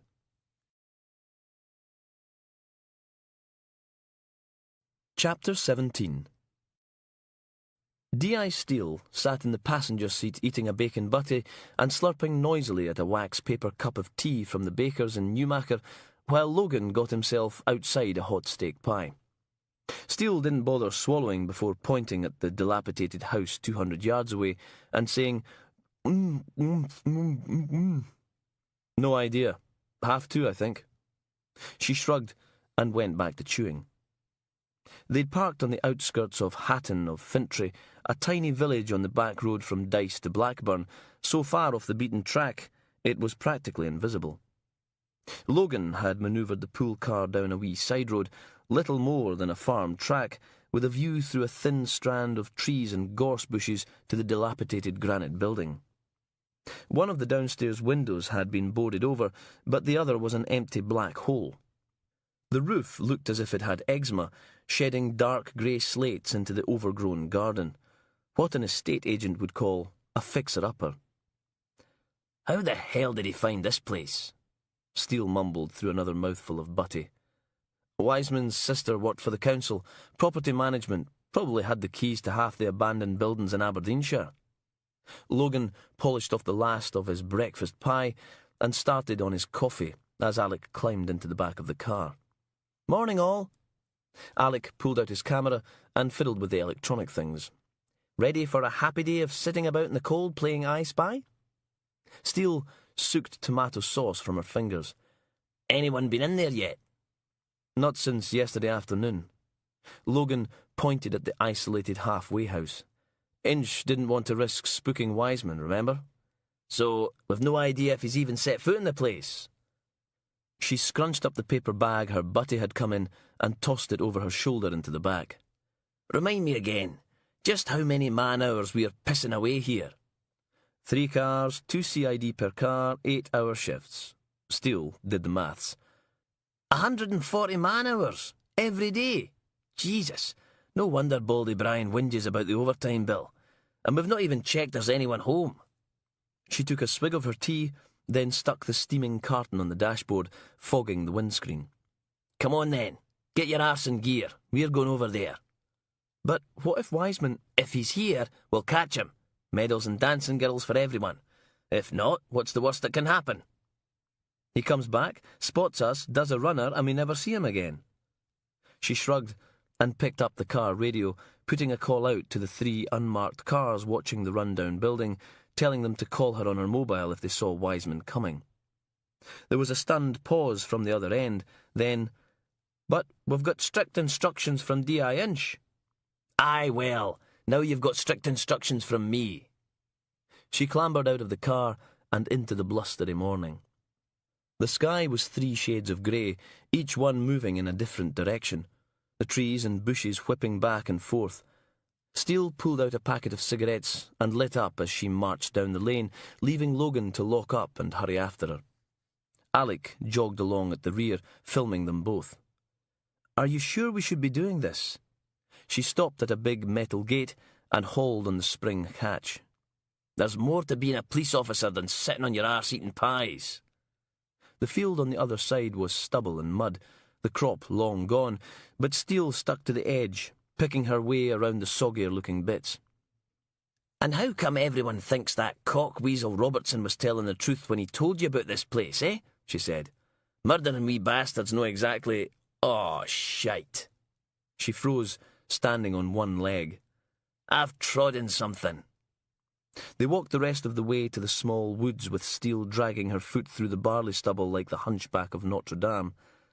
They had to clamber over a barbed wire fence to get into the stand of trees, then fight their way through the rustling mass of spiny gorse bushes to get out the other side, with Steele swearing quietly the whole way. "Whose stupid bloody idea was this?" "Yours." She scowled at him. "You've got a lot to learn about being a sidekick. You know that, don't you?" From here, the building looked even more dilapidated than it had from the car. Plus, there was the smell, as if something had died and been left to rot. "Jesus," Steele whispered. "You thinking what I'm thinking?" She scrambled over a low stone wall and made for the front door. It was secured by a heavy padlock, the brass pitted with age and streaked with rust. Locked. A weed-infested gravel path ran around the house, grey-brown spears of docken poking up through the tangled grass. Alec fidgeted with his camera. "I'm not supposed to, go into dangerous situations without backup." The inspector stared up at the vacant windows. "What are we? Haggis Rissoles?" "It's the insurance. I have to have another BBC employee to watch my back in case—" "Fine. You can sod off back to the car. No skin off my nose if you miss us catching Wiseman, is it?" The cameraman cursed, fiddled with his focus, then gave a determined nod. "Aye, thought as much." They tried round the back. The stench of decay was even stronger, definitely rotting meat. Logan froze. "Might be a good idea to get IB down here, if it's a body." "Wimp." Steele picked her way into the undergrowth, following her nose. This had been a proper country garden at one point. A small orchard sat in front of a crumbling brick wall, leaves the colour of cider, fruit blackened and rotten on the yellowy grass. A greenhouse with no glass, a shed on the brink of collapse, the wood disintegrating, the contents long surrendered to mould and decay. The stench was coming from the other side of a clump of brambles, a sheep lying on its side, bloated and covered with flies and maggots. Logan gagged. So did Steele and Alec. "Jesus," she said, when they'd backed off upwind, out of the reek. "Wish I'd no had that bacon by now." She shuddered, then lit another cigarette, holding the smoke deep in her lungs, as if trying to fumigate them. "Well, Don't just stand there. She pointed at the carcass. Off you go and get it shifted. Are you off your... You never read books, lass? Reginald Hill? D. Allen Pascoe? No? She shook her head, obviously disappointed. Suppose you've got a dead body to get rid of. Where better to stick it than under a rotting sheep? Who'd go looking underneath that? Oh, come off it. That's not... Sooner you do it, sooner it's done. She smiled at him. Chop, chop. It became something of a mantra. Fucking Steele and her fucking rotting bastarding son of a bitching fuck. Mumbled over and over under his breath as Logan took one look at the mouldering sheep, decided that there was no way in hell he was going to touch it with his bare hands, and snapped on a pair of latex gloves. He looked up at Alec, filming away, face wrinkled in disgust. You want to put that down and give me a hand here? Alec shook his head. Fly on the wall, remember? Not supposed to interfere. Besides... He shifted from one foot to the other, peering into the long grass and thickets of weeds. What if there's rats?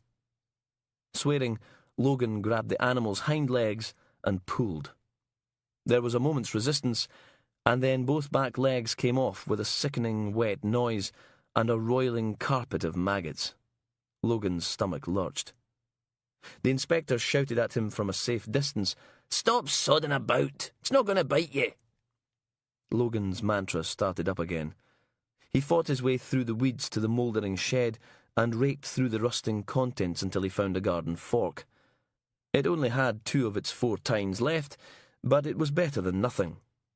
He dragged it back to the sheep, took a deep breath, held it, jammed the fork under the sheep, and heaved the thing over onto its back, where it promptly burst. He said goodbye to his pie. Well, Steele shouted, when he'd finished vomiting. Anything? He scowled at her. No. You didn't dig about where the sheep was. Could be a shallow grave there. Logan said fuck a lot, then poked his newfound fork in the ground, trying to ignore the filthy yellow-brown liquid that crawled with wriggling white flecks. There's nothing here. Ah, well, worth a try. Steele stuck her hands in her pockets and sauntered over to the back door. You coming then? The place was a mess. Peeling wallpaper, holes in the ceiling, lath visible through crumbling plaster. The kitchen was blanketed with spiders' webs and dust, all the appliances torn out, the window boarded up, the room shrouded in darkness. The bathroom was even worse. Everything downstairs stank of mildew and neglect. Upstairs wasn't much better. It must have been a large farmhouse at some point, but when the council turned it into a halfway house for the mentally disturbed, they'd subdivided the first floor into tiny bedrooms, just big enough for a single bed, a bedside cabinet and a wardrobe. Most of the furniture was gone, but a couple of pieces, too nasty, cheap and knackered to be worth anything, had been left behind to rot like the sheep. There were some signs of occupancy: discarded takeaway containers, empty lager tins and cider bottles, used condoms, but none of it looked recent, the debris dusty and speckled with fly shit. Alec stuck his head into the tiny room Steele and Logan were searching. Through here. There was a room at the very back of the building, twice as big as the others. An open fireplace sat in the middle of the far wall, the hearth full of twigs and bones. An abandoned green parka sprawled on the bare floorboards, a pile of crumpled special brew tins in the corner, an old sleeping bag with a hole in the side, white kapok stuffing sticking out. The smell of mould. Alec scurried round, filming everything, looking pleased with himself. Aye, very clever, Steele told him. We'd no have found it without ye, what with us going through all the rooms one at a time and all. There was a newspaper lying by the prolapsed sleeping bag, a copy of the Daily Mail with the headline, Cannibal Chaos Hits Northeast Hospitals. Logan snapped on a fresh pair of latex gloves and picked the thing up. It's yesterday's paper. The Aberdeen Examiner might have got the drop on everyone with Colin Miller's story, but it was all over the place by the Saturday morning editions. Steele stared out of the window at the overgrown back garden and its stinking sheep. We're screwed. This place has been under observation since what? Yesterday lunchtime. Wiseman went out in the morning, got himself a paper, couple of rowies, came back, had breakfast, and sodded off out again. If he'd been back, we'd have seen him. She screwed up her face. How the hell could we miss him? Maybe he's... Steele threw a finger in Logan's direction. Don't, okay? Don't even start. Must have spotted one of the cars on the way back here. For a moment, it looked as if she was going to kick the mound of empty beer cans all over the room. Bastard! We could have had him.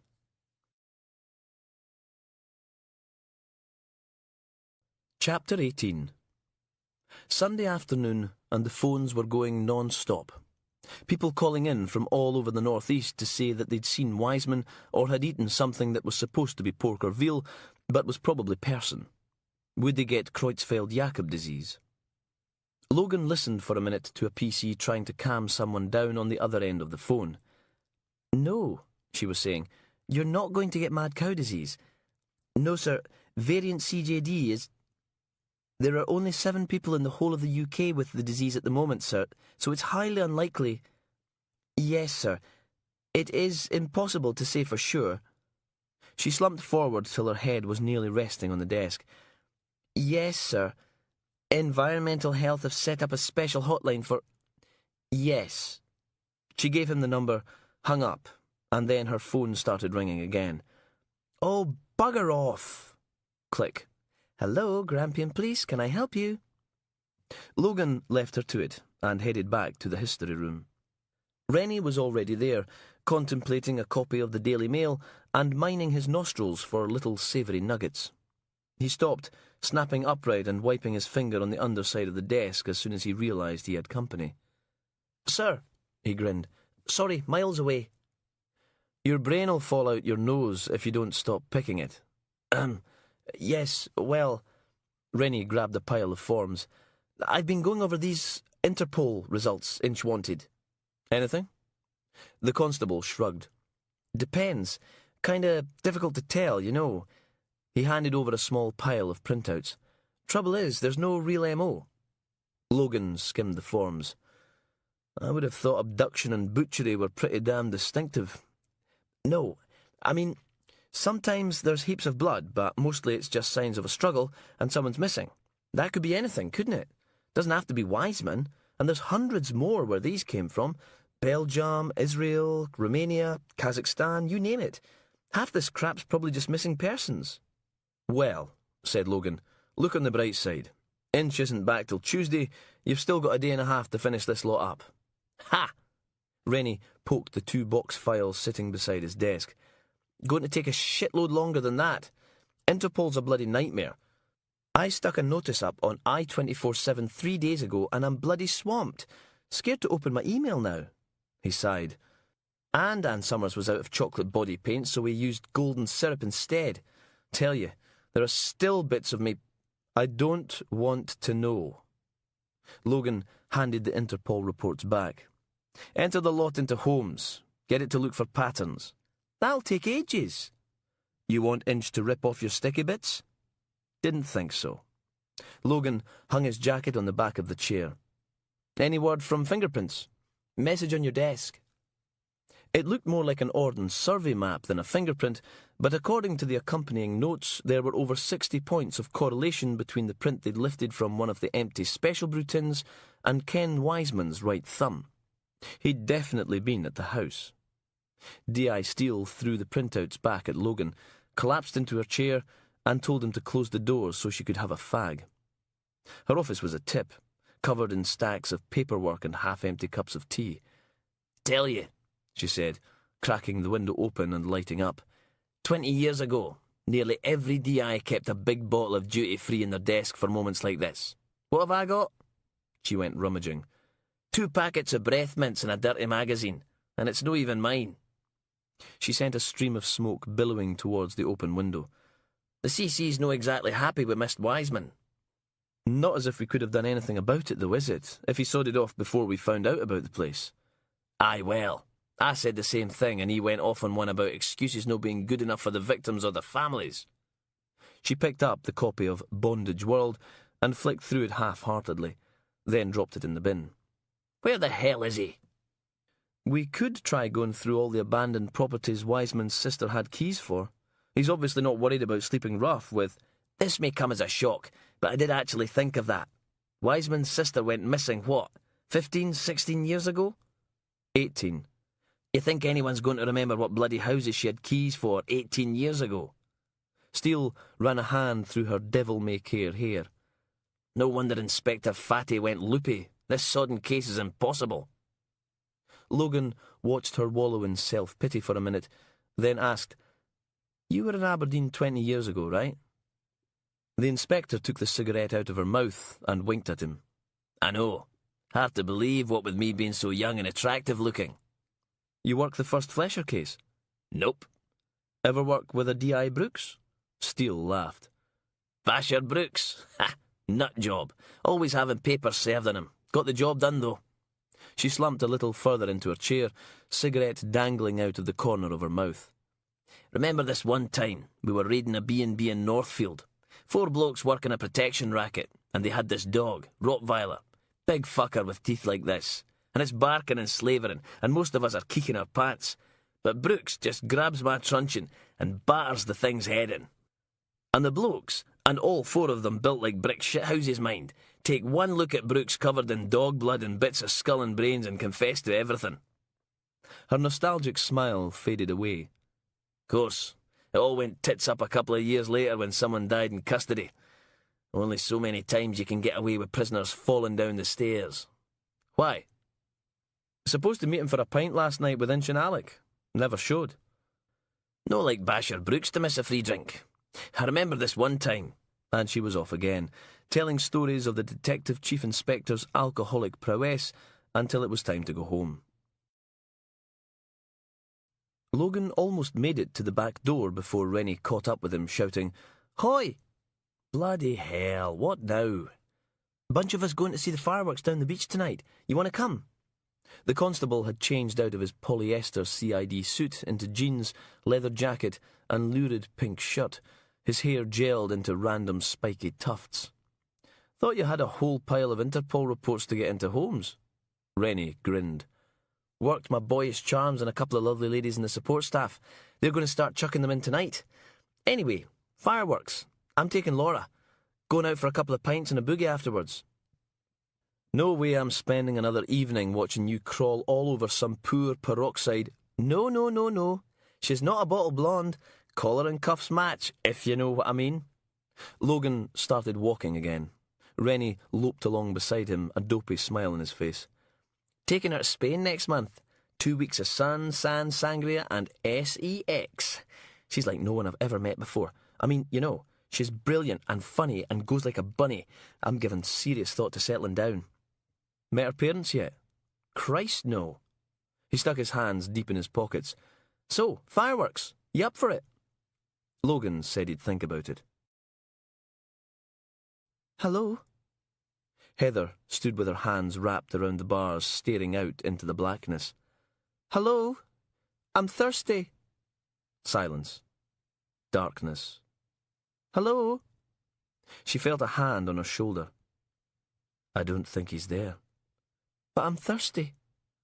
The water had lasted longer than last time, but now it was all gone. "I know, Heather, I know. But it'll all be over soon." Duncan wrapped his arm around her shoulders, the faint light of his blood halo just strong enough that she could make out the bars. "And then you'll be with Justin and me forever." She looked at him, feeling the tears start to well up again. "But I don't want to die." "Shh, it's okay. Everyone dies, don't they?" He gave her a squeeze. "Justin misses his mummy. But trust me, it'll all be okay. You just lie down and go to sleep." Heather tried to do what she was told, but it was impossible. "It stinks in here." "Shh, sleep." "What if he never comes back?" "It'll only hurt for a while." Silence. "Duncan, I'm scared." Chapter 19. They'd arrived early to get the best spot, down on the beachfront, right up against the crowd barrier. A bitter wind whistled in off the North Sea, making everyone shudder as they waited for the fireworks to start. Colin Miller pulled out a hip flask, took a swig, then offered it to Logan. Rusty nail, the mixture of whisky and drambuie going down like alcoholic central heating. "He's getting a bit fussy," said Isabel, wiggling something brightly coloured in front of her son's pushchair. Sean had been okay in Pizza Hut, smearing cheese and tomato all over himself, the table, and anyone daft enough to pass within reach, but they'd been standing out here in the cold for at least half an hour. Logan was surprised the kid wasn't screaming the place down by now. All around them, people waved luminous blue lightsaber things, sparklers without the sparkle, taking photos of each other on their mobile phones. Colin checked his watch. "Should have started by now, but..." The display had been set up in the lee of what looked like a Victorian concrete bus shelter, sitting below the level of the road, halfway between the beach ballroom and the arcades. On the other side of the barrier, people in luminous yellow jackets were fiddling with a long table of boxes and wires. "Maybe no one remembered to bring matches with them." "Aye, or they've run out of milk bottles for the rockets." Miller passed the flask over again. Someone tapped Logan on the shoulder, and he turned to find a grinning DC Rennie. "Don't look so surprised," said the constable, pulling his girlfriend through the crowd behind him. "We were speaking to McInnes. He said he told you this was the best spot to watch the show." Rennie pointed at the girl beside him. "You remember Laura?" The natural blonde, who went like a bunny, gave Logan a little wave. "Hi." Behind her, a few more familiar faces from the station worked their way to the front, all looking as if they'd just come from the pub. Rennie wrapped his arm around the love of his life. "And you'll never guess who he ran into." He pointed into the mass of lightsabers. A figure bundled up in a black padded jacket and black woolly hat was squeezing through, her face framed with dark curls, her nose and cheeks bright red. PC Jackie Watson. She took one look at Logan and frowned. "What happened to your face?" He dragged on a smile. "Didn't know you were back in town?" "Got in half an hour ago. I phoned." We... swoosh! And the first rocket leapt into the indigo night, exploding in a vast ball of golden sparks that fizzed and crackled. "Why didn't you call back?" Swoosh! Bang! More sparks. "What?" I said, "Why didn't you, boom, call back?" "I've been out since," crackle. The rockets were going off in a constant stream, turning the air into an iridescent rainbow of colour. 2 months, and you've not called once." "That's not true. You know that's not true." There was a little circle of embarrassed space forming around them, the press of bodies lessening as everyone made a point of staring at the display above, rather than the argument below. "If you didn't want me to come home, why didn't you bloody well say so?" Jackie's face was lit for a moment in a glitter of gold, her eyes shining bright as daggers. "Please, Jackie, let's not do this here. Boom! "It's not my fault I miscarried. It's not my fucking..." crackle. Logan grabbed her by the arm, pulling her round so they had their backs to the clump of police officers. "That's got nothing to do with it." "You think it wasn't hard for me?" She shook him loose. "It was my fucking baby too." "It's not about the baby, okay? It's about you." She froze, and Logan wished he could take the words back, but it was too late for that. He lit the blue touch paper, and now it was all going to blow up in his face. Jackie stared at him. "You don't love me, do you?" Boom. Jackie. "No, come on. Let's hear it. Let's..." Bang. "Hear you say it." She prodded him in the chest with a rock-hard finger. "Have the fucking guts to say it." A huge rocket exploded, a circle of red and green silver lighting up the beach for a second, a snapshot of summer on a cold November night. The crowd oohed and ahed, a heartbeat of silence. "I don't love you." Jackie slammed her fist into his face. From up here, the fireworks were beautiful. Perfect spheres of fire that hung in the night sky before fading away into darkness. Ken Wiseman took another mouthful of beer, then crushed the empty can in his leather-gloved hand. The flat was virtually empty, just a couple of cardboard boxes full of junk, a carpet that stank of dust and cats, kitchen worktops that would never be clean again, an abandoned flat on the 15th floor of a tower block on Castle Hill with a panoramic view of the beach, its firework display, and the end of DCI Brooks's life. Another flickering silver ball, then 2 seconds later, the boom of its explosion. Wiseman pulled a fresh tin of beer from the carrier bag on the kitchen worktop. "You want a scoof?" He waggled it at the man lying on the lounge floor, hands and feet bound with plastic cable ties. "No?" Wiseman smiled. "How about one of these, then?" He took a running kick at the man's stomach, hitting him hard enough to lift the fucker off the floor, sending him rolling onto his back, groaning behind a strip of silver duct tape. Wiseman squatted next to him as the flat was momentarily lit by another firework. "I should carve you up, you old fuck. Carve you into little bits." He pulled one of his knives out and held the blade against the old man's cheek, just hard enough to break the skin. "You'd be surprised how little difference there is between us and animals. We all come apart the same way." Another mouthful of beer. 15 years you took from me, Brooks. 15 fucking years in that shithole prison with fucking rapists and paedophiles. You see this?" He pointed at the scar that ran diagonally across his face. "They jumped me in the showers. Fuckers held me down and pulled a sharpened spoon through my face, dragged it across the bone, slow and deliberate." He shuddered and drank again. "Fucking rapists telling me I'm sick, thinking they're better than me, that they've got the fucking right." Wiseman stood and slammed another boot into Brooks's stomach. "Gonna peel your face, gonna skin your fucking head." They would have too. Guard hadn't come. Flash. 1, 1,000, 2, 1,000. Boom.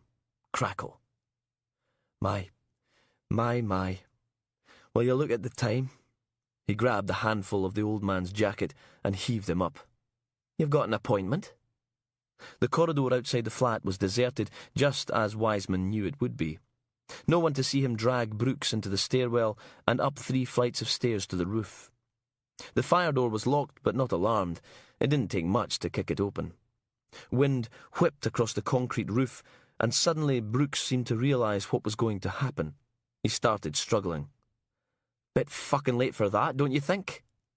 Wiseman hauled the old man to the chest-high wall that ran around the edge. "You remember what you said the night you arrested me? No?"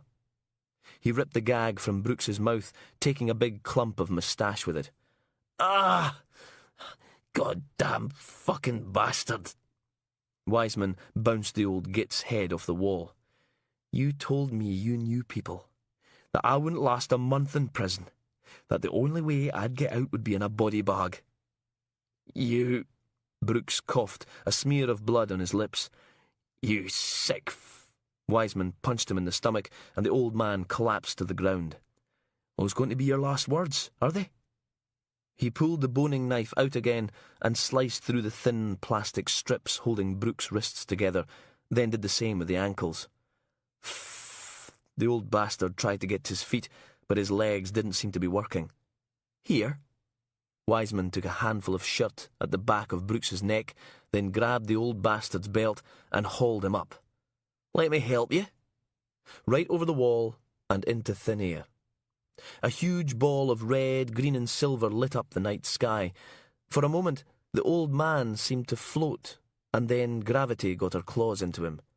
Brooks screamed, arms and legs pinwheeling as his body got smaller and smaller and smaller, all the way down to the concrete car park 18 floors below.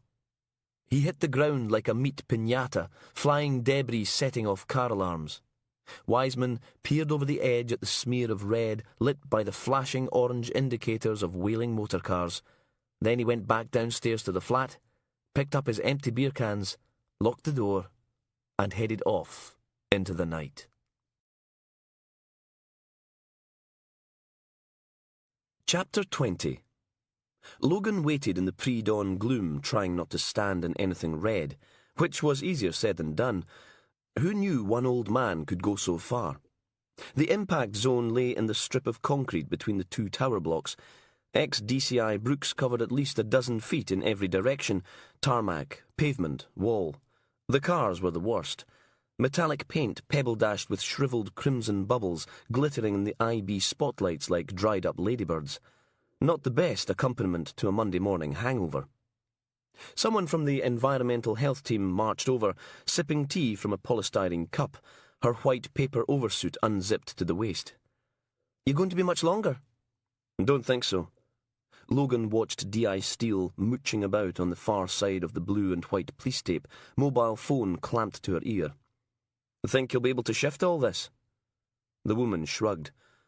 "You should see some of the crap we have to deal with." She pulled a huge aerosol out of her pocket.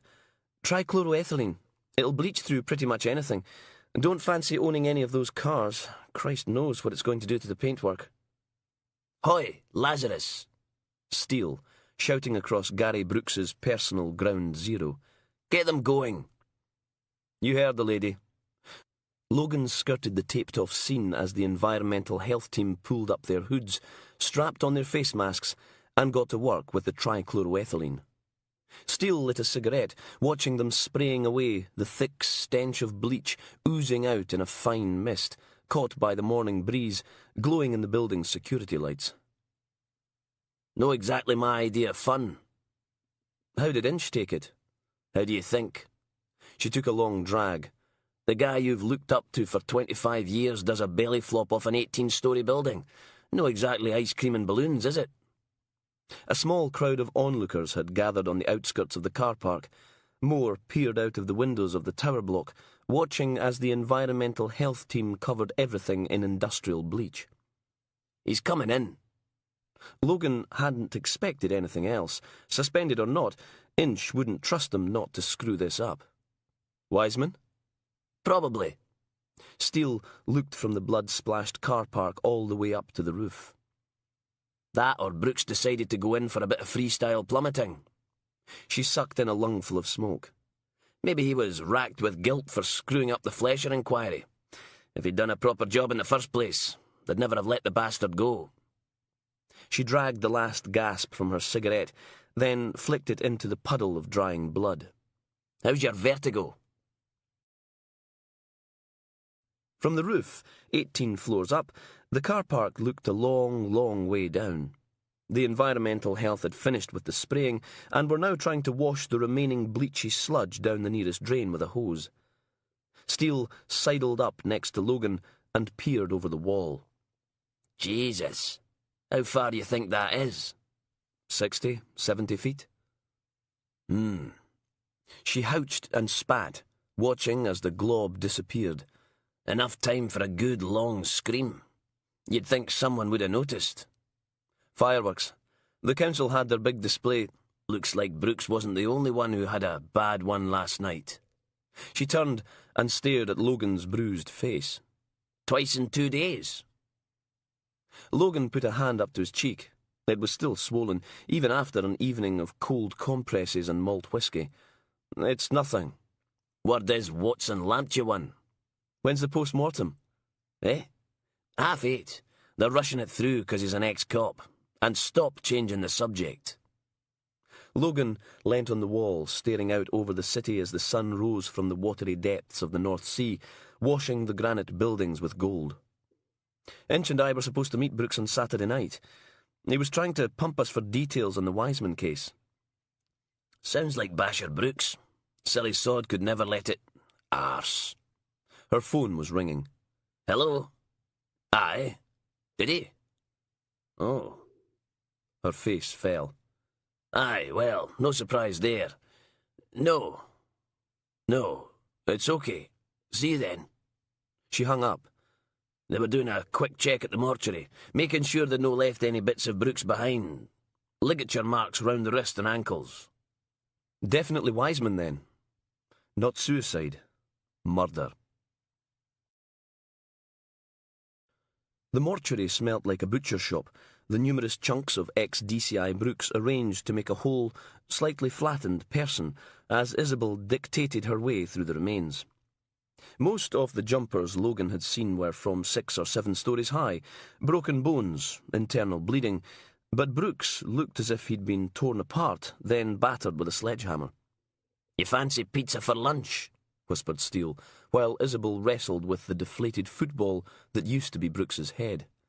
Logan grimaced. Okay, not pizza. Curry. Sushi. How about... She trailed off when she realised Isabel and the Procurator Fiscal were staring at her. Steele shrugged. Didn't have any breakfast. Isabel put Brooks's head back on the dissecting table. Can we all please remain silent while I'm dictating? No one said anything. Thank you. She picked up the head again. Evidence of severe impact trauma consistent with a fall of 80 to 100 feet. There's a surprise. Inspector, I'm not going to... The door flew open and crashed against a trolley full of sterilised implements, sending them pinging and clanging to the mortuary floor. D.I. Inch. His white oversuit stretched nearly to bursting point, his face dark, dark red. The PF looked up and frowned. Inspector, you shouldn't be... The fat man elbowed his way to the dissecting table. He was my friend. That's why you shouldn't be here. The Procurator Fiscal looked round for support, but everyone had developed a sudden interest in the mortuary walls. Everyone except Isabel. For goodness sake, I'm trying to carry out a post-mortem, and if I don't get silence, I'll eject the lot of you. This will be a closed session. Do I make myself clear? Inch rounded on her. Don't you dare! Steele laid a hand on his arm. Come on, David. Get your bloody hands off me. Let's no burn any more bridges, eh? Brooks wouldn't want that, would he? The fat man's eyes sparked with tears. He was my friend. I know. She pulled him towards the door. Come on. You and me will go have a cuppa. Laz will look after him, won't you, Laz? Logan nodded, and the inspector let himself be led out of the sterile cutting room. For a moment, everyone relaxed, and then Isabel peeled off DCI Brooks's face. Her head hurt. Pounding. Bang, bang, bang. Throat dry, lips like sandpaper. Thirsty. Duncan squatted down next to her and smiled. I know, but it'll only hurt for a little bit. Then you'll be okay. You'll be with us. So thirsty. Heather curled up on the filthy mattress and tried not to cry. She was going to die in here, in this dark metal box, forgotten and alone. Hey, Duncan brushed the hair from her face. You're not alone. You've got me, remember? She kept her eyes screwed shut. You're not real. I'm as real as you need me to be. Come on. Have I ever lied to you? She rolled over onto her other side, turning her back to him. Inverness? 3 years ago? He groaned. I told you it was a mistake. I was drunk. She didn't mean anything to me. Duncan's hand slipped down her body. It's always been you. You know that. The hand caressed her thigh. You were my world. I hated you so much. His fingers wandered north, making her breath catch. Let me make it up to you. He kissed her neck, her throat, her breasts, her stomach, her... There was a clang from outside and Heather froze. Light flooded the tiny prison. He was back. She scrabbled her clothes back into place and hurried over to the bars as the door creaked open. Please, I'm so thirsty. The butcher placed 6 2-litre bottles of water on the prison floor, then stepped outside again, leaving the door open. Heather grabbed them, cracked one open and drank deep, coughing and spluttering in her haste. 12 litres of water.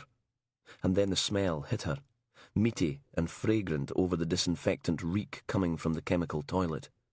The butcher was back, carrying a big plastic box. He dropped it at his feet, took a key from his apron pocket, unlocked a heavy brass padlock, and pushed open a gate in the bars. Heather could feel her bowels clench. This was it. He was going to kill her. But he didn't. He opened the box and pulled out a tray covered with slices of roast meat, boiled potatoes, green beans, Brussels sprouts, Yorkshire puddings. Enough food to feed an army. Heather almost wept. All this food, all this water. She crept forward and grabbed a slice of meat, cramming it into her mouth and chewing, washing it down with deep swigs of water. He stood watching her. "It's very good," she said, picking up another chunk and a handful of vegetables to go with it. Gravy dribbled down her chin as she ripped another bite out of the tender, juicy flesh. More water. "Delicious. Really nice." Desperate not to sound ungrateful. The butcher nodded, then stepped back to the other side of the bars, closed the gate, and snapped the padlock back into place, leaving her with her feast. Days' worth of food and drink. Are you going away?" He stared silently at her, then pointed at the meat. "Please don't leave me." But he did. At least D.I. Inch had calmed down a bit by the time Logan emerged from the post-mortem. Whole bodies were bad enough, but Brooks... Logan shuddered. It was like some sort of horrible jigsaw puzzle. All the chairs in the inspector's office were occupied, D.I. Steele in one, the detective chief superintendent in charge of CID in the other. Everyone waiting for Logan's edited highlights. Preliminary report won't be out till the end of the day, but there's a lot of bruising to the head, stomach, thighs and chest. He'd been repeatedly beaten. Looks like Brooks was held somewhere for about 48 hours before he... Logan tried to think of a tactful way to put it. Before he was thrown off the roof. Silence. "Sorry, sir." The inspector's voice was a low rumble, distant thunder getting close, fast. "Wiseman.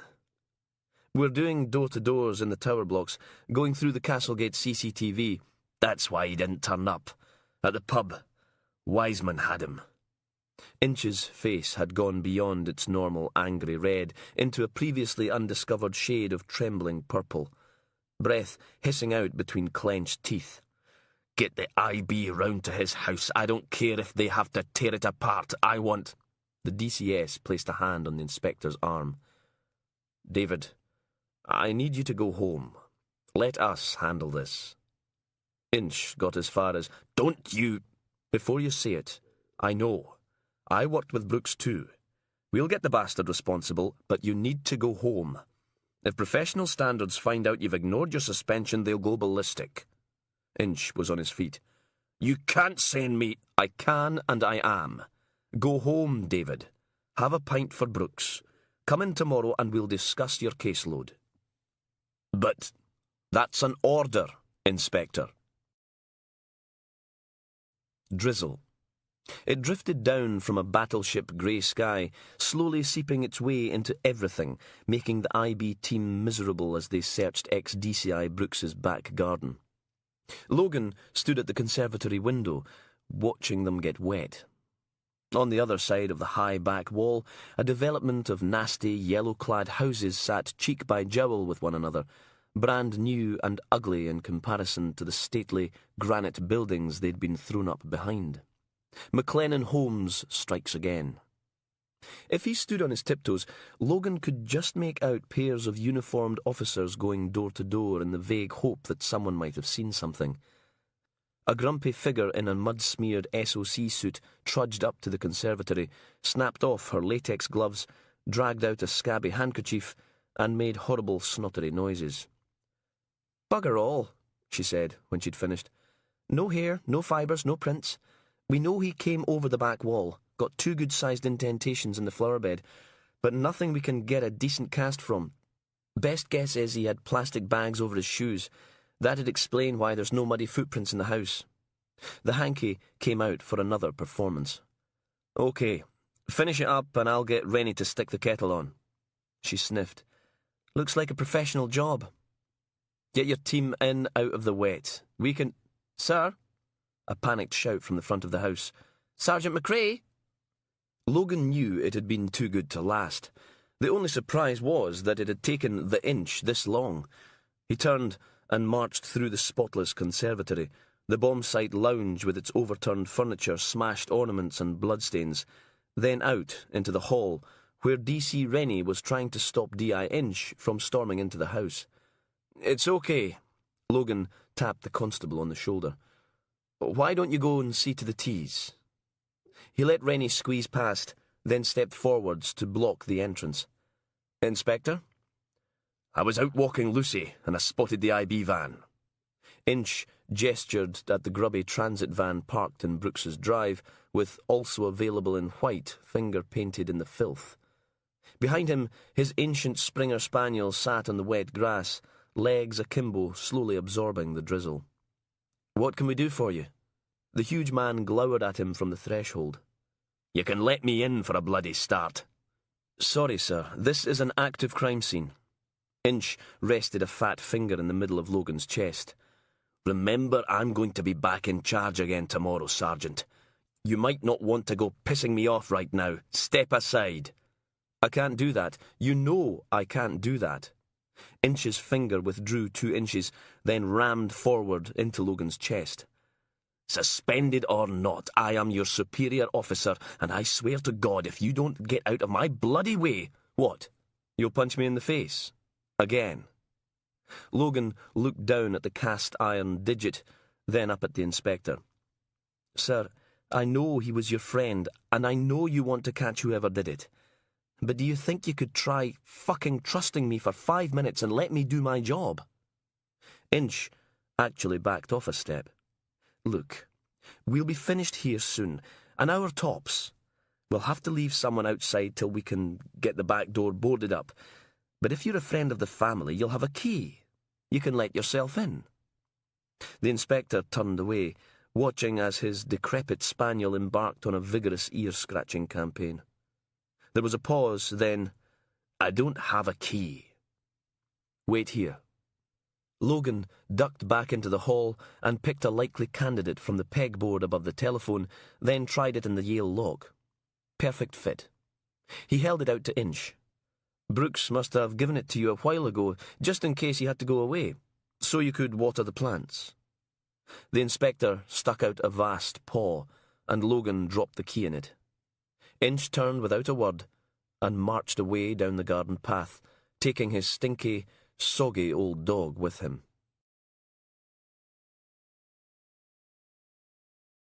Chapter 21.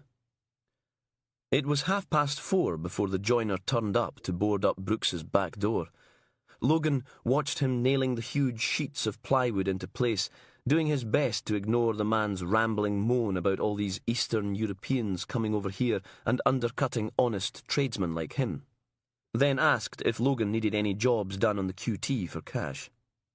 Logan did one last circuit of the house, making sure the IB hadn't left anything behind, then stepped out into the rainy night and locked the front door. A lone rocket screeched into the dark orange sky, exploding in a tiny puff of golden sparks. Not exactly spectacular. He climbed behind the wheel of his pool car and sat there, listening to the rain tapping on the roof, looking out at Brooks's house. Maybe he should go round and tell Inch the place was all his. Not that it'd do the inspector any good. There was nothing there to link Wiseman with Brooks's death. The butcher was too clever for that. Logan turned the key in the ignition and set the windscreen wipers going. They'd emptied Brooks's freezer just in case it contained any human remains, but he doubted they'd find any. The man who'd led the Flesher investigation back in 1987 hadn't been turned into meat, he'd been turned into pavement patty. Logan took the scenic route to Inch's house, driving through the old town centre. A clot of school children lurked in the bus shelter, some smoking cigarettes, some oh-my-godding into mobile phones, 1 or 2 making abstract patterns in the air with hot white sparklers. A scream. Logan snapped upright in his seat. A young girl, no more than 6 years old, was being chased by a little boy in a Margaret Thatcher fright mask. Jesus. In his day, they'd played cowboys and Indians, not serial killer and victims. He pulled out into the town square, past the weird sandstone statue of a sailor, and onto South Road. Inch's home, Dunprompton, was a large granite box set back off the road, shielded by a high wall and mature trees, the leaves amber and russet, like frozen fireworks. Logan creaked the gate open and headed up the path. Another rocket exploded in the distance, this one slightly more impressive than the last anemic attempt. He leaned on the bell, watching the green sparkles fade away. He counted to 60, then tried again. A deep ding-dong sounded somewhere inside the house. Still no answer. Maybe they'd gone out. So much for Inch being desperate to see round his dead friend's house. Bloody man was like Mercury these days. I want this, I want that, I want something completely different. A vast, bad-tempered child. Logan tried one last time, then headed back to the car. Shh. Wiseman held a finger to his lips as the last peal of the doorbell faded into silence. Then waited 5 minutes just to be sure whoever it was had fucked off. Then took his hand off the bitch's mouth. She was a good girl. Didn't scream this time. Learned her lesson. She wasn't much to look at, let herself go a bit after the kids, but then, given the fat git she'd married, no accounting for taste. He pulled out a couple of cable ties and fastened the bitch's wrists behind her back, then wrapped another set around her ankles. Just like her darling husband and the 3 little girls upstairs, one big happy family. Wiseman smiled at her. Now then, where were we? The fat bastard lay flat on his face in the middle of the carpet, spread out like a beached whale, bright red oozing from the back of his bald head. He ever tell you about me? She whimpered and shook her head. No, that's not polite, is it, Inch? Wiseman heaved the fat man over onto his back and slapped a strip of duct tape over his mouth. How could you not tell your lovely wife that you fucked my life over? Wiseman sat on Inch's barrel chest, spat in his face, then slammed a fist into it. The whale's blubber shuddered, and 2 dark, piggy eyes cracked open. The Kraken awakes. Hey, fat boy, miss me? Inch struggled, breath hissing through his nose as he tried to break his bonds. No point, lard arse. Most people can't snap 1 cable tie, never mind 6. You're going nowhere. He patted Inch's chubby cheek.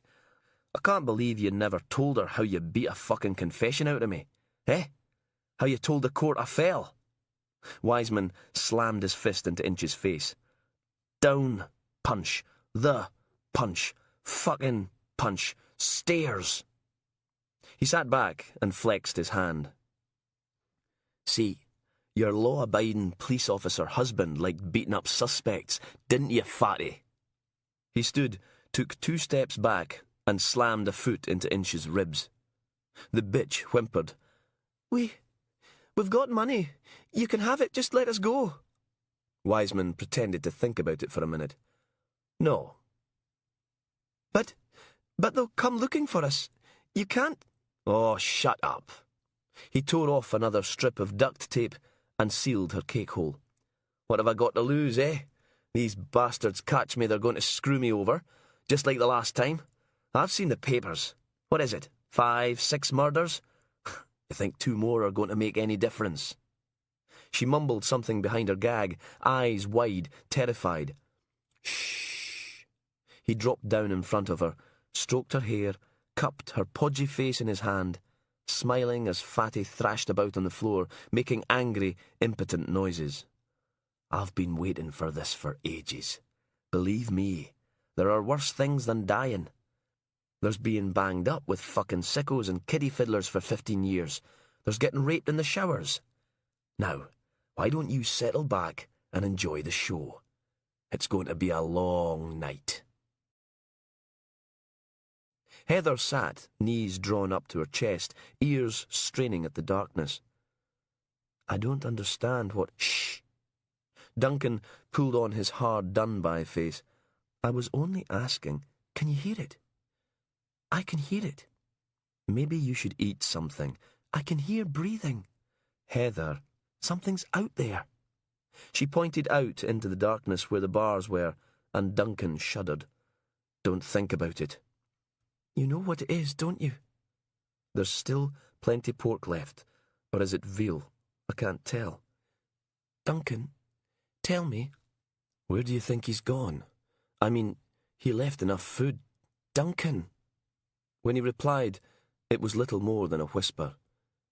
"It's the dark." Heather pushed herself back into the corner, praying that the line of bars would be enough to keep the dark from breaking through. What does it want?" "What do you think?" Breathing in the darkness, watching her, waiting. "It wants me." The morning briefing was a pretty dismal affair. D.I. Steele standing in for Inch, who hadn't turned up that morning. Probably hungover after a night in the Redgarth, drinking to DSI Brooks's memory. So Steele was just going through the motions till he turned up. No new leads, no new victims, no sign of Wiseman. Same as yesterday and the day before. She wrapped up the meeting with a half-hearted chorus of "We are not at home" to Mr. Fuck-Up, then let them all get back to whatever jobs Inch had given them before he'd been suspended. Which left Logan and Rennie back in the Flesher History Room, clambering up the north face of ancient Paperwork Mountain.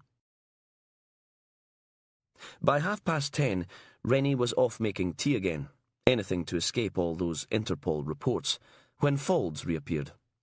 The chief constable dumped his suitcase by the radiator, stretched, yawned, and slouched into his seat. "Sorry I'm so late, but I couldn't face the red eye." He fumbled the top off a waxed cardboard cup of coffee. "Why does everyone have to go feral on Guy Fawkes night?" Logan looked up from the latest in a long line of crime scene reports. "Fireworks." "It'll make my life a lot easier when they ban the bloody things. 7 children with first-degree burns. 1 little girl with most of her left hand. Mind you, she was trying to stuff a rocket up some poor dog's bum at the time. Wanted to see if it would explode. What's wrong with people today?" There was no answer to that, so Logan went back to work. But he could feel Faulds watching him. It took the chief constable nearly 5 minutes to pop the question. "So, what happened to your face?" "I'd rather not talk about it, sir." Faulds stared at him for a while, shrugged, then asked for an update on the case, nodding and groaning as Logan went through everything that had happened since the CC left for Birmingham on Friday. "So, basically," said Faulds when Logan had finished, "I'll go away for 3 days, and it all goes to rat shit." "Something like that." The chief constable sniffed. "I can't believe Wiseman threw Brooks off a roof. I mean, he was a Neanderthal and his methods were questionable, but he didn't deserve that." It was hard to imagine who did. "We've got CCTV footage of someone helping Brooks into the tower block. He looks plastered. Post-mortem turned up traces of heroin in his system. Isabel only found 1 injection site. Poor sod. At least we've got CCTV. We can't make an ID. It's a council system, so the resolution's terrible, and the guy's wearing a hoodie. Never looks at the camera." Logan pointed at a fresh collection of photos on the wall of death. "We found the flat he kept Brooks in. According to council records, the last tenant was Mrs. Irene Gray. She went into hospital for a cataract operation, caught MRSA, died 2 months ago. And turns out her son is one Martin Gray, doing 12 years in Peterhead prison for abduction, rape and forced imprisonment.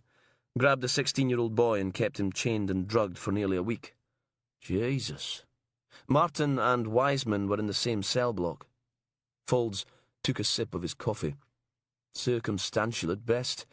We need prints, fibre, witnesses. None of which we have. Wiseman's had years to plan all this. He's taking precautions, wearing gloves, cleaning up after himself. I don't like the thought of someone bumping off retired senior police officers with impunity." He drummed his fingers on the desk for a bit. "So, what's the plan?" "Up in the air at the moment. Inch hasn't been in yet." The chief constable checked his watch. "Not still suspended, is he?" "No, but Brooks's death hit him kinda hard. The DCS say we should give him a couple of days to..." Faulds was already dialing. "I'd better give him a call. Let him know we're here if he needs to talk." He held in silence for a moment, then left a message asking Inch to call him back. Not answering his mobile. Logan tried the inspector's home number. It rang and rang and rang, and "You've reached the Inch residence. I'm afraid we're not able to come to the phone right now. Aren't you popular? Wiseman listened as some policeman's voice echoed out of the answering machine. Can call the station as soon as you get this. Thanks. Bleep. He hit the delete button. How you doing, fat boy? Hungry? You have to be hungry. Look at the size of you. Inch could only scowl. Poor bastard. Ha, ha, ha. He wasn't looking too pretty this morning, his piggy face all swollen and covered with bruises. It had taken a shit heap of duct tape to strap the fat pig to an armchair, but it was worth it just to see him wriggle. Wiseman grinned and placed the hot frying pan down on the dining room table. The smell of scorching varnish filled the air, covering the stink of two people tied to their chairs for over 18 hours, with no access to a toilet. Wiseman prodded the meat in the sizzling pan. Want some? Inch's eyes were like burning coals. If looks could kill, the fat bastard would be a walking doomsday device. Where are my manners, eh? Ladies first. Wiseman grabbed the stinky bitch by the hair, pulled her head back, and gripped one end of her tape gag. If you shout, try to raise the alarm, warn someone any of that shite, I'll kill you. The tape came away with a patina of smeared lipstick. She burst into tears. Please let us go. We won't tell anyone. You can just leave and no one will know. Wiseman stared for a moment, then slapped her. Look at my fucking face. He hit her again. What am I going to do? Shave off my beard and buy a ginger wig? Think that'll work? Think people won't notice the big... He hit her again. Fucking scar. Once more for luck, snapping her head round, blood and spittle dribbling down her chin. Behind him, he could hear Inch thrashing against his bonds. Sit still, fatty, or I'll give her something to cry about. And gradually, the noise stopped. Wiseman jabbed a fork into the pan and lifted out a slice of meat. It was perfectly cooked, the skin pale and tender, the inside moist, the edges caramelised. It dripped grease on the carpet, then on the bitch's dress, then her chin. Gravy and blood mingling. Eat. Please. Not going to tell you again. She took a tentative bite, chewed and swallowed. Wiseman glanced over his shoulder at the fat man, sitting there with a furious scowl on his bright purple face as the bitch ate the rest.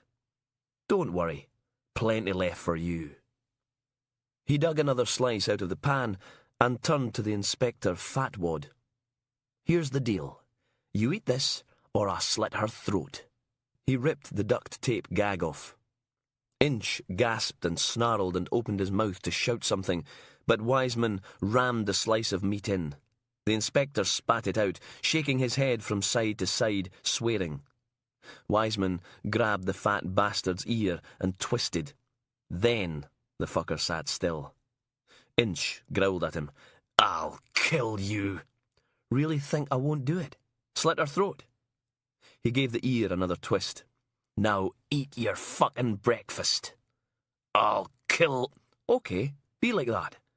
I gave you the chance to save her, and you blew it. He walked over to the table and picked up the boning knife. It glittered against the bitch's throat. She closed her eyes, gritted her teeth, and sobbed. Any last words? Don't. I'll eat it. The fat git's face was pouring with sweat. Just leave her alone. She didn't do anything to you. It was me.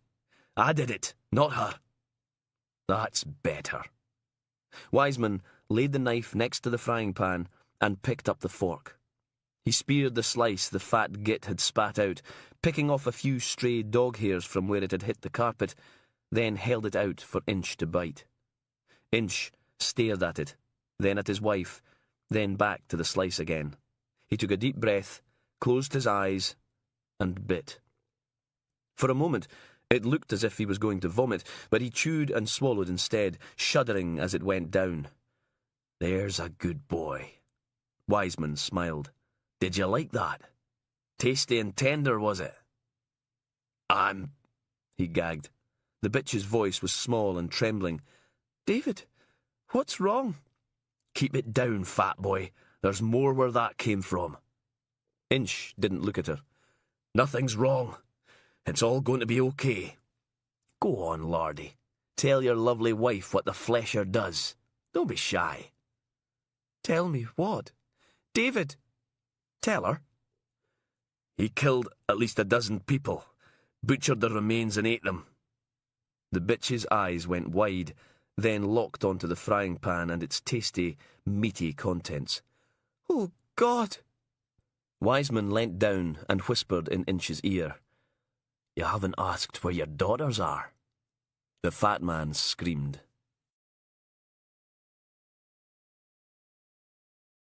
Chapter 22. Rennie barged into the history room, skidding to a halt on the tatty green carpet tiles.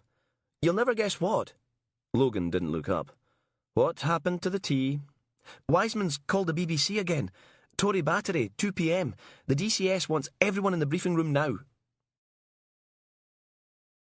The Detective Chief Superintendent in charge of CID drew a red X on the whiteboard.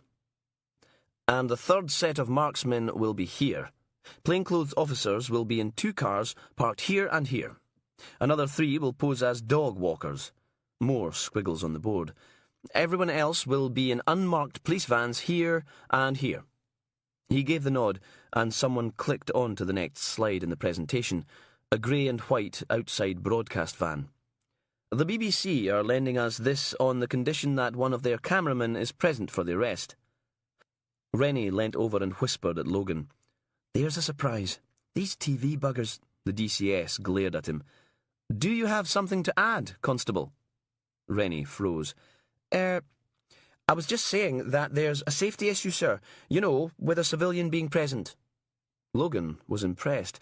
It was a feat of weaselry worthy of D.I. Steele. The DCS nodded.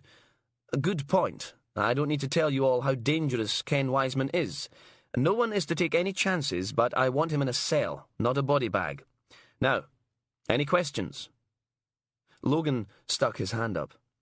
He called the BBC at 11:15 to make an appointment for 2.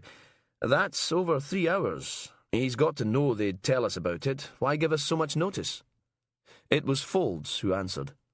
Wiseman has a serious persecution complex.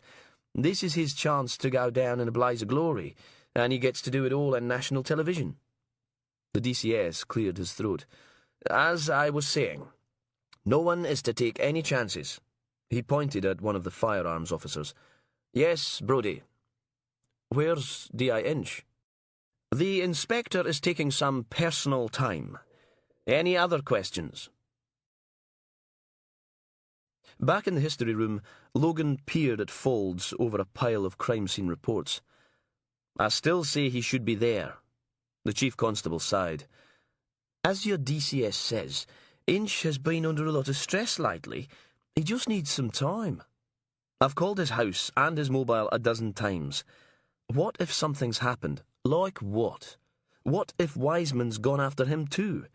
Inch was part of the team that put... So was I. So were a lot of people. We had about 100 officers working the case at one point. Inch was just a constable back then. Your DCS was more influential in the prosecution than Inch. He paused. But if it makes you feel any better, get a patrol car to swing past. Logan called the old Meldrum station, little more than a couple of rooms bolted onto the secondary school, and listened to the phone ring. The call was diverted to an airwave handset that hissed and crackled, with the faint sound of yelling and mooing in the background. Hello? This is D.S. McRae from FHQ. I need to get a car round to D.I. Inch's house, South Road, number... I ken where he lives, but I canna go round there the noo. We've had a fatal RTA. Poor bugger in a Fiesta hit a coo on the road to Turra. Some fool left the gate open. I've got coos and blood all over the place. Which explained the cattle noises in the background. How soon do you think you could... God knows, like a bloody abattoir out here. Well, do what you can, okay? Logan hung up and fidgeted for a bit. You really are worried, aren't you? Said Folds. How long would it take you from here, there and back? Logan checked his watch. If we floor it, about an hour and a half. Right. Folds stood and grabbed his coat. But if we're not back before Wiseman's TV slot, I'll personally strangle you, okay? Deal. They hurried down through the building, making for the rear podium. A small clump of cameramen loitered at the back door, smoking cigarettes and talking about focal lengths. Alec waved as Logan and Folds pushed through the back doors. "This is going to be so cool," he said, following them to a pool car speckled with rust and seagull droppings. "Can I ride with you guys? I've got a great idea for a travelling shot, all the way through Torry and up to the battery. Sorry, Alec." Logan wrenched open the driver's door. "We've got to go pick up Inch." "But—" The cameraman looked at his watch, his colleagues, back to Logan, and then at his watch again. "But isn't he all the way out?" "Yes, that's why we can't hang around talking to—" "Shite!" Alec clambered into the back seat. "Come on then, let's roll." Logan put his foot down, the dual carriageway flashing past as they took the quick route through Blacksburn, past the airport, and out into the countryside. Benaki looming vast and purple in the distance. "So—" Folds watched the fields go by. "I was talking to D.I. Steele this morning." He left a pause, but Logan didn't have a clue what he was talking about. "That's nice." The chief constable pointed at Logan's bruised face. "She says your girlfriend beat you up." "Gossipy old cow." "Ex-girlfriend, and she didn't beat me up. It was an accident." "Lie." "Do you really think Wiseman's going to be stupid enough to show up?" "Don't change the subject." "There's nothing to tell, okay? We broke up. End of story." Alec peered through from the back. "I dumped this girl once, law student. 2 weeks later she lets herself into my flat with a spare set of keys and craps in the bed. Then she covers it with a duvet and fucks off. Course, I come back steaming that night with a quantity surveyor called Daphne. We tear each other's clothes off and jump into bed. Fucking horrible it was. Went everywhere." An embarrassed silence settled into the car. "What?" "I was just saying, okay?" Alec slumped back into his seat. "Honestly, some people would find that kinky. I used to know this guy—" Folds turned and stared at him. "Better leave it there, Alec. Don't want to spoil the magic." In the end, Wiseman had to stuff a dish towel in the fat bastard's mouth to get him to shut up. Inch didn't look well, sat there, strapped to his armchair, face all covered with bruises and tears and snot, trembling and furious. Wiseman glanced at the clock. The telly people were expecting him at 2. He had to get a shift on. "Well, Fatso, I've got to go. It's been fun. But tempus fugit and all that." He grabbed Inch's nose and pinched the nostrils shut, watching him struggle for oxygen. He could kill him with 2 fingers, just like that. But it would be a waste. He let go, and Inch dragged a shuddering breath in through his podgy nose. "But before I leave..." Wiseman wiped his fingers on the fat bastard's shirt. "Have to decide what to do with you." He picked up the boning knife and rested the point on that disgusting, huge stomach. "I could open you up like the fat fucking piggy you are. Gut you right here. Would you like that, fat boy?" Inch glared at him, furious, hissing noises coming from his flared nostrils. "Thought so. But know what I'm going to do instead? I'm going to hurt you." He slammed his fist into the bastard's face, rocking that angry scarlet head back on its huge pink neck.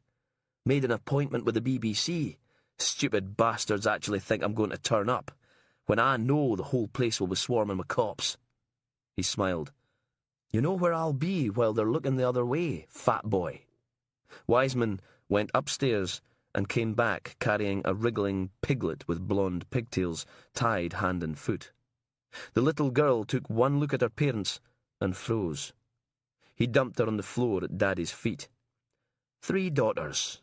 That's 1 for you, 1 for me, and 1 for the pot." Wiseman picked up the frying pan again and poured the last of the fat and gravy over Inch's head. "She was tasty, wasn't she?" The bitch moaned and wailed behind her gag, but the fat man looked ready for murder. "What will I do with my one, Bending down to stroke the piglet's hair. "What will I do with my little girl?" He looked up into Inch's terrified face, then backhanded him again. "Not that, you fucking pervert. I'm going to sell her. Get a lot of money for specialist livestock this sweet." Wiseman winked. "According to the pedos in Peterhead, they're easier to train if no one knows you've got them. No social services, no concerned parents. You can do whatever you like." Inch shouted something behind the gag, thrashing back and forth, straining against the duct tape, making the armchair creak. Wiseman picked up the girl and slung her over his shoulder. "She's going to make some dirty old bastard very, very happy. And all because you fucked with me, fatty. All because of you." He turned and smiled at Inch's wife. "You think about that next time he wants to put his dick in you." He could still hear them struggling as he closed and locked the front door. Throwing Brooks off the roof had been a bit of a letdown. He'd expected it to be a lot more satisfying, but it was over too quickly. This was going to hurt that fat bastard till the day he died.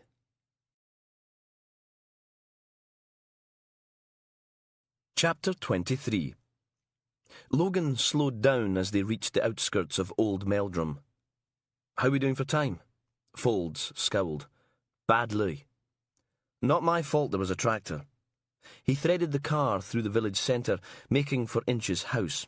"Anyway, if we stick the siren on all the way back, we can—" There was a familiar-looking Range Rover up ahead. It only stayed in vision for a second, and then it was hidden by the curve in the road. "What?" "I think that was Inch." Logan pulled up outside the inspector's house, where the muck-encrusted 4x4 should have been. There was just a patch of oily gravel. "Someone must have got through on the phone, told him it was going down at 2. Are you telling me we came all this way for nothing?" "We can still catch him."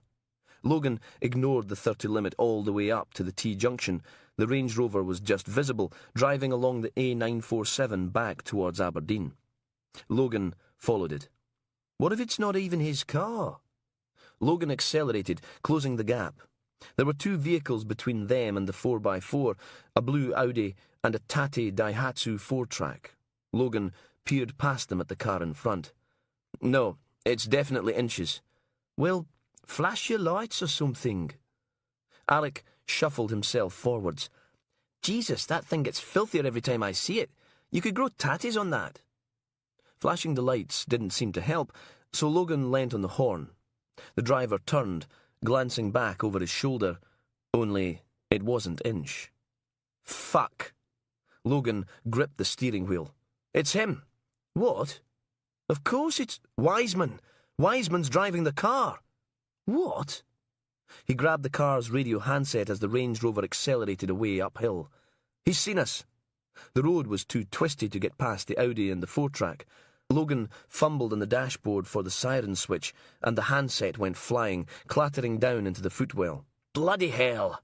But at least the siren's wail made the slow coaches get out of the way. Logan hammered it. The black slab of Alec's HDV camera poked between the seats. "Put your bloody seatbelt on!" Over the brow of the hill. A hard right curve, and the Range Rover was putting as much distance between them as possible. Round a wide bend, the 4x4 overtaking a JCB digger. Logan put his foot down and followed suit, jerking them out into the opposite lane. Folds screamed, "Tractor! Tractor! Tractor!" A huge blue and white monstrosity was coming straight at them. Logan slammed on the brakes and screeched the car back to their own side of the road in a cloud of swearing and burning rubber. The thing trundled past, and he accelerated out and round the digger. Up ahead, Wiseman threw the Range Rover hard right, leaving the main road for a little side one. Logan followed, the pool car's back end kicking out as they slid round the corner. A loud clunk, and a fence post went flying. Folds had one hand dug into the dashboard, the other wrapped around the handle above the passenger side door. Teeth gritted, eyes wide. "Who the hell taught you to drive?"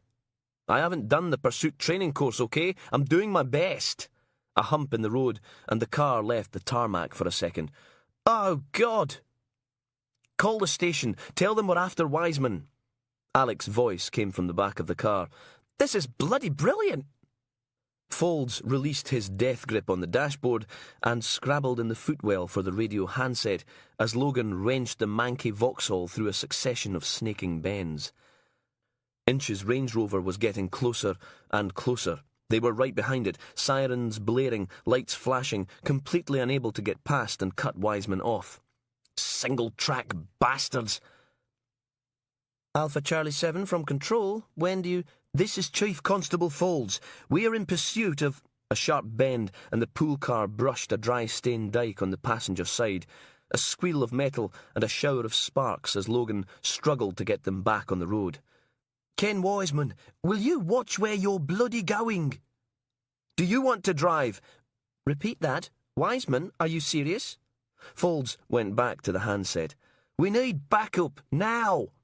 And then Wiseman slammed on his brakes. Logan was fast, but not fast enough. They clipped the back bumper. The pool car's nose jerked left and buried itself in a beech hedge, sending orange leaves flying. Folds dropped the handset again. "Are you trying to get us killed?" "What the hell was that?" The Range Rover pulled a hard left, through an open gate and into a field of brown stubble. Logan cranked the key in the ignition. Nothing. Nothing. Nothing. "Come on, you bastard!" The engine roared into life. He reversed out of the hedge and put his foot to the floor, the tyres squealing as the car fishtailed into the field after Wiseman. But the Range Rover was built for this kind of thing. Their scabrous Vauxhall wasn't. It slithered and slid, churning up the mud, snaking after the 4x4 as it rumbled straight across the field and out the gate on the other side. "We're losing him." "Repeat, what is your location?" "Come on, come on, come on!" The engine was beginning to sound like a cat in a tumbled dryer. "Somewhere south of Inverurie." "Old Meldrum!" Logan fought the bucking steering wheel, barrelling them towards the exit. "Not Inverurie, 3 miles south of Old Meldrum, just off the A497. Side road on the right before you get to Hatton Crook, where there was that minibus accident last year." They clipped the gate on their way out, the car lurching forward as it finally got its tyres back on solid tarmac. Tree-lined road, amber leaves, no sign of the Range Rover. "Bastard!" Logan floored it. Hard right, hard left, another right, and a horse pirouetting and snorting in the middle of the road. Folds yelled, "Look out!" and Logan slammed on the brakes. The manky Vauxhall skidded to a halt. "What the hell do we do now?" "Honk your horn." Logan stared at Folds. "That's not going to help." He clambered out into the cold afternoon. The animal looked half demented, eyes rolling, foaming white sweat at the neck, empty saddle, bridle swinging loose.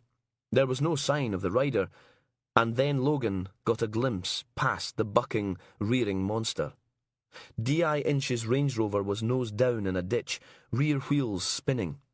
Behind it, another horse shifted from hoof to hoof, looking embarrassed while its rider lay flat on her back on the grass verge. The sound of raised voices cut through the cold afternoon. "You stupid, fucking, inconsiderate fucking—" It was a woman dressed in jodhpurs, sweatshirt and riding hat, covered in mud all down one side of her body. She was beating the living crap out of Wiseman as he tried to crawl away from the crashed Range Rover. "Inconsiderate, wanking bastard!" Each word punctuated with another blow from her short riding crop. "It's bad enough we've got to put up with arseholes like you roaring around the countryside." She gave up on the whip and kicked Wiseman in the ribs instead. "You could have killed us!" Logan took one look at the spinning horse and decided discretion was the better part of not getting his head staved in by a flying hoof. He clambered over the nearest gate and hurried through the field. The front end of the Range Rover was a mess. Steam billowed out from beneath the bonnet, windscreen shattered, headlights smashed, radiator buckled around a dirty big lump of stone, taking half the barbed wire fence with it. "You think there's no one else on the road? You think you own the fucking road?" Logan picked his way through the debris and grabbed her before she could castrate Wiseman with her riding boots. "Enough! Did you see what this idiot—" "Stand over there and calm down. Roaring round the corner in the middle of the road—" Logan pulled out his handcuffs, and she froze. "If you touch me, I'll scream." "Oh, for God's sake, I'm a police officer. Now go see if your friend's okay." Wiseman was curled up on the muddy grass, clutching one arm to his chest, probably broken. His nose certainly was. The butcher's face was a spider's web of tiny cuts, little flecks of glass sticking out of his bald head.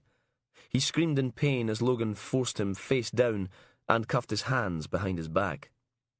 "Kenneth Wiseman, I'm arresting you for driving without due care and attention, and some other stuff we'll charge you with when we get you back to the bloody station. On your feet." It took 3 goes to get Wiseman upright. He might have been built like a rugby fullback, but he didn't put up a fight, just limped and swore and grimaced and cried as Logan dragged him back to the crashed Range Rover, where the woman who'd just beaten up Scotland's most notorious serial killer was bent over her companion, holding her hand and talking softly. "How is she?" The rider, lying spread-eagled on the grass, raised a shaky thumb. "I think her leg's broken. Lucky to be alive, that bloody idiot screaming around the corner, and we'd better get her an ambulance." Logan fumbled through his pockets with one hand, looking for his phone as he pushed Wiseman back against the inspector's ruined car. The butcher wobbled a bit, then slid down the door panel till he was sitting on the ground looking dazed, then threw up in his own lap. Logan jumped back, trying to escape the rancid splatter. "Oh, you dirty There was something in the Range Rover's boot, partially covered by a dog-hair-encrusted tartan blanket. A pale, white hand poked out from beneath it. "No." He ran round to the back and fought with the boot release. Locked. Damn it! Logan grabbed a chunk of rock from the ground and swung it at the rear windscreen. The glass buckled, but it didn't break.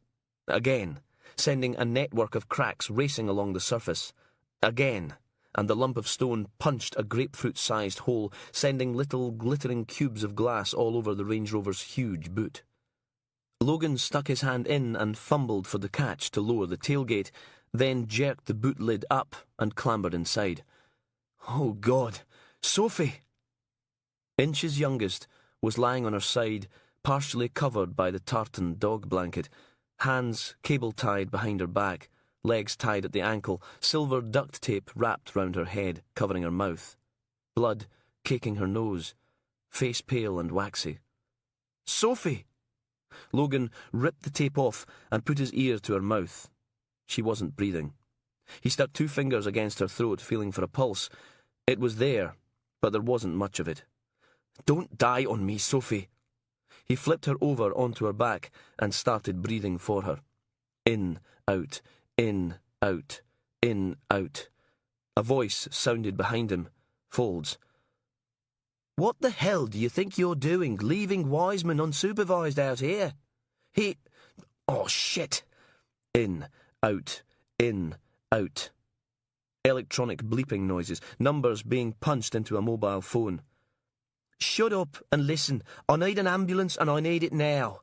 In, out, in, out. "How the hell am I supposed to know? D.S. McRae told you where we were, didn't he?" "Yes." In, out, in, out. "I don't care. Get someone out here now. We've got a little girl who's not breathing." In, out, in, out. Logan felt for a pulse again. It was getting weaker. "She's Inch's daughter." "Oh, God. Did you hear that?" Yes, okay." In, out, in, out. "Come on, Sophie." Chapter 24. An ambulance sat on the gravel outside Inch's house, its blue lights flickering as a pair of paramedics helped the inspector's wife into the back. As Logan marched up the drive, he could hear them telling her that everything was going to be okay. She didn't look as if she believed them. He took a deep breath, thought about chickening out and leaving this to someone else, then walked into the granite house. The place was a mess. Furniture upturned, mirrors and photos smashed, little dots of blood on the oatmeal-coloured carpet, the smell of human waste fighting against a large tub of orange pot-pourri. Inch was in the kitchen, kneeling in front of the dog basket. "Sir?" "Bastard kicked her. She's 15, an old lady. She went for him." He stroked the spaniel's coat. "Poor old thing." "Sir, I need to talk to you about—" "She's broken inside." The inspector glanced up for a moment, puffy eyes glistening with tears in his bruised and battered face. "The vet's on his way, and then she won't be in pain any more. She's not—" He took a deep, shuddering breath. "Wiseman tried to make us think we were eating one of the girls, but it was just pork. Anna and Bridget were tied up in their bedroom the whole time." "Sir, No." He wiped his eyes. "Don't say it. I don't want a death message. You can't—" "I'm sorry.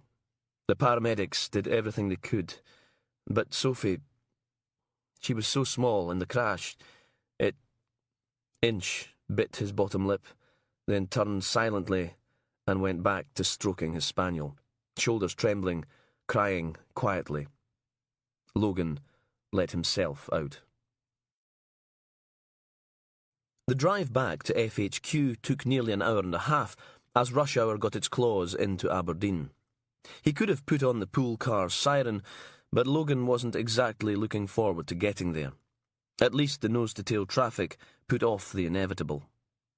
He pushed through into the noisy incident room and everything went silent. Then the detective chief superintendent started a round of applause, uniform and CID standing to join in.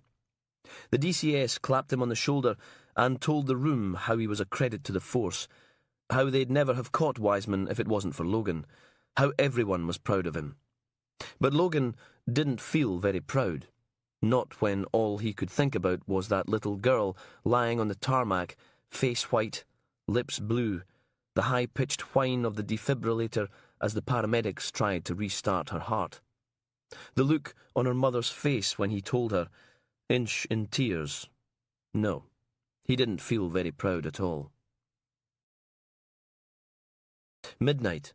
2 steps to the right, lurch to the left, bang into the thing in the wall, stuff clattering to the floor. Logan fumbled for the light switch, missed, tried again, and finally light blossomed into the little hallway. "Honey, I'm home." It took 3 goes to get the key out of the lock, jacket up on the hook by the door, and stumble through to the kitchen. Oh, bollocks. The place was a mess, flour and eggs all over the work surface and the floor. The bedroom was just as bad, drawers lying open, the contents spewed out over every available inch. The lounge was like a bomb site, CDs and cushions and junk mail strewn all over the carpet. Suddenly, Logan felt a lot more sober. But the TV and DVD player were still there, and so was his laptop. What sort of burglar broke in and didn't steal anything? The only things missing were Jackie's clothes and possessions, the industrial grey underwear, the stuffed and porcelain pigs, the hairdryer, the extensive collection of shampoos, conditioners, moisturisers, and other assorted unguents. She'd come past, picked up her stuff, and trashed the place. This was going to take forever to clean up. Back in the bedroom, Logan picked up one edge of the duvet and peered underneath, hoping Jackie wasn't as vindictive as Alec's ex. At least the bed was a jobby-free zone. He sat on the mattress, looking at the devastation. Just to be on the safe side, he wasn't going to brush his teeth tonight. Jackie might not lower herself to crapping on the fitted sheet, but he wouldn't put cleaning the loo with his toothbrush past her. What a brilliant fucking day. Chapter 25. Interview room number 2 was stiflingly hot. It stank of stale sweat, stale cigarette smoke, farts, and too much aftershave, none of which were doing Logan's hangover any favours. Plus, he was pretty certain DC Simon Rennie was responsible for the most offensive of the smells, but the constable denied everything. Rennie shifted from one foot to the other, and Logan braced himself for the eggy onslaught. "Will you stop bloody doing that?" Rennie manufactured an innocent expression. "I didn't do anything. Probably laughing boy here." He pointed at the prisoner. "Fuck you." Ken Wiseman's voice was like razor blades and gravel. His face wasn't much better, covered in little sticking plasters, scratches and scabs, bruises spreading across his pale skin, nose squint, right arm in a fiberglass cast, which had made getting the handcuffs on interesting. "Ooh, hark at Oscar Wilde." Rennie stuck 2 fingers up behind Wiseman's back. "Shut up, Kenneth." "Want to make me?" The butcher raised his hands, jerking them, making the cuffs creak. "Think these'll stop me ripping your fucking head off?" "That's enough, both of you." Logan stared at the ceiling tiles. When the hell was Faulds going to get back? "Rennie, don't goad the prisoner. Mr. Wiseman, don't you think you're in enough trouble without threatening police officers?" "And fuck you too." Technically, the interview was suspended while Faulds was off talking to the criminal psychologist they'd drafted in, but the cameras were still rolling, just in case Wiseman did something rash, like kill the pair of them. "Come on, Ken. Why don't you make it, 'I said, fuck you,' which was about as cooperative as he'd been all morning. Fine. Sit there and sulk." It wasn't as if they needed a confession to put him back in prison. They'd caught him in the act. Illegal imprisonment, grievous bodily harm, animal cruelty, criminal damage, abduction, causing death by reckless driving. That, and a very good defence lawyer, would get him at least another 16 years. But it was nothing compared with what would happen if they could prove he was the flesher. The only way he'd get out of Peterhead prison was in a coffin, hopefully sooner rather than later. A murmur of conversation came from outside the interview room door, too low to make out any words, and Logan breathed a sigh of relief. About bloody time Faulds got back. With any luck, he'd have brought a round of coffees with him. The door slammed open. It wasn't Faulds. It was Inch. Oh no. Logan was on his feet. "Sir, I don't think you should be—" "You bloody animal!" The inspector's voice was a slurred growl, the smell of alcohol coming off him in waves. Wiseman smiled and waved. "Hey, fat boy." "Sir, come on, you have to—" "She was 4. Shame, eh? I'd have got a shitload of money for selling her." "You're dead." The inspector pointed a shaky finger at Rennie and Logan. "You, and you, go take a walk." "Sir, we can't do that." 15 minutes. You leave me and this bastard alone for 15 minutes. "Sir." "Get out." Rennie flinched and started sidling towards the door. Logan turned on him. "Don't you bloody dare." And the constable froze. "Sir, we have a duty of care." "She was 4 years old." "Hurt, does it?" Wiseman struggled to his feet. "Come on then, fatty. You show me how much it fucking hurts." "Sir, you have to leave. If you lay one finger on him in custody—" The butcher took a deep sniff, houched, then spat. A yellow-green glob spattered across Inch's cheek, and the inspector lunged. Rennie squealed, but Logan was already moving, dropping his shoulder into the fat man's side and heaving, sending them both crashing into the side wall. They landed in a tangle of limbs, pain flaring across Logan's stomach as the inspector's elbow landed right in the middle of the scar tissue. Then Rennie piled in, dragging the inspector up and off, while Wiseman laughed and laughed and laughed.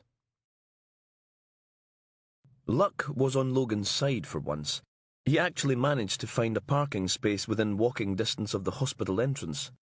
He manoeuvred the pool car into it and switched off the engine. They sat there in silence. He snuck a glance at his passenger. "Are you sure you're okay?" Inch didn't look up, just sat there in the passenger seat, staring at his hands. At least he'd stopped crying. "Sir?" The fat man curled his hands into fists the size of sledgehammers, but his voice was tiny. "It's my fault." "You shouldn't—" We were convinced he had her somewhere. Brooks thought we could save her if we could get Wiseman to talk. He sniffed. If we could make him tell us where Samantha Harper was. I'm not proud of what I did. 2 broken fingers, 3 teeth, black eye, bruised ribs, dislocated shoulder. And Wiseman still wouldn't tell us. A tear rolled down the inspector's cheek. Turned out she wasn't missing after all. She'd run off with a carpet fitter from Lanarkshire. Her husband had made the whole Flesher thing up because he didn't want anyone to know. Logan sat in uncomfortable silence, watching the seagulls wheeling above Aberdeen Royal Infirmary, not wanting to believe what he was hearing. We were so sure it was Wiseman. Inch wiped the tear away, but another one welled up in its place. And 17 years later, he comes back and takes my daughter.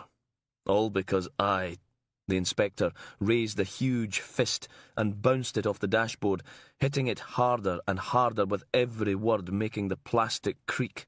Did what Brooks wanted. The whole car rocked as Inch hammered his massive fist down, cracking the dashboard, then dug his fingers into the hole and yanked back and forth, tearing the car apart. Jesus, calm down! It was like being trapped in a wardrobe with an angry bear. Outside, a nurse paused on her way past, then hurried off, probably to call the police. Crack, and a slab of black plastic came off in Inch's bleeding hands. "Cut it out!" Logan slapped him, and instantly regretted it as the inspector turned his purple, furious face in Logan's direction.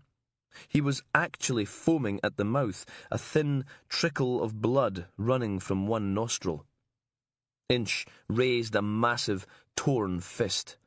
Logan closed his eyes and waited for everything to go painful. But nothing happened. Silence.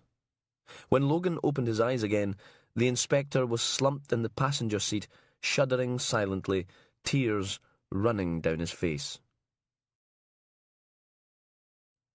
Heather sat with her back to the metal wall, feeling its cold seeping deep into her shoulders as she stared into the dark. Duncan was right. The dark was more than just an absence of light. It was a living, breathing thing. When Duncan left her on her own, it whispered to her. Whispered terrible, terrible things. She pushed her hands over her ears and sang to drown it out, one of those stupid kids' songs off the telly that Justin likes. Liked so much. Singing and crying and trying not to listen to the dark. Where the hell was Duncan? Abandoning her, he knew. Heather, come on, honey, calm down. She looked at him, standing there with his blood halo glowing like a burning building. You left me. It was only for a minute. You left me. He squatted down next to her.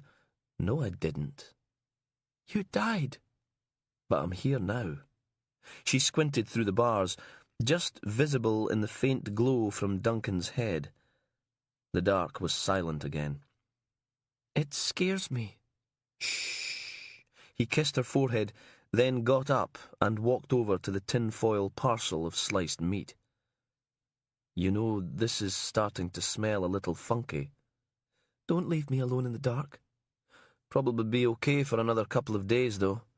Sell-by dates are just a load of old bollocks anyway. Duncan, I promise, okay? I'll never leave you again. On the other side of the bars, the dark was silent, biding its time, knowing that sooner or later Duncan would let her down, and then Heather Ingalls would belong to the dark.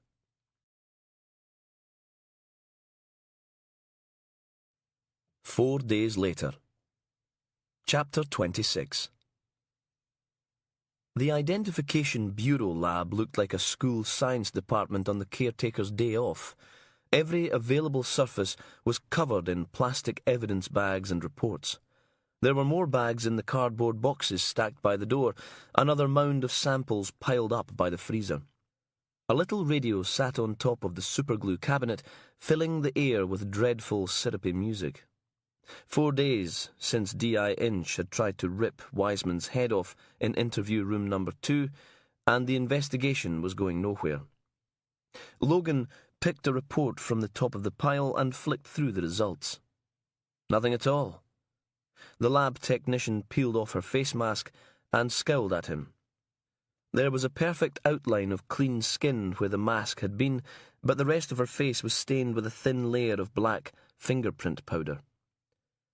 "You'd not think I would have said if there was, that I might actually be professional enough to recognise the bloody clue when I found one and tell someone." "Who rattled your cage this morning? Don't start." She pulled an empty whiskey bottle from its evidence bag and slammed it down on the vacuum table. "There's no one else in today. I've got a whole department's work to do, hundreds of sodding samples, and now they want us to DNA type everyone who's been reporting missing for the last 4 months. You have any idea how much paperwork that is?" She stood and fumed silently for a moment. "And the bloody stereo's stuck on radio too. I spent the last hour and a half listening to show tunes. Sunday my arse." "Feel better now?" "How come it's never like this on CSI? Never see them drowning in paperwork, forced to listen to Elaine Page." She clicked on the power and the vacuum table whined into life, sucking away the excess aluminium powder as she dusted the bottle. Logan flipped to the last page of the report. "So, not even fingerprints? Which part of nothing are you having difficulty with?" "Believe it or not, some criminals actually wear gloves these days." Something from Kiss Me Kate warbled to a close, and the news came on. The headlines at 4:30, "Oil workers strike in cannibal meat protests. Government minister apologises for affair. Interest rates set to rise. And memorial service for inspector's daughter."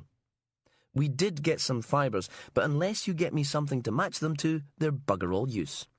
4-year-old Sophie Inch was killed on Tuesday during a high-speed pursuit by Grampian police to capture Kenneth Wiseman.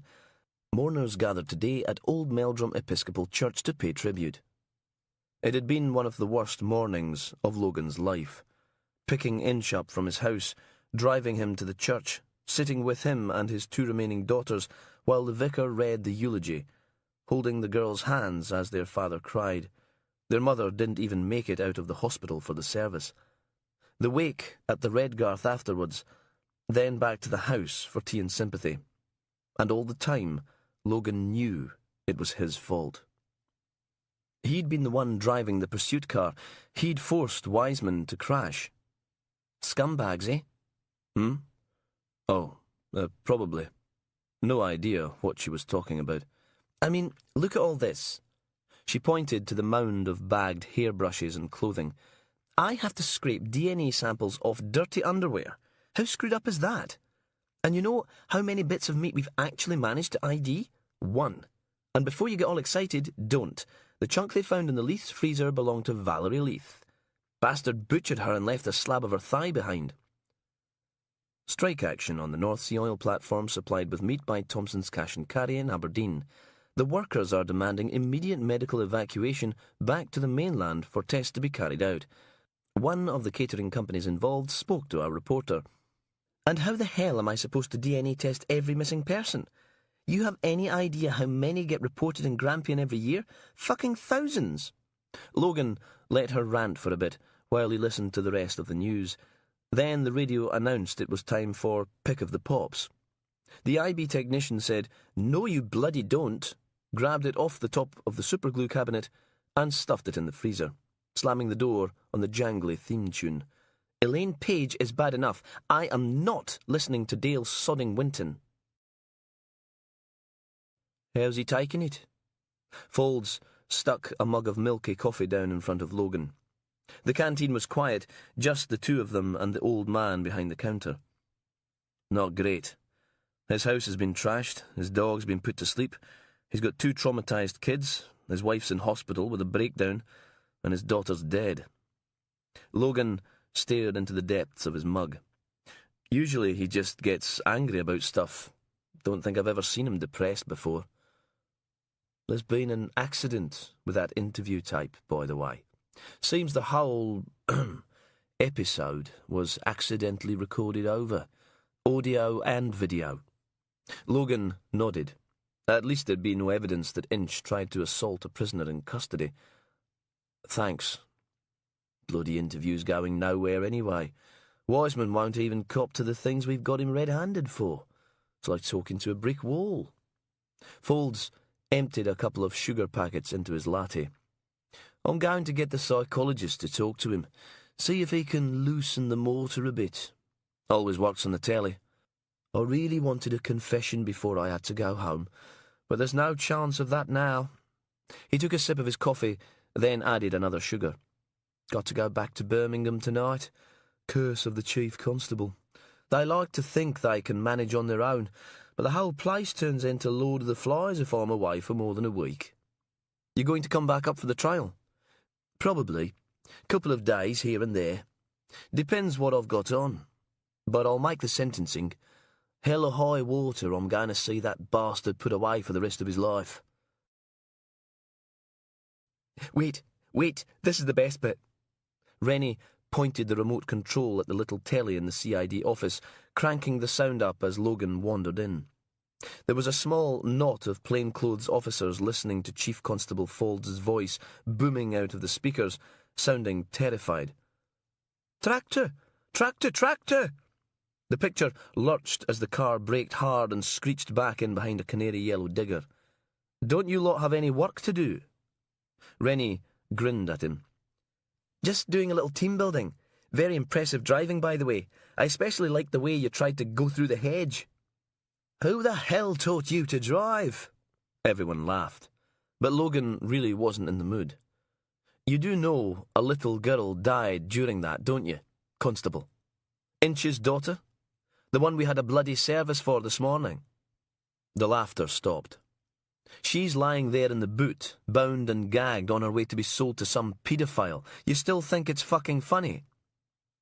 Logan snatched the remote out of Rennie's hand and hit the eject button. Everyone suddenly seemed to remember they had something important to do. Elsewhere. Only Rennie remained, shuffling his feet. Sorry, sir. I wasn't meaning to... You know. He pointed at the TV. Alec made it up.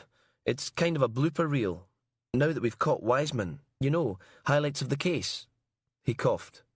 They've even got that bit in it where D.I. McFarlane trips over and breaks his wrist. They put a funny soundtrack on it. He pulled the DVD from the machine and handed it to Logan. Sorry, sir. Thought you were supposed to be dealing with those Interpol files. D.I. Steele said it was a waste of time and I had to try identifying the other victims instead. So I'm trolling through the MISPER lists looking for fatties. I mean, larger men and women who fit the victim profile. Then getting stuff to DNA sample. See if they match any of the chunks we found. Yeah, I heard. Logan turned the disc over. Alec had even made a cheesy label for the thing. Granite City 999, licensed to laugh. Trouble is, half the buggers aren't even missing anymore. 3,000 MISPER reports last year, and does anyone bother to let us know when the nearest and dearest turned up safe and sound? Do they hell? What are we, psychic? Poor old Simon Rennie. Boo-hoo. Yeah, well, word is we're going to get a case review. Logan groaned. When? No idea. Soon. Who? Strathclyde. I see. Strathclyde Police. Where Jackie was. He'd not heard from her since she'd trashed the flat. He should take a leaf out of those home security lectures they kept having to give and get the locks changed, just in case she decided to come back and redecorate again. Tonight? He looked up to find Rennie staring at him. What? You know, in the old days, at least you used to pretend you were listening. Do you want to go out tonight? Bowling and beer. I can ask Laura to bring along a friend if you like. You know, now that you and Jackie... Well, you know. Thanks. Logan dropped the Granite City 999 DVD in the bin. But I really don't feel well. Rennie backed away. Hey, just think about it, okay? No need to be miserable all your life. Shh. Shh. A cool hand on her hot forehead. You're burning up. Heather shivered. Cold. Duncan frowned. You don't look well. Their dark metal prison stank, the acrid tang of vomit and the cloying reek of diarrhea. Thirsty? Sorry, honey, there's no water left. But I'm thirsty. Oh, God. She scrabbled into the corner and fumbled with the chemical toilet's lid, grabbing the seat and retching. It was like being punched in the stomach time and time again, but all that came out was a bitter trickle of foul-tasting bile. Oh, God. Shh, it'll be okay. Duncan helped her back to the mattress. How are you feeling? I just want to die. Everything hurt. Her throat ached, mouth dry, lips cracked, pounding headache, cramps, all signs of acute dehydration. She'd seen a programme about it on the Discovery Channel. You're not well. He peeled a strand of hair from her clammy forehead. You need to rest. So tired. That's because you're dying. I want to go home. I know. He leaned forwards and kissed her on the forehead. You'll be with us soon, and it'll all be okay. Just you, me, and Justin. No more darkness. Heather nodded. It hurt less than trying to talk. It'll all be over soon.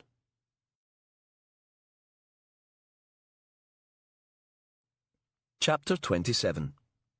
Logan wasn't really in the mood for getting pished, but he made a brave stab at it anyway. 4 hours sat in the cramped viewing room with D.I. Steele watching Folds and his criminal psychologist trying to get something useful out of Ken Wiseman meant that Logan was more than ready to go bowling with Rennie and a couple of people from work. There were only so many times you could watch a murdering scumbag tell a chief constable to go fuck himself with a cheese grater. By the time Rennie's girlfriend Laura turned up at the bowling alley, they were all on their 4th pints. Logan wasn't sure if he was disappointed or relieved that she hadn't brought the promised friend with her. More beer, then tequila, then chips. Then Logan called it a night, walking home to the flat alone, feeling drunk and more than a little sorry for himself.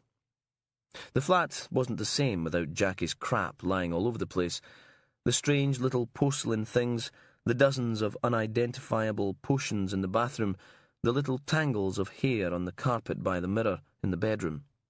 Cold feet beneath the duvet. Jammy bastard Rennie with his nice perky new girlfriend. Logan collapsed into bed, sprawled out like a half-cut starfish, and stared up into the darkness. They'd caught the flesher. Everything should have been hunky-dory, but it wasn't.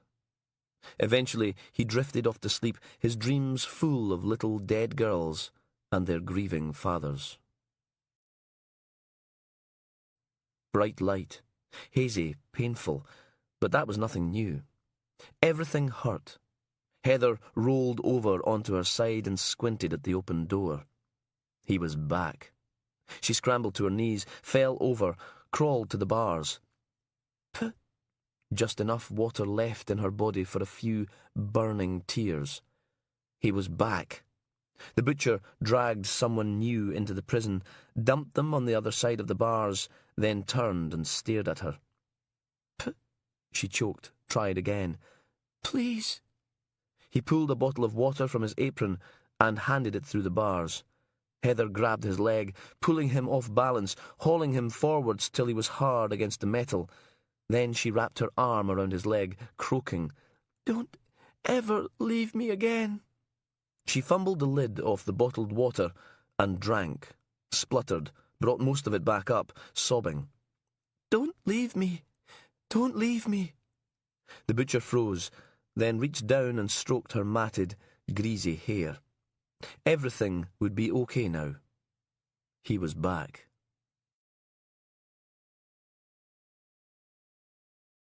Smoke with Blood. Chapter 28. Sodding cock monkeys.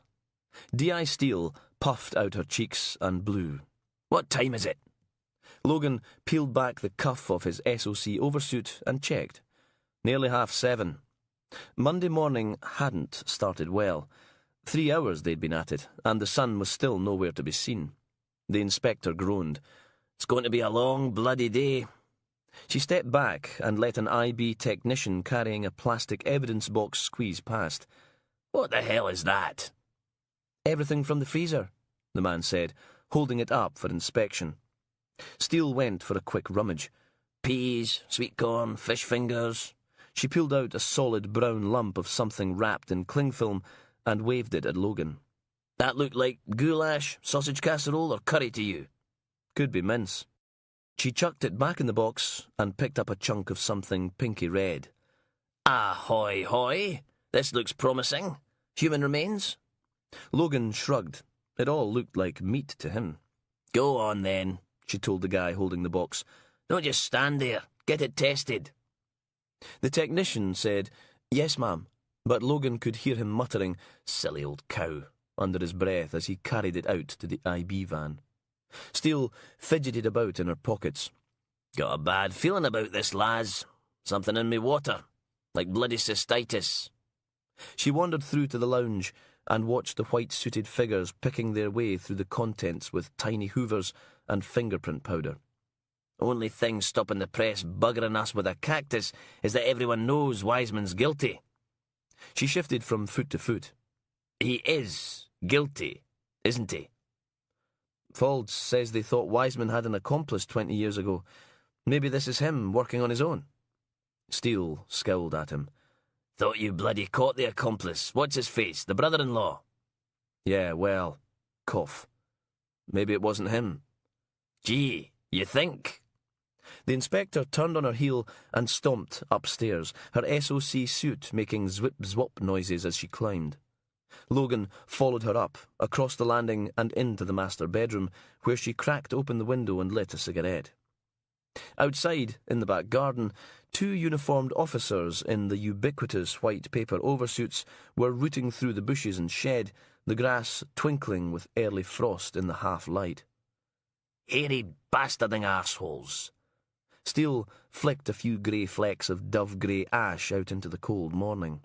How the hell am I supposed to solve this one? There's a press conference at 11:30. Do you... I mean, it's no as if them other bastards managed, and they tried for years. She ran a hand across her face, pulling it all out of shape. You know, I had to phone the chief constable at 3:30 this morning and tell him we'd screwed up on this one. Wiseman's no the flesher after all. Terribly sorry old bean. Went down like Mother Teresa in a brothel. Logan let her moan while he picked through one of the bedside cabinets. One drawer for socks, one drawer for underpants, one drawer for the assorted junk every man collected, handkerchiefs, playing cards, bookmarks, a little wind-up plastic nun that was probably supposed to walk, but just made obscene grinding motions instead. There was a photo next to the bedside light, Tom and Hazel Stephen, the flesher's latest victims. They were at some sort of formal event, him in a suit and tie, her spilling out of a low-cut black cocktail dress. They looked happy. Creek without a paddle. Why the hell did those bastards no finish the damn case properly 20 years ago? How come it's my fault all of a sudden? Steele sank down on the edge of the double bed and sagged. And that wee bugger Alec's been following me about for days. Everywhere I go, there's his bastarding camera. Can't even take a crap without the BBC filming it. She pinged an inch of ash onto the oatmeal-coloured carpet and ground it in with her blue plastic booty. Couple more days of this, and I'm going to end up like Inch. Steele collapsed back on the bed, hands clamped over her face, cigarette poking out of her mouth, spiralling smoke towards the ceiling. Come on, then. One more time. Logan stuck the photo back where he'd got it. Do we have to? Yes. Fine. Next-door neighbour calls 999 at 1:15 and complains about the Stevens' dog barking. Calls back at 2 when the dog stops, says she was about to go round and give them a piece of her tiny mind when she looks out of her window and sees someone dressed in a butcher's apron and Margaret Thatcher fright mask loading plastic bags into the boot of the Stevens' car. Steele was silent, and Logan was beginning to think she'd fallen asleep when she said, And? And nothing. How did he get here? He left the Stevens' car, but how did he get here in the first place? If the bastard hopped on the number 15 bus dressed in the blood-soaked apron, I think someone would have noticed, don't you? I'll get someone to run the number plates on every parked car within, what, 3 streets? 4. She pulled the fag from her mouth and coughed. Not that it'll do us any sodding good. He'll have picked it up by now. Get a lookout request on the Stevens' car. Already done. He wandered over to the other side of the bed. Hazel Stevens's bedside cabinet held the clock radio and a stack of romance paperbacks and how to diet books. Right. Steele hauled herself off the bed and stretched. Hold the fort for 5 minutes. I'm off for a wee. Logan pulled the bottom drawer out. Pop socks and tights. Middle drawer, pants, thongs and huge knickers. Top drawer, bras, a pair of reading glasses, and a newsletter from Weight Watchers. He picked it up and flicked through, looking at all the miserable before and happy ever after pictures. How did Rennie put it? So Wiseman's a chubby chaser then? Logan dug out his mobile phone and called control, wanting to know if Heather Ingalls had been going to Weight Watchers too. She had. What about Valerie Leith? There was a pause and some clacking keyboard noises. No idea. I can put you through to the FLO, though. Another pause, bleeping, and then, Aye, I mean PC Munro. Logan asked the same question. Don't think so, but... Well, can you ask the husband? I wish. Bugger's gone into witness protection. You know what they're like. Low onto them bloody selves. Aye, unless they want something, then it's all, we're all in the same team, aren't we? Tell you. What about the timeline? Any sign of her going to meetings? No. None of her friends mentioned it. Nothing in her diary either. Can you speak to the witness protection lot and get them to ask? Aye, but don't hold your breath. Alec sloped into the bedroom, HDV camera dangling from his hand, and slumped against the windowsill. No offence, but this isn't making good television. He looked around. Where's her royal grumpiness? Gone for a pee. They finished downstairs. It's another crime scene soaked in blood, but there's nothing happening, no narrative drive. At this rate, half the bloody programme's going to be shots of white oversuits searching stuff. Sorry if our murder inquiry's boring you, Alec. The cameraman shrugged. Not your fault, but we need... For God's sake. Steele appeared at the bedroom door, staring down at the oatmeal-coloured carpet and the new set of sticky red footprints. Alec! The trail ended at the cameraman's blue booties. Oops, it was kind of all over the kitchen. And now it's all over the bloody house. Sorry. Do you have any idea? Logan stopped her before she could get going. Found a possible lead. Heather Ingalls and Hazel Stephen both went to Weight Watchers. Valerie Leith? Can't tell yet. Waiting for witness protection to get back to us. Aye, and we'll all be drawing our old age pensions by then. If she's in Weight Watchers, there'll be evidence up at the crime scene. Low-fat sellotape, membership forms, before and after trousers, that kind of thing. Steele undid the zip on her SOC outfit. Well, come on then. Romper suits off. We've got a house to ransack. It's important not to panic. The new person's voice came through from the other side of the bars, where Duncan died. Where the dark was the strongest. You hear me? We have to stay calm. At least he'd stopped screaming. Heather picked another escallop from the tin-foil parcel, biting through the herb crust. Very tasty. He's a bit of a whinge, isn't he? Leave him alone. He's just scared. She could hear Mr. New scrabbling forward into the darkness, grabbing hold of the bars. Who are you talking to? Why won't you tell me who you're talking to? What's happening? Heather cut off the rising tide of panic before he drowned them both. I'm talking to my husband. Is he? Hello? Why don't... He won't talk to you because he's dead. Oh, Jesus. I'm locked up with a lunatic. Heather nodded, even though the new man couldn't see her. I've gone mad. There was a pause, and then Mr. New said, What's your name? Heather chewed, swallowed, then told him. You're Heather Ingalls. The Heather Ingalls. I read about you. Oh, Jesus. He started to cry. Oh, fucking Jesus. It was him, wasn't it? The flesher. Oh, Jesus fucking Christ. Who's the... I didn't see him. I was from the back garden and... Oh, God. Hazel. What happened to Hazel? Where is she? Where's my wife? Hazel. He was screaming again. Hazel! Well, this is going to get old really fast. Duncan plonked himself down on the mattress and sniffed at the tinfoil parcel in Heather's hands. That smells nice. You want some? Hazel! Can't. Dead, remember? Hazel! The screams gave way to sobbing. Hazel! Heather took pity on him. Are you hungry, Mr. New? Do you want something to eat? She held one of the escallops out between the bars. It's good. Hazel! You need to keep your strength up. Heather, I don't think you should get too attached to this guy. The sobbing went on for a while, but eventually Mr. New accepted a drink of water and one of the escallops. She could hear him sniffing it, then the crunch as he bit through the crust, mumbling, "What is it?" as he chewed. Veal, I think, or pork. Difficult to tell in the dark. Maybe... Mr. New was spitting, gagging, retching. Are you okay? Oh, Jesus! A wet, splattering noise as he vomited onto the cold metal floor. The stomach-churning reek filled the stale air. It's not that bad. He was crying again. It's people. Oh, Jesus. Don't you get it? It was on the news. The flesher kills people and cuts them up for meat. We're eating people.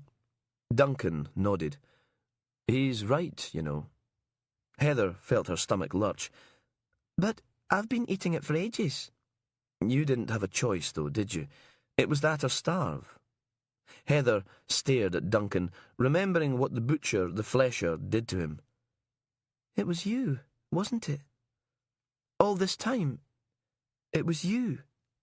He nodded. Oh, Duncan. Her dead husband smiled.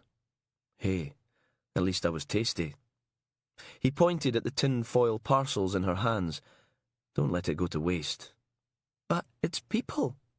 It's just meat, honey. In the end, we're all just meat. Heather picked up another slice from the parcel. I can't. Yes, you can. Duncan was right.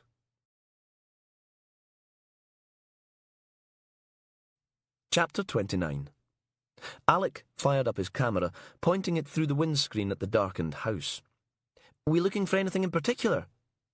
Logan waited for Steele to say something, but she was already clambering out of the car, a freshly lit cigarette between her teeth. Blue and white police tape flapped in the wind, a wriggling snake of it caught in the bramble bushes that grew along the dry-stained dike opposite the Leith's converted steading. Other than that, there was no sign that this place had witnessed a sudden, violent death. He dug the key out of his pocket, courtesy of a brief stop past FHQ, unlocked the door, and flicked on the lights. A high-pitched bleep, bleep, bleep came from a small plastic box on the wall, lights flashing, showing an intruder in Zone 1. The keypad was in the cupboard under the stairs, and Logan punched in the code he'd got from the FLO. 1995. The year the Leiths got married. Alarm disarmed. The environmental health team had pretty much wrecked the place, getting rid of anything contaminated with body fluids. They'd cut large chunks out of the carpet, removing it and the underlay beneath, exposing pale patches of bleached chipboard. The smell of chlorine in the kitchen was almost overpowering, but the blood was gone. God knew how many canisters of trichloroethylene they'd had to use to get rid of it all, but the walls were blotchy where the super-strength bleach had eaten away the colour. Logan threw the kitchen window open, then did the same with the back door, trying to get rid of the swimming pool stink. And then he went through the kitchen units, looking for anything from Weight Watchers that might suggest Valerie Leith had been a member. There were a couple of cartons of Slim Fast in the cupboards, a packet of Ryvita, but no official products. Steele was in the back garden, fag in one hand, mobile phone clamped to her ear with the other. She shouted in through the open window, "Found anything?" And when Logan told her no, went back to her phone call. "I'm not saying that, Susan. I was just... But So Logan searched the lounge, then the dining room, bedrooms, bathroom, with Alec trailing along behind him. You going to tell me what we're looking for, then? The Flesher's victims aren't just picked at random. He has a selection criteria. If we can figure out how he finds them, we've got a much better chance of catching the bastard. And I thought they'd ended up back in the kitchen, and Logan still hadn't found anything. I thought I had a connection, but Valerie Leith never went to Weight Watchers. Close, but no low-fat chicken Kiev. Alec shrugged. Shame. That would have looked good on telly. Lone wolf cop makes connection that breaks the case. Always thought of myself as a team player. Yeah, well, the public likes lone wolves better. More romantic. Logan pulled the window closed, then did the same with the back door, stopping with his fingers resting on the handle, looking back at the bleach-stained kitchen. All the way up the walls, not just all over the floor. A slow grin spread across Logan's face. He finally knew what had been bugging him about the Leith crime scene.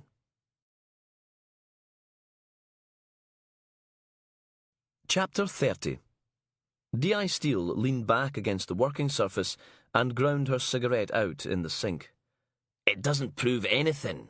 Look. Logan pointed at the bleach marks above the tiled splashback. There was blood all the way up the walls, 4 streaks. He wrapped his hand around an imaginary knife, raised it high, then stabbed the inspector 4 times. Each time the knife comes out, it sprays blood in an arc up the walls. Aye, it was in the SOC report. She shook her head. Jesus, I do read these things, you know. None of the other crime scenes have that kind of stabbing blood pattern. So, she fought back. It's... Alec, you got the footage you shot this morning at the Stevenses. I need to see the kitchen. Alec went through his pockets, pulling out HDV tapes and reading the labels. He found what he was looking for, swapped out the one in the camera, and fiddled with the buttons. I don't see what this has to do with... Got it.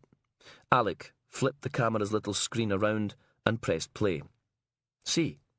Logan pointed at the picture. There's blood all over the floor, none on the walls or ceiling. I've been through every crime scene photo since 1985, and when he kills them on sight, it's always the same.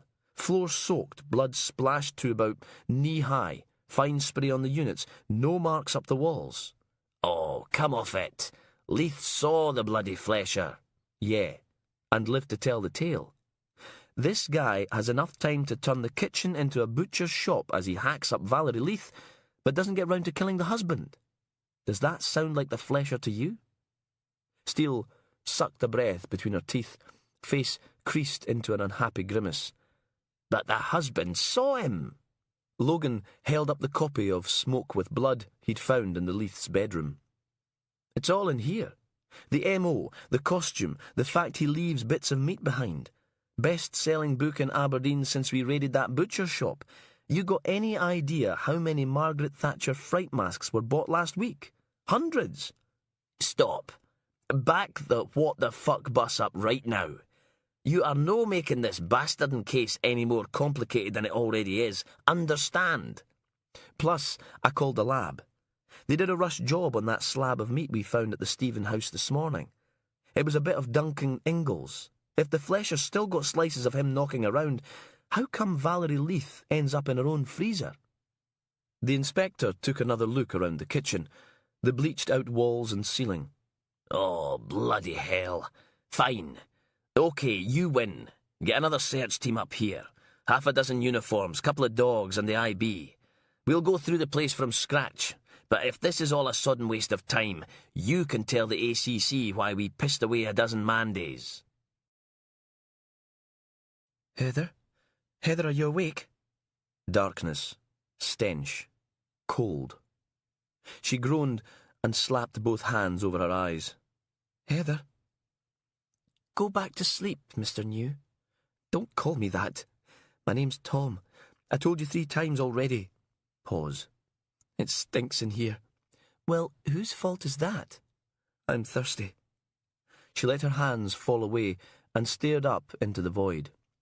Mr. New was always bloody thirsty.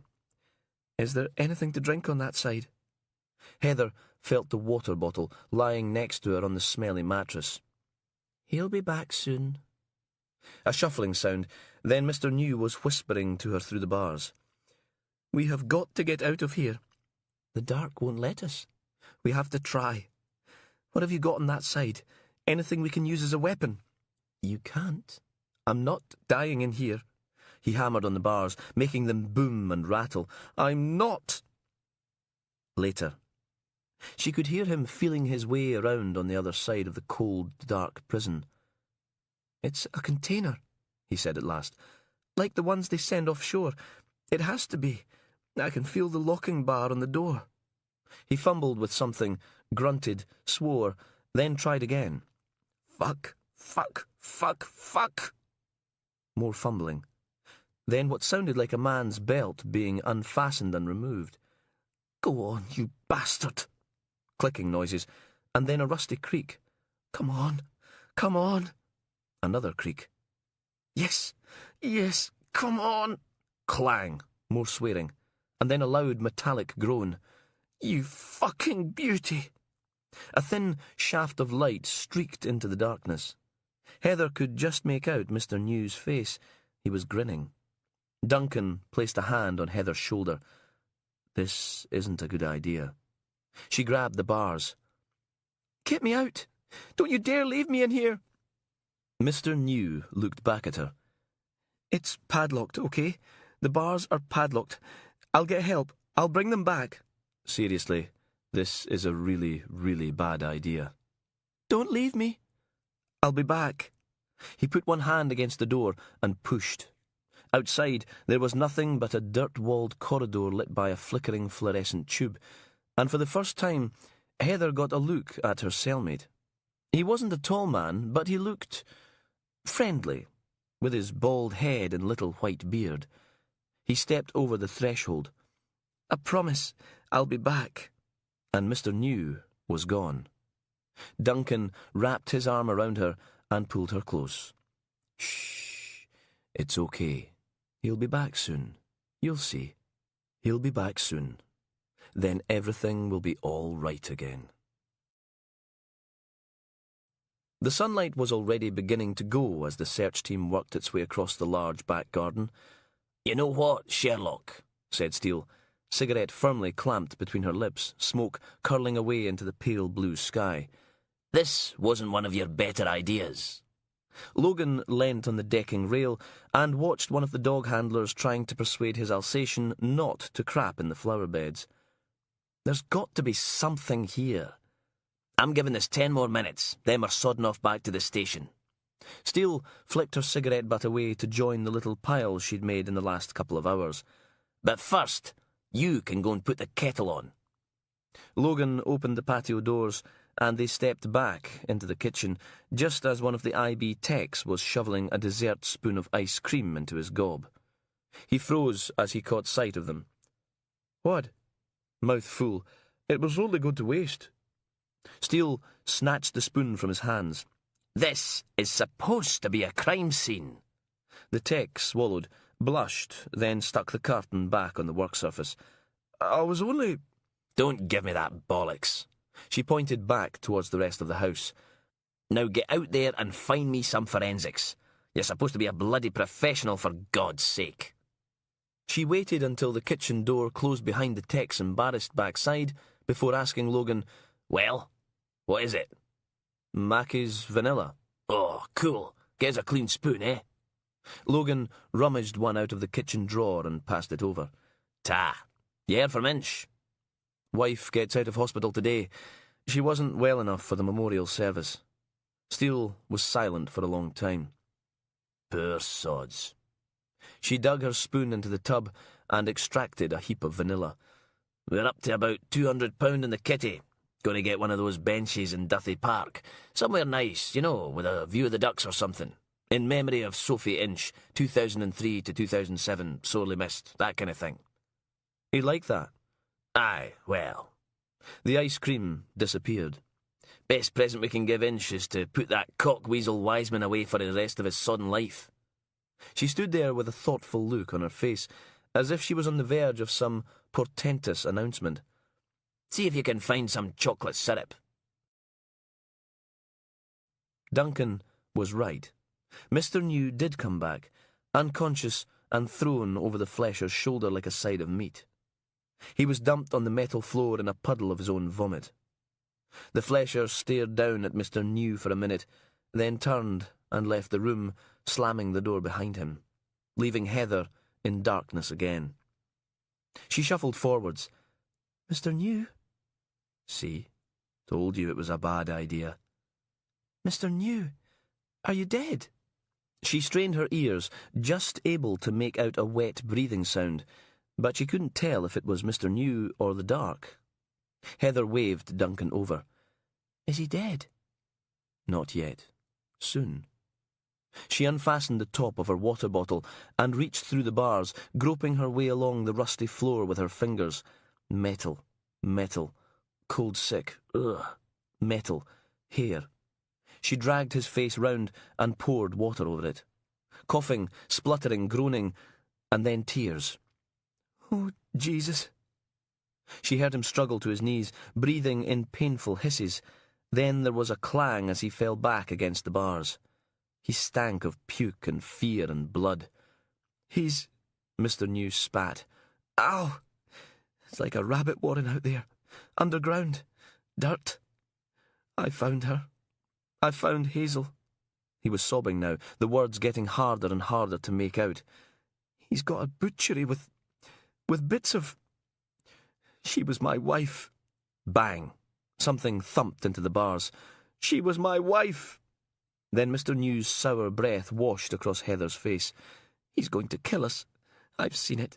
Bits of body hanging from hooks in the ceiling. I won't be a victim. I won't." He was whispering now, as if that would make any difference to the dark. "When he comes back, I'll pretend to be dead and then you start screaming, and he goes over to see what's wrong, and I'll ram his head into the bars. Keep doing it till the bastard's dead. You grab his hands. You grab his hands and pull so he can't get away." I don't... "You have to. You have to, or we'll both die in this shithole. Is that what you want?" Duncan stood behind him, staring at the closed door.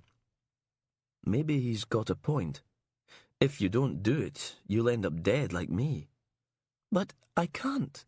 "Yes, you can." Heather shook her head. "I can't. We have to work together, Heather. We have to, or we'll die in here." Mr. New took a deep breath. "He comes in, you scream, I charge. It'll all be over in a couple of minutes and we'll be free, okay? We'll be free." "Well," said Steele, watching as the IB packed their kit back into the filthy transit van, "that was a waste of time and money." It was cold and dark outside, just a sliver of moon poking out between the clouds as everyone locked up and got ready to go home. The lead tech peeled off his SOC suit. "Nothing left to find. The whole place has been bleached to buggery and back. Half the carpet's missing. Any evidence is so compromised, it's not funny." Steele turned and poked Logan in the shoulder. "Well, Poirot, you figured out how you're going to explain this one to the ACC." "But it's a copycat. It has to be." Blah, blah, blah. A loud bleeping noise came from inside the house, closely followed by the wailing alarm and a uniformed PC's head. "It's not working properly." Logan rolled his eyes. "Did you enter the alarm code?" "Course I entered the alarm code. 1993. 51995. The PC disappeared back into the house, muttering, "Bloody handwriting's appalling." Logan turned back to the IB team leader. "Is there anything we didn't search?" "House, garden, garage, cars. We did the lot." "Come on, lads," said Steele. "Give it up, eh?" He pulled out the last search report again, flipping through to the photocopied map at the back, reading by the glow of the transit van's headlights. They'd gone over every inch of the property twice and still not turned up anything. Logan took one last look around him. House, front garden, flash cars, road, field, other field, garage, and back to the house again. The nearest neighbours were a faint yellow flicker through the trees, miles from anywhere. You think they're on mains water? Steele shrugged. Probably. What about sewage? Clutching at straws. How the hell would... She drifted to a halt and stared at him. Oh, you're kidding. Tell me you're kidding. It'd have to be downhill from the house, but close enough to the road so the tanker could get in and drain it. He started walking round the garden, Steele hot on his heels. If you think I'm rummaging through someone else's jobbies in my good work suit, you've got another think coming. There was no sign of a septic tank cover anywhere in the front garden. OK, the road runs downhill to the right. We just have to see if we can find one there. I'm warning you, Sergeant, if I get shite on my suit... But he was already out of the front gate, wandering down the road in the dark, probing the field next to the house with a torch.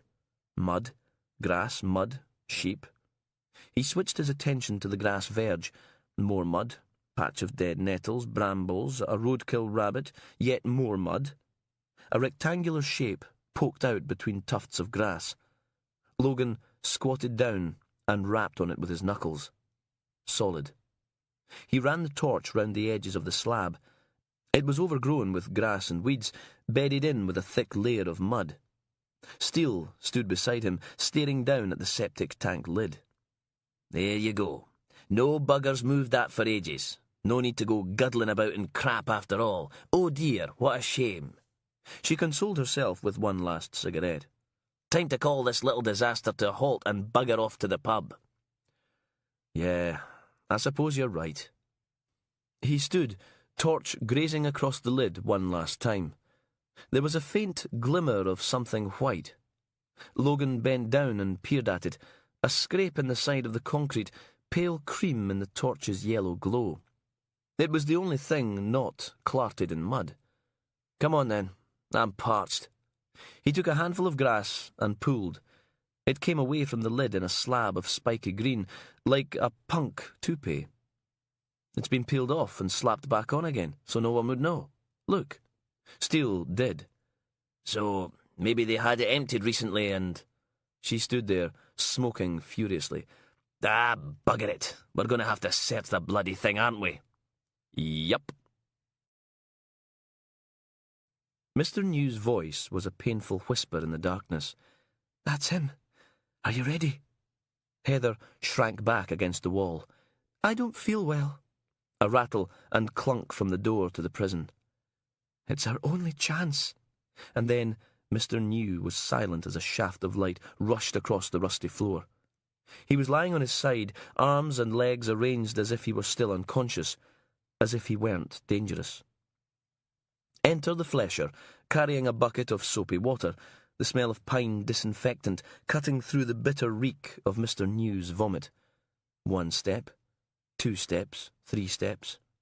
She glanced at Mr. New, who was mouthing, "Now, scream now," at her. Heather moaned, clutched her stomach. Mr. New glared at her, forming words without sound. "Please." She screamed. The flesher ran to her, water and foam slopping out of the bucket. Mr. New lurched to his feet and charged, lips curled back in a snarl, exposing missing teeth and bloody gums, his face covered in bruises.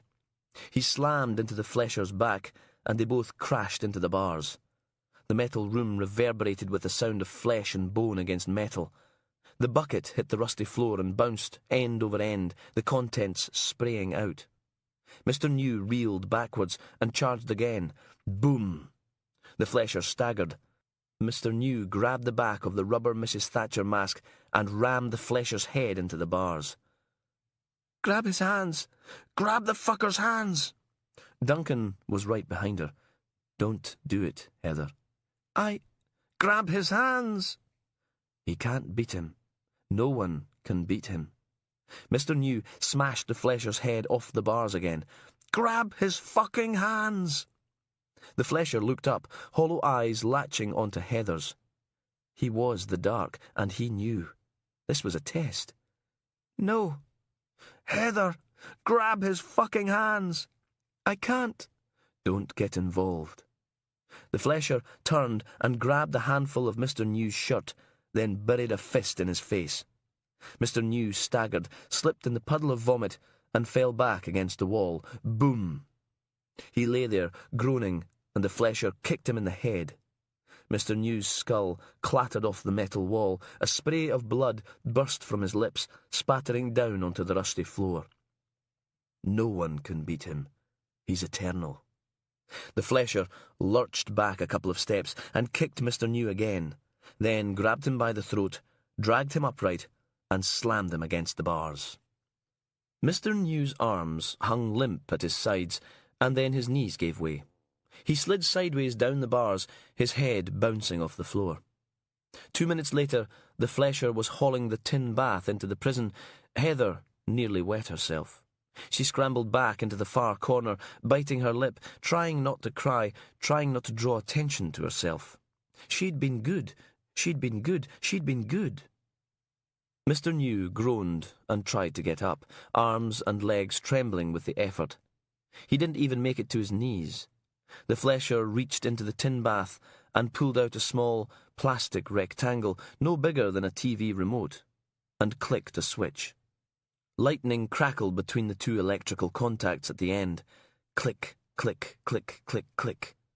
He rammed the taser into the small of Mr. New's back, and the man convulsed. One leg sending the tin bath flying, spilling its contents all over the floor. Chains, the wire rod, the lightsaber, knives. One skittered up against the bars. And then Mr. New was still, lying on the floor, groaning, all the fight electrocuted out of him, crying and twitching as the chains were fastened round his ankles. The flesher winched him up into the air, cut away his clothes, grabbed his face in one hand, and brought the lightsaber down on the crown of Mr. New's shiny head. Crack! Mr. New didn't stop twitching until the bright blue rod was rammed into the hole in his skull. 2 quick cuts, clean and deep, and dark red flooded into the tin bath. Mr. New's body hung still and silent and pale. His head came off with a single pass of the blade, sliced from back to front, then tossed unceremoniously onto the floor. It lay on its side, staring open-mouthed at Heather as she cowered in the corner. The skinning was horrific and fast. The flesher peeled him with swift, economical movements, then opened him up from stem to stern. The bulging white sack of Mr. New's innards came free in one slithery lump. His body was a hollow shell in less than 5 minutes. Then came the axe, hacking down along the spine, splitting the body in half lengthways. With nothing left to hold the 2 pieces together, they swung outwards on the chains around each leg, clanging into the metal wall on one side and the bars on the other. And just like that, Mr. New was a carcass. Nothing more than meat, just the hands and the feet to show that this was once a human being, and his head staring accusingly up from the floor. Do we really have to do this? The IB technician held the crowbar tight against his chest, eyeing the septic tank's lid as if it were the trap door to hell. Aye, D.S. McRae's got a thing for other people's jobbies, don't you, lads? Steele took a deep draw on her cigarette and pointed at the concrete slab. Just make sure you don't sod up them scrape marks. They'd reversed the IB's van down the lane, the little diesel generator in the back chugging away, powering a pair of halogen spotlights. The technician adjusted his breathing mask and tightened his grip on the crowbar. Steele pointed at the septic tank cover. Sometime today would be nice. Okay, Jesus. He slid the end of the crowbar between the lid and the base, his SOC suit glaring in the harsh lights, and heaved. There was a grinding noise as the concrete slab shifted. Ah, Jesus! He dropped the crowbar and backed off, waving a hand in front of his face. Oh, for God's sake, Frank. Steele took the fag out of her mouth. Don't be such a fucking hell. She stuck the cigarette back, puffing, surrounding herself in a little protective cloud of smoke. A rancid, cloying reek filled the small lane, raw sewage, like 100 dirty pub toilets all at once. Logan clamped a hand over his mouth and retreated upwind to the other side of the road. Frank edged forwards, put one blue plastic overbooty against the concrete slab, and pushed till it was fully open. Logan had expected the smell to drop off when the lid was removed, that the air would get in and disperse the worst of it, but it just got worse. Frank peered into the fetid darkness. "I am not going down there." Steele inched forwards. "Well, at least poke about with a stick or something." "Might not even be anything in there." "We're no going to find out standing round like a bunch of idiots, are we?" "Don't see you volunteering." "Bloody right you don't. Know my job, sunshine." He said something very rude under his breath, then grabbed a full-face splash guard and a pair of thick, black rubber gloves. Someone handed him a long pole with a hook in the end, and Frank went fishing in the Leith's septic tank. The swearing was bad, but the smell was worse as he swirled his pole through the reeking muck, and then he froze. "Found something." Steele didn't look impressed, as whatever it was rose slowly from the stinking depths. "Tenor says it's another mouldy sheep. They chuck them in to get the bacteria going when... Oh, bollocks." It was a naked human forearm, complete with hand covered in brown and grey sludge. Chapter 31. Deceased is female, mid-30s, approximately 15 stone. Dr. Isabel McAllister picked her way around the post-mortem table, voice raised over the howl of the extractor fan. "You know what?" said D.I. Steele, tugging at the crotch of her white SOC coveralls. "I'm sick of wearing these bloody things. Who the hell were they designed to fit? Quasimodo? It's bunching right up my..." Isabel glared. "Can we please have quiet for once?" Then went back to her external examination.